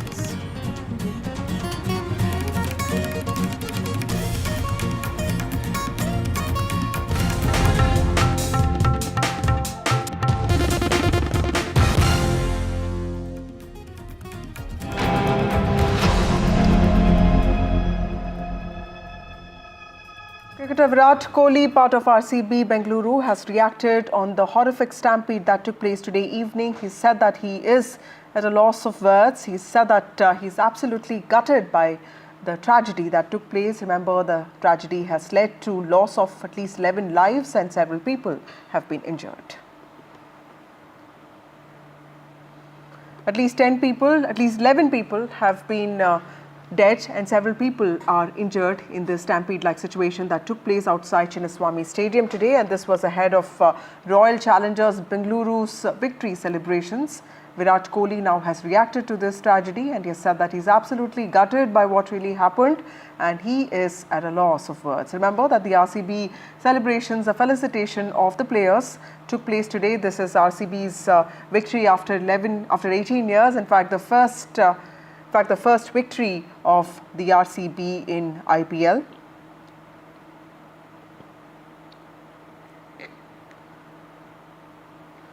Remember, at least 11 people are dead and several people have been injured in the stampede that took place outside Chinnaswamy Stadium today, and several questions are being raised now. Karnataka Chief Minister Siddaramaiah, meanwhile, has announced 10 lakh compensation to the families of those dead in this stampede. In fact, he held a press conference today, even as BJP trains its guns on the Congress party, demanding accountability, saying that the administration's arrangements were completely inadequate. Siddaramaiah has said that the administration did not anticipate such a huge footfall. In fact, he said that nobody anticipated this kind of crowd, and he said that there were around 2 to 3 lakh people and 1 lakh had in fact gathered near Vidhana Soudha. Remember, 2 separate incidents took place, 2 stampedes there, and the Chief Minister also said that we or KSCA did not expect such a huge crowd, and the stadium capacity was around 35,000. We anticipated there could be around 35,000 people and a few more, but it really ran into lakhs. Most of the people who died, unfortunately, are young people, women. The frenzied celebration that took place in Bengaluru today over RCB winning the IPL title after 18 long years. It has taken a tragic turn with at least 11 people dead at 2 locations. And remember, the chaos began after this crowd gathered near Chinnaswamy Stadium for a felicitation of the team that was held by Karnataka State Cricket Association. The administration was also part of this. 2 of the 11 people who died during another frenzied crush on the premises of Vidhana Soudha, where the RCB squad in fact proceeded from the airport to meet with the Chief Minister. In fact, people had gathered there to just catch a glimpse of their stars. Dream run that turned into a nightmare within minutes. Lakhs lined up Bengaluru streets to welcome the heroes, Team RCB. A day that started with euphoria turned into screams of death pain.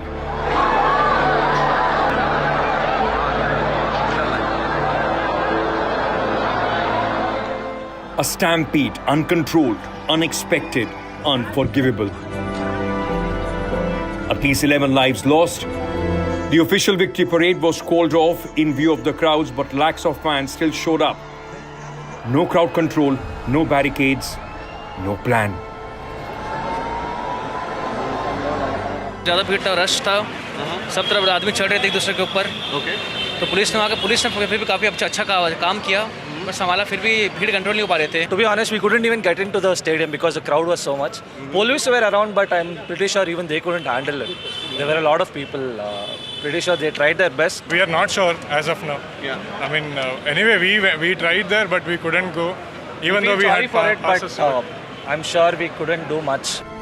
Just minutes later, even as families waited to identify the dead, the felicitation ceremony went on. The stage lit up, players posed, grief and death outside, celebrations inside. The capacity of the stadium is only 35,000, but 2 to 3 lakh people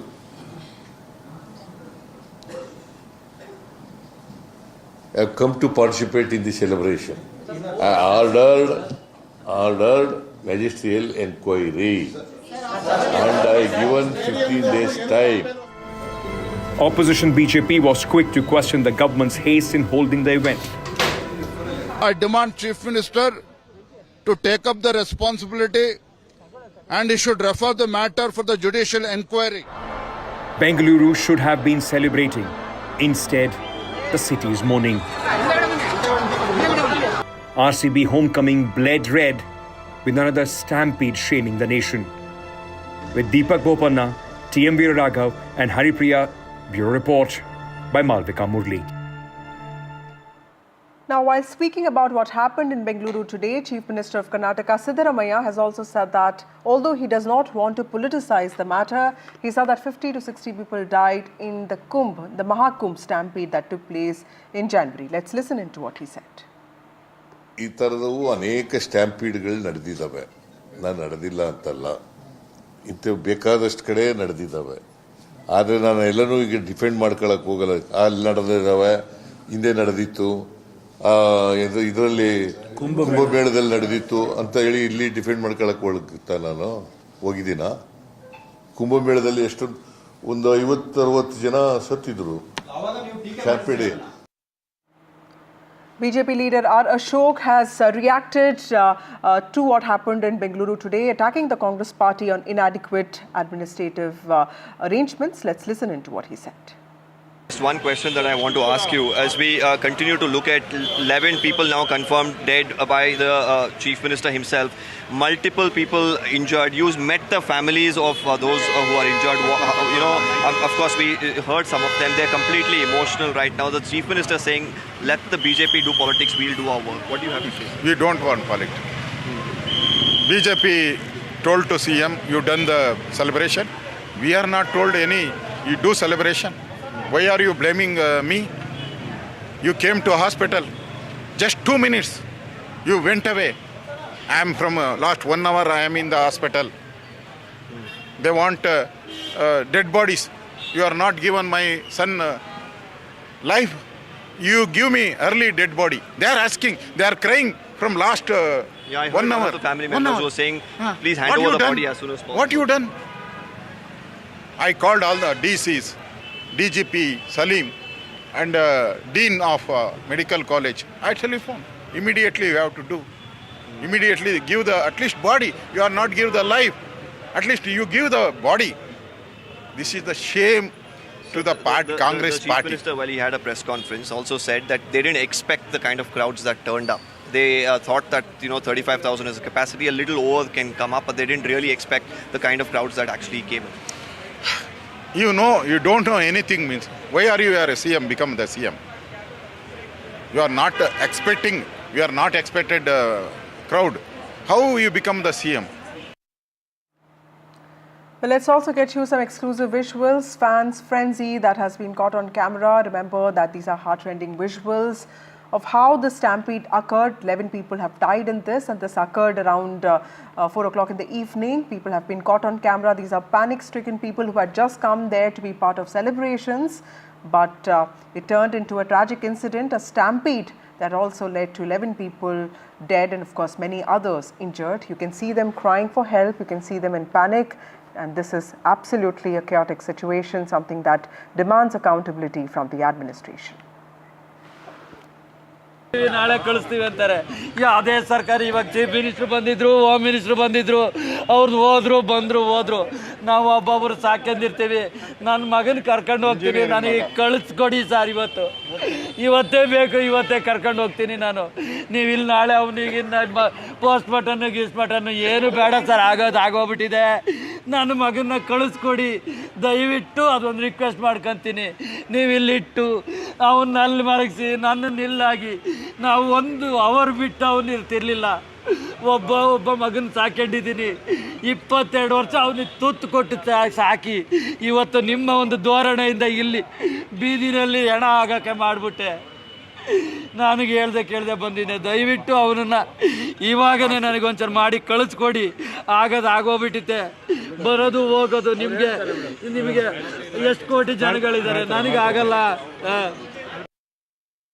Chief Minister Siddaramaiah there facing some tough questions at the press conference, of course giving out information that the stadium event was organized by the Cricket Association. There were a huge crowd in Vidhana Soudha. Even they did not anticipate the kind of response that they got. But at the stadium there was complete chaos. He was saying that the casualties happened when some fans tried to break through the gates of the stadium, and that's when chaos ensued. But then, as a judicial inquiry, as a magistrate inquiry goes on and compensation released, there are serious questions to be raised.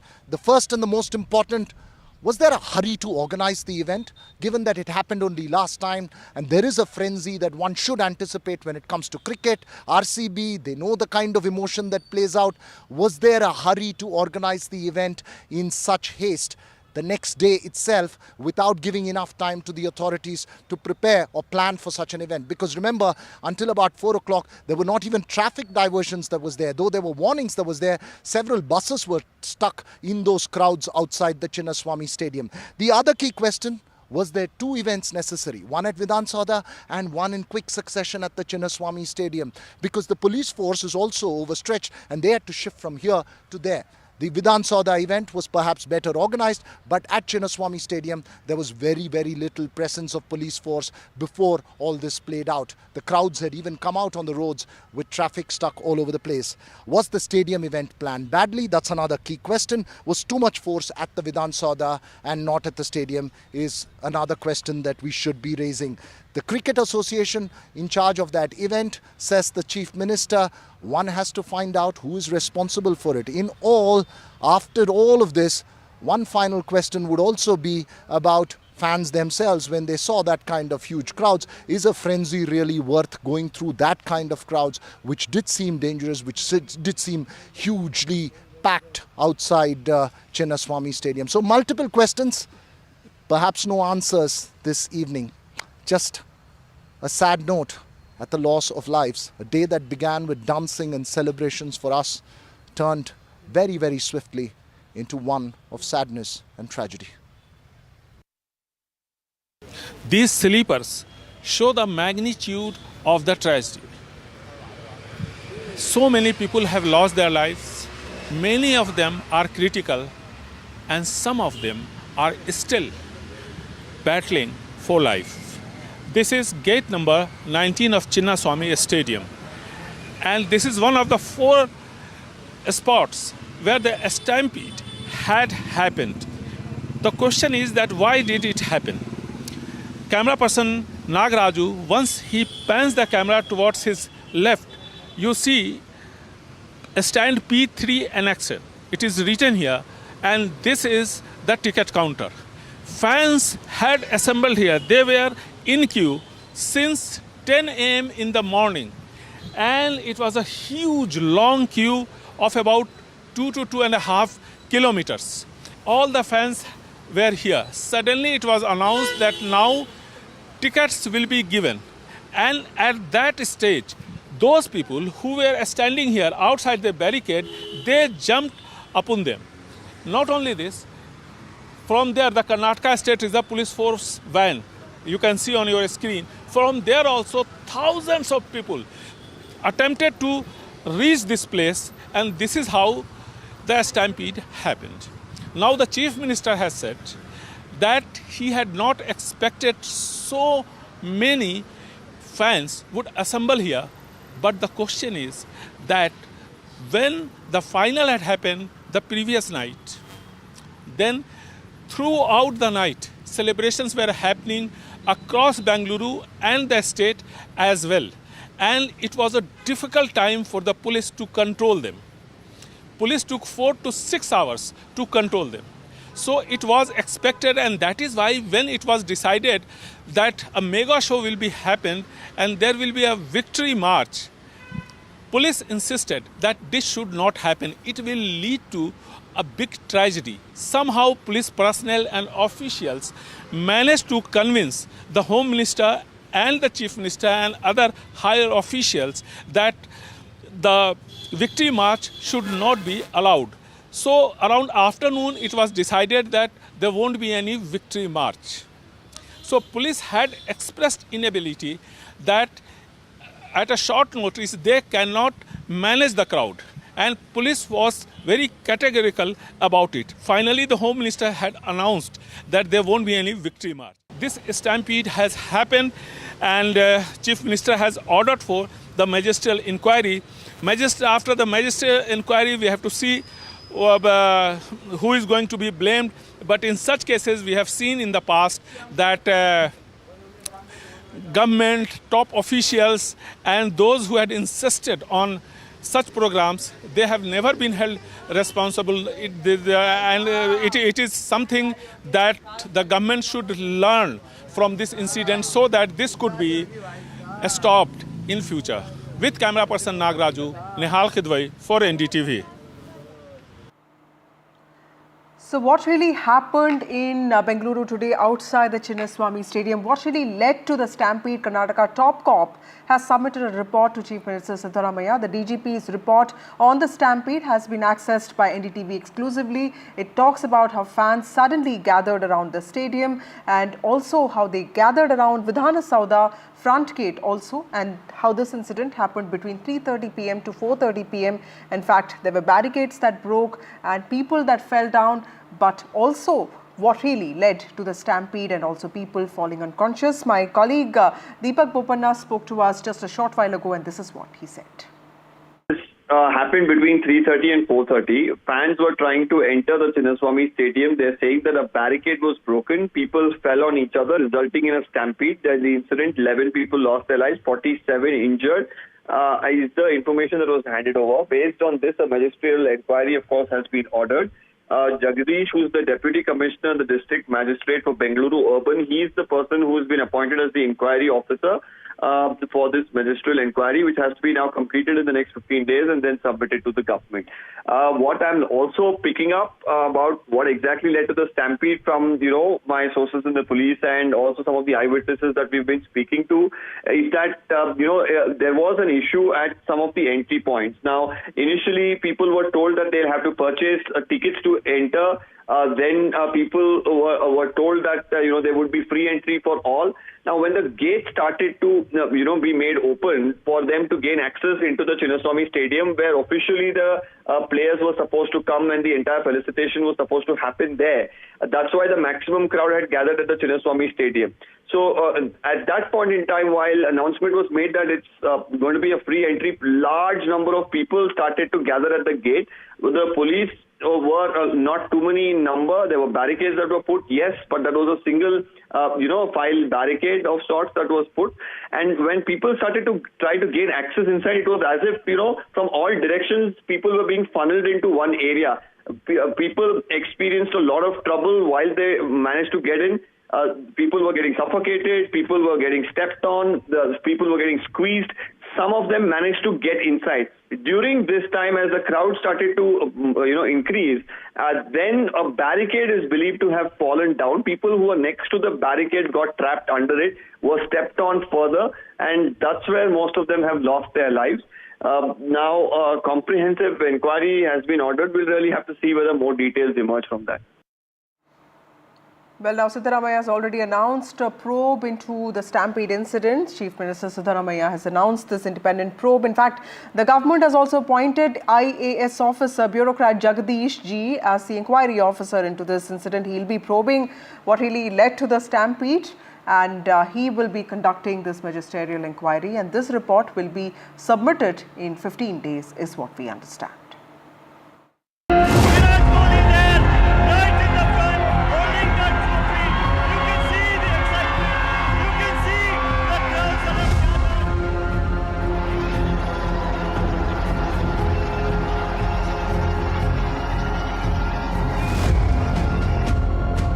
Lot of people, pretty sure they tried their best, but nobody could handle it. There were a lot of people.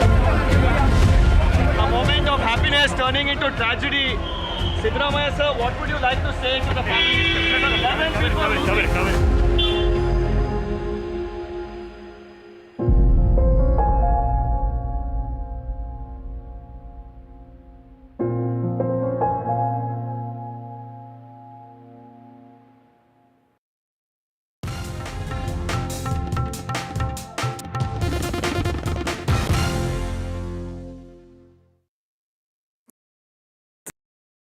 मैं नरेंद्र दामोदर दास मोदी ईश्वर की शपथ लेता हूं कि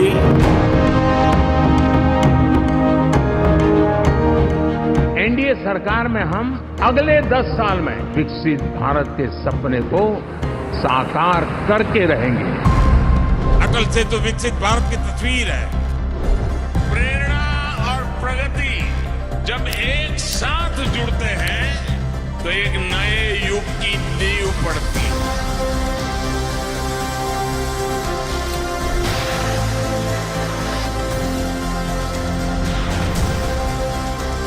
भारत माता की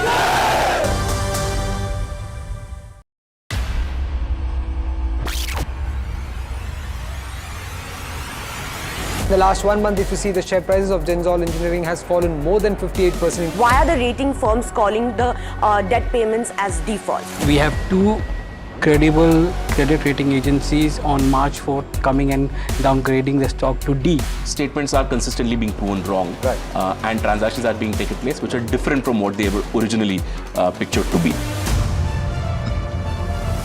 The company claimed it would roll out 6,400 electric vehicles. But what it has rolled out is a shocking scam. Funds meant for the project were funneled allegedly back to the promoter.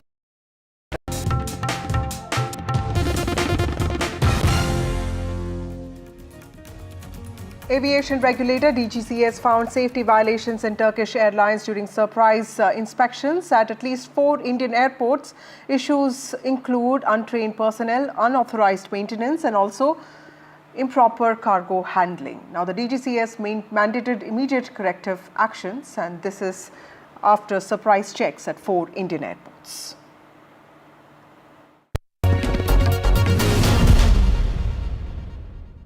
After a high-stakes diplomatic push across different countries, MIM's Asaduddin Owaisi was part of India's multi-party delegation to 4 important countries, Saudi Arabia, Kuwait, Algeria and Bahrain, has returned home. He joins us for a chat. Thank you so much, Mr. Owaisi, for speaking to NDTV. Sir, in the last many days, you have emerged as one of the strongest critiques of Pakistan. This is not something new about you. You've always had this approach.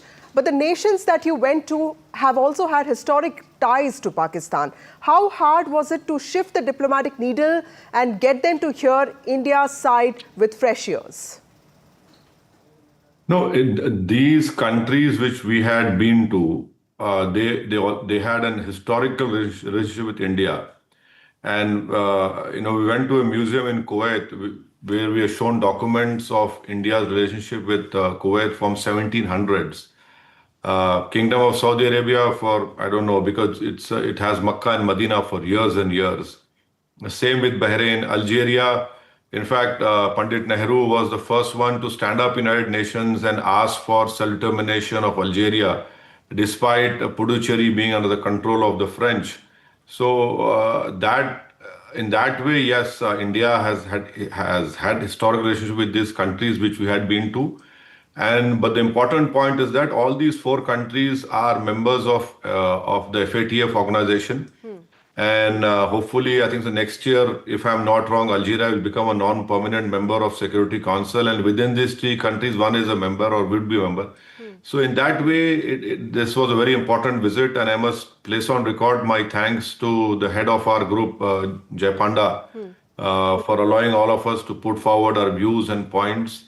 And everyone had tried the level best to put forward India's case in front of the important leaders of these four countries. Right. Mr. Owaisi, also many of these countries shape the OIC narrative when it comes to the Organization of Islamic Countries. They have stood by Pakistan in the past, both in terms of funding also. Do you believe that India's push to corner Pakistan on the FATF grey list, something that you've been talking about, is it finally gaining traction? Well, to put Pakistan on FATF, I'm sure the government of India knows much about it better than anyone. But our responsibility was to put forward in front of all these four countries that terrorism survives on this ideology of which even devil would be shy of accepting it, and secondly by illegal money. And we had put forward to them that Pakistan is getting a 2 billion loan from IMF, 40 billion they're trying from World Bank. When we went to Kingdom of Saudi Arabia, we had reminded them that the kingdom had given some 2 billion and now they've extended a loan of 12 billion. So where is this money going? Our presentation in front of our interlocutors was that this money is not being monitored. It is going into these core commanders, from core commanders to these terrorist groups, which in turn are killing Indians. So we wanted their help in bringing Pakistan, as it has happened in 2018 and 19. And in fact, I had given an example how when Pakistan was earlier brought into FATF, one person, the main kingpin was Sajid Mir, who was the main planner of 26/11. Right. And Pakistan was continuously saying, oh, Sajid Mir is dead. When this FATF meeting was being held in Germany, immediately Pakistan came up and to the surprise of everyone, not to the Indians, but they said, oh, Sajid Mir is alive. And then he was later on convicted. And we also reminded them that from 2018 onwards till 22, Pakistan was in FATF and there was a close monitoring on their finances. And all the neighboring countries were safe. And in Algeria and in Kingdom, we said that Pakistan has become the epicenter of takfirism, and they don't distinguish between any Muslim or non-Muslim. Because if you see, I think so in May 2000, Riyadh was attacked by Al-Qaeda. Right. 8 years ago, the Houthis have launched a missile attack at Aramco. And what in Algeria they call a black decade from 1990s to mid-2000, 50,000 people were killed by Al-Qaeda, and now in South Algeria they have a problem with Daesh also. Right. So we have told them, look, all of us are victims of this terrorism, and the best you can do is to please ensure Pakistan is brought in FATF. We have nothing against the Pakistani people, but it is the deep state, it is the military and these terror groups who are thriving and being aided and promoted by the Pakistani army over there. They should be controlled.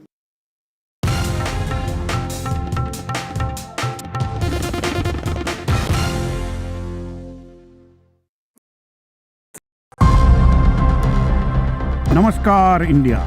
India's Gaganyatri ready to go to space.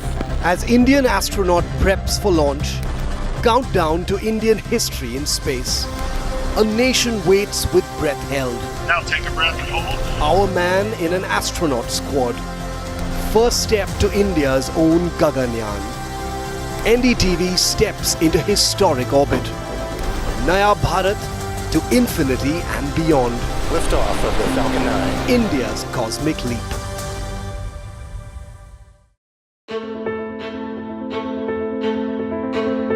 News is not just headlines, it is what impacts you. And news should never be mistaken for noise. What matters is the reality. Accurate, in-depth, and with the right perspective. For over 20 years, I have been a journalist, and never has clarity mattered more than now. At Newsnight, we go beyond the surface. We dissect the details, challenge the narratives, and bring you the unparalleled clarity you deserve in a world clouded by misinformation. We are bold, we are direct. Newsnight, for the news in your interest. Only on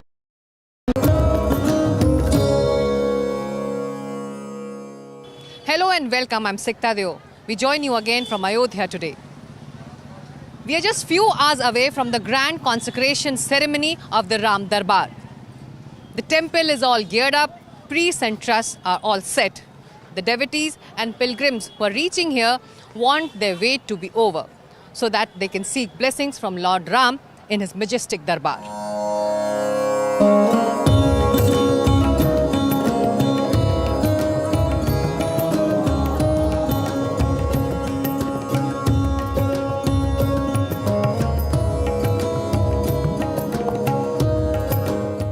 So 5th June is the day when the Pran Pratishtha 2.0 will be over and Ram Darbar will be open for the regular devotees. The rituals are on inside the temple complex, but the devotees are converging here to get a glimpse of Ram Lalla and his blessings. And with me right now is Soudha ji, who has come all the way from Sitapur with her group of students. Brothers and sisters, siblings. And siblings, and so young group is here with her. आपको क्यों लगा कि आपको इन लोगों को लेके आना चाहिए? Because I am a teacher, okay, and I would not come here when it was started. And because we all know that Ram ji is very famous, मेरे बच्चे, my students will also learn from many things from here. That's why I thought that we should go here. So you thought that this is the right time to get them here? This is our India. Actually, this is our India. If Ram will not here, na, we will not considered as India, as Bharat. So you're saying that you wanted the students, your students, the children to learn what kind of cultural and religious heritage we have here in Ayodhya. That's the reason behind this. That's the big reason you got them here. Let's speak to some of your students. ये बताइए, आप लोग आए हैं अपनी ma'am के साथ, क्या सोच कर आए, कि ज़हन में क्या था? रिस्पॉन्सिबिलिटी, हमारी मैम इतनी अच्छे से रिस्पॉन्सिबिलिटी को निभाती हैं कि हम कहीं भी उनके साथ जा सकते हैं। राम मंदिर क्यों? क्योंकि एक इमोशनल कनेक्शन है राम जी से, बहुत कुछ अच्छी जानकारी मुझे मिलती है। I get to know everything. Is this your first visit? Yes, it is my first visit. And do you all know that tomorrow is Pran Pratishtha also for the Ram Darbar? Now we know because you have informed us. Now we are very excited to see it, but now today we will... You'll wait for tomorrow? I'm sorry, we will go. I'm sorry. So had you known, you would have planned your travel like that and waited for 5th June, is that correct? No, we didn't know about that. That day is Pran Pratishtha. To know the history of our nation, that how history belongs to us in India. Government ने, of course Modi ji ने, government ने, हमारी भाजपा ने बहुत सारे भाई sacrifice किए हैं. That's a true. ठीक है, कोई भी गवर्नमेंट हो, कोई भी गवर्नमेंट अगर कोई भी काम करती है तो वी विल एप्रिशिएट. तो आप इतना हार्ड वर्क किया है हमारी गवर्नमेंट ने, तो we should come here. At least we should see कि भाई हमारी गवर्नमेंट ने इतना बढ़िया किया है. क्या क्या आपके स्टूडेंट्स बात क्यों नहीं कर रहे हैं? बोलिए बात करने के लिए. जब इतनी चलिए बताइए कि इतनी सारी खबरें बनी पिछले 15 महीने में, जब ये पहली प्राण प्रतिष्ठा हुई. अब प्राण प्रतिष्ठा 2.0 है. राम दरबार में लॉर्ड राम को स्थापित किया जा रहा है. उसको लेकर अंदर तैयारियां चल रही हैं. आप अंदर जाएंगे तो देखेंगे भी. आप क्या सोचकर आप आए हैं अयोध्या अपनी मैम के साथ? मैं तो यहाँ पे राम जी को ऐसे ही मिलने के लिए आई थी, बट यहाँ आके मुझे पता चला कि कल प्राण प्रतिष्ठा भी है. बट अभी हम लोग तो रुक नहीं पाएंगे. बट अफसोस हो रहा है. हाँ, अफसोस भी है और खुशी भी है कि पता तो चल गया यहाँ के, बट देख भी लेंगे तैयारियाँ भी. चलिए, तो लॉर्ड राम या फिर राजा राम को देखने के लिए एक बार फिर आपको ट्रिप लगाना पड़ेगा. हाँ, हम जरूर लगाएंगे. हम यहाँ पहले भी विजिट कर चुके हैं. जब पहली बार प्रतिष्ठा हुई थी तब हम आ चुके हैं. हमारी सेकंड विजिट है ये जी. थर्ड करनी पड़ेगी. हो जाएगी. अभी जल्दी करेंगे अब. Faith, devotion binds all. Age is no barrier. Young, old, everybody is converging here to get a glimpse of their Lord Ram Lalla, and in some time get the blessings from Lord Ram in his majestic Darbar.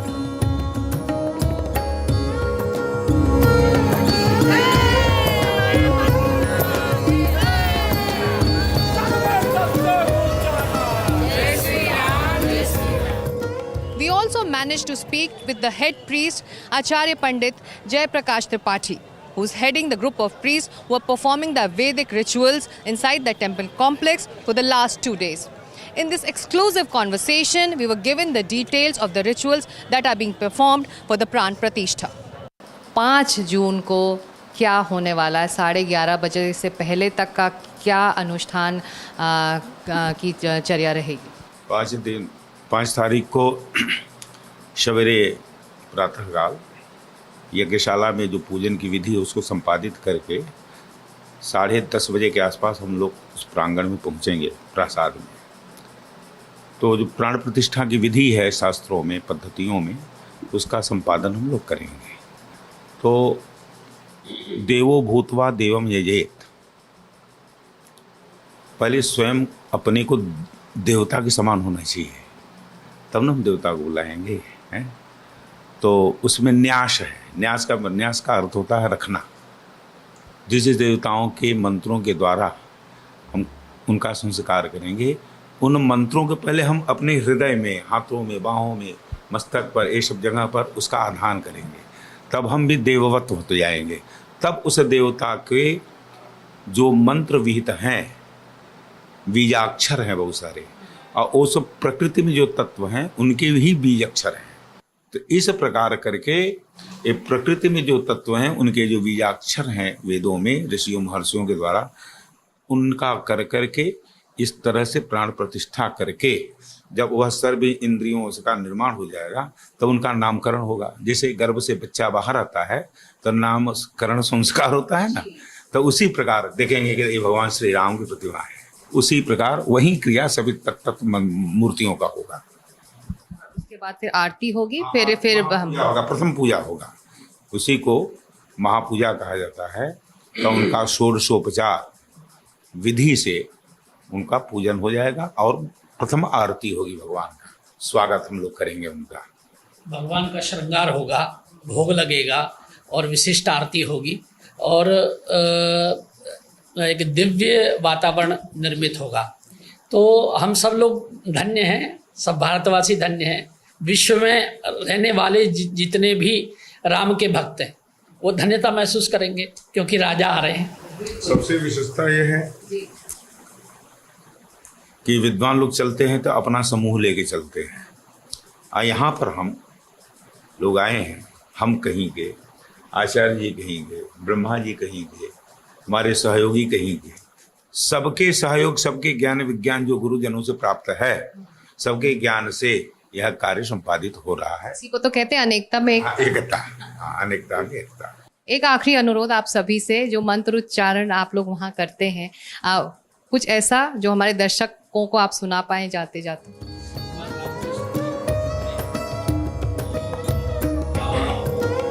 Rajmani सदा विजयते, रामं रमेशं भजे, रामेणाभिहता निशाचरचमु, रामाय तस्मै नमः। नास्ति परायणं परतरं, रामस्य दासोऽस्म्यहं, रामे चित्तलया सदा भवतु मे, ओ राम मामुद्धर, ओ राम मामुद्धर। श्री रामचंद्र भगवान की जय। With the rise of Ram Mandir, we have also seen the rise of cultural and religious awakening around Ayodhya, which is why we saw Errol Musk in Ayodhya today to visit the Ram temple and seek blessings. Wonderful opportunity to see something amazing and that has inspired so many people in this country. India is a wonderful place. It's a really wonderful place, and as many people as possible should come to India and see. We have a lot of Indians in my country, where that I come from, so I know the Indian culture, and coming here has just reinforced it. Very good culture, very kind people, full of love, decency, probably the nicest people you could ever meet. Sir, what are your business plans in India? Well, we have a few small plans which are slowly being looked at. Yes. Sir, what do you think about India-America relations in future? I think they'll be very good. Very good. Two good leaders. My daughter is here. And I think quite a few of my family members have been here, but on holiday in the past. So my children, Elon, Kimball and Tosca, came through in 1983 when they were small, very small. एक group है जो नेपाल से आया है, आप लोग दर्शन करके बाहर निकल आए? जी, हम दर्शन करके बाहर आए हैं और सौभाग्य है आज भगवान रामलला का दर्शन सहज रूप से हो गया। हम सोचे थे कि इतना सहज में दर्शन नहीं हो सकेगा, लेकिन बहुत सहज रूप में कृपा हो गया भगवान का। हमने बहुत सहज रूप में दर्शन किया। जब हम पहली बार तो बहुत बार आए थे, लेकिन जब ये नया रामलला का जो मंदिर निर्माण हुआ तब से ये पहला बार है। और हम बहुत बहुत आभार प्रकट करते हैं कि जिसके माध्यम से इतना बहुत विशाल कार्य हो गया, जिससे हमारे यहाँ मोदी जी और योगी जी वो वास्तव में भगवान के पार्षद ही होंगे। आप कह रहे कि अब आज दर्शन हो गया रामलला का, पर ये बताइए आप लोगों को जानकारी है कल प्राण प्रतिष्ठा है भगवान राम की, राजा राम की, फर्स्ट फ्लोर में, ये पता? इस बात की हमें जानकारी नहीं थी। आपका बहुत बहुत धन्यवाद, हमें जानकारी दिया है। कल भी शायद हम आ सकते हैं। आम श्रद्धालुओं को, जैसे आप आम लोगों को तो शायद ऊपर जाने ना दिए, ये फर्स्ट फ्लोर पे है, रामलला ग्राउंड फ्लोर पर है, तो राम दरबार फर्स्ट फ्लोर पर सजने वाला है और कल उनकी प्राण प्रतिष्ठा है, तो उसके लिए फिर आना होगा फिर आपको दर्शन करने के लिए जब वो फर्स्ट फ्लोर। जरूर आएंगे, रामलला के दर्शन करने के लिए जरूर आएंगे। अंदर आपने देखा वहाँ पर यज्ञ चल रहा है, पूजा अनुष्ठान हो रही है, आपने देखा यज्ञ मंडप? पूजा के स्थान में तो नहीं गए बाहर, खाली जानकारी बोर्ड में देखा और कहाँ है उसमें प्रवेश का खास जाने का हमको मार्ग भी नहीं मिला। हमने इतना ज़्यादा खोजने का प्रयास भी नहीं किया। फिर हमारा इधर कार्यक्रम है इसलिए कम समय है, इसलिए हम निकल रहे थे। अच्छा, तो आप कह रहे हैं कि आप लोग को अब जानकारी मिली है, और तो फिर कब प्लान होगा? जैसे फर्स्ट फ्लोर खुलेगा तभी? हाँ, फर्स्ट फ्लोर खुलेगा तभी आएंगे। भगवान की कृपा हो तो आएंगे दोबारा, फिर आएंगे। कल ही है प्राण प्रतिष्ठा, तो रुक जाएंगे अब कि क्या योजना क्या थी? रुकना तो रोकना है, तब अब फिर देखते हैं उधर का कार्यक्रम क्या होता है, उस सोच के आएंगे। सर्वांतरयामी में भगवान सियावर श्री रामचंद्र की। राम नाम सार है, भजो बेड़ा पार है। राम नाम सार है, भजो बेड़ा पार है। राम नाम बिना ये जिंदगी बेकार है। राम नाम बिना ये जिंदगी बेकार है। राम नाम सार है, भजो बेड़ा पार है। राम नाम सार है, भजो बेड़ा पार है। राम नाम बिना ये जिंदगी बेकार है। राम नाम बिना ये जिंदगी बेकार है। राम नाम सार है, भजो बेड़ा पार है। राम नाम सार है। तो अयोध्या में पहुंच रहे श्रद्धालु ऐसे भी हैं जिनको जानकारी नहीं है कि कल प्राण प्रतिष्ठा है, लेकिन जब ये खबर वो सुन रहे हैं कि कल प्राण प्रतिष्ठा है, राम दरबार में राजा राम स्थापित कर दिए जाएंगे, तो रुक कर वो लम्हा देखने का भी इनका मन बन रहा है।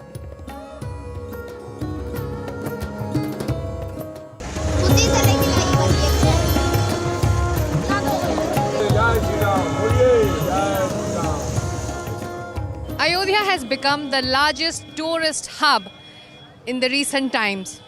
15 months on, has life changed for the locals here? Let's find out.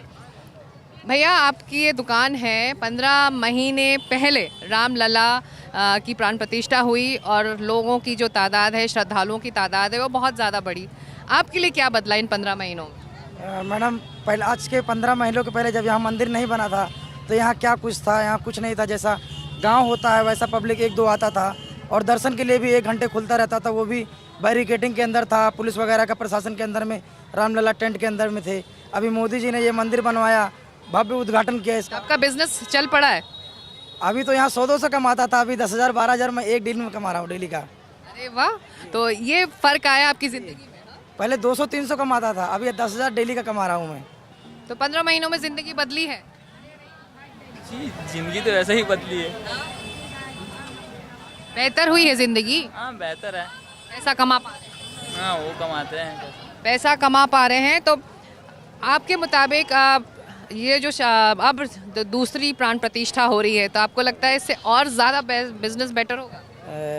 अभी देखिए, वो तो आगे का कुछ कहा नहीं जा सकता है। ये तो 5 तारीख को योगी जी आएंगे, उनका जन्मदिन भी है और सीता माता को विराजमान करेंगे। अभी आगे का कुछ तो कहा नहीं जा रहा है। अभी क्या है ना कि आप खुश है ना? Very happy, very happy. 15 महीनों में तकदीर बदली है कुछ लोगों की। आप वो कह रहे हैं बेटर बिजनेस मिला है उनको 15 महीनों में। आप क्या क्या बेचते हैं, आप दिखाइए ज़रा, और आपके बिजनेस कितना बड़ा है? हम बिजनेस तो बहुत बड़ा है मैडम। ये हमारे यहाँ राम दरबार की मूर्ति है, ये पीतल की है। ठीक है, आपने राम दरबार पहले ही बना लिया? राम दरबार ये ज़्यादा बिकते हैं, लोग जो है परिवार ले जाते हैं, परिवार से शांति मिलती है, ऐसा है ना। राम दरबार की प्राण प्रतिष्ठा हो रही है 5 तारीख को, तो आपको लगता है ये और बिकेगा? और बिकेगा, ये प्रभु जी की माया है। जब से दुकान लगाना शुरू किया तब फिर लगा रहे हैं। अब जब कमाई अच्छी हो रही है? जी मैडम, कमाई अच्छी रहेगी, मगर जब तक दुकान हमको मिली रहेगी तब तक लगाएंगे, जब नहीं मिलेगा तो खाली करके चले जाएंगे। चलिए, तो आप कह रहे हैं कि कमाई अच्छी होगी। So well, that's the feedback we are getting on the streets of Ayodhya. The common man, the locals who are doing small business, their life has really changed. आपके लिए जिंदगी बदली? क्या बेचती हैं आप? इसमें मूर्ति रामलला की बेच रहे हैं। कब से बेच रही हैं? ये हम लोग यहाँ से प्राण प्रतिष्ठा के बाद से ही हैं। तब से आए हैं, तो बहुत खरीदारी हो रही है यहाँ पे जो टूरिस्ट आते हैं? बहुत टूरिस्ट आ रहे हैं, बहुत खुशी है। ये बताइए, किस चीज़ की डिमांड ज़्यादा है?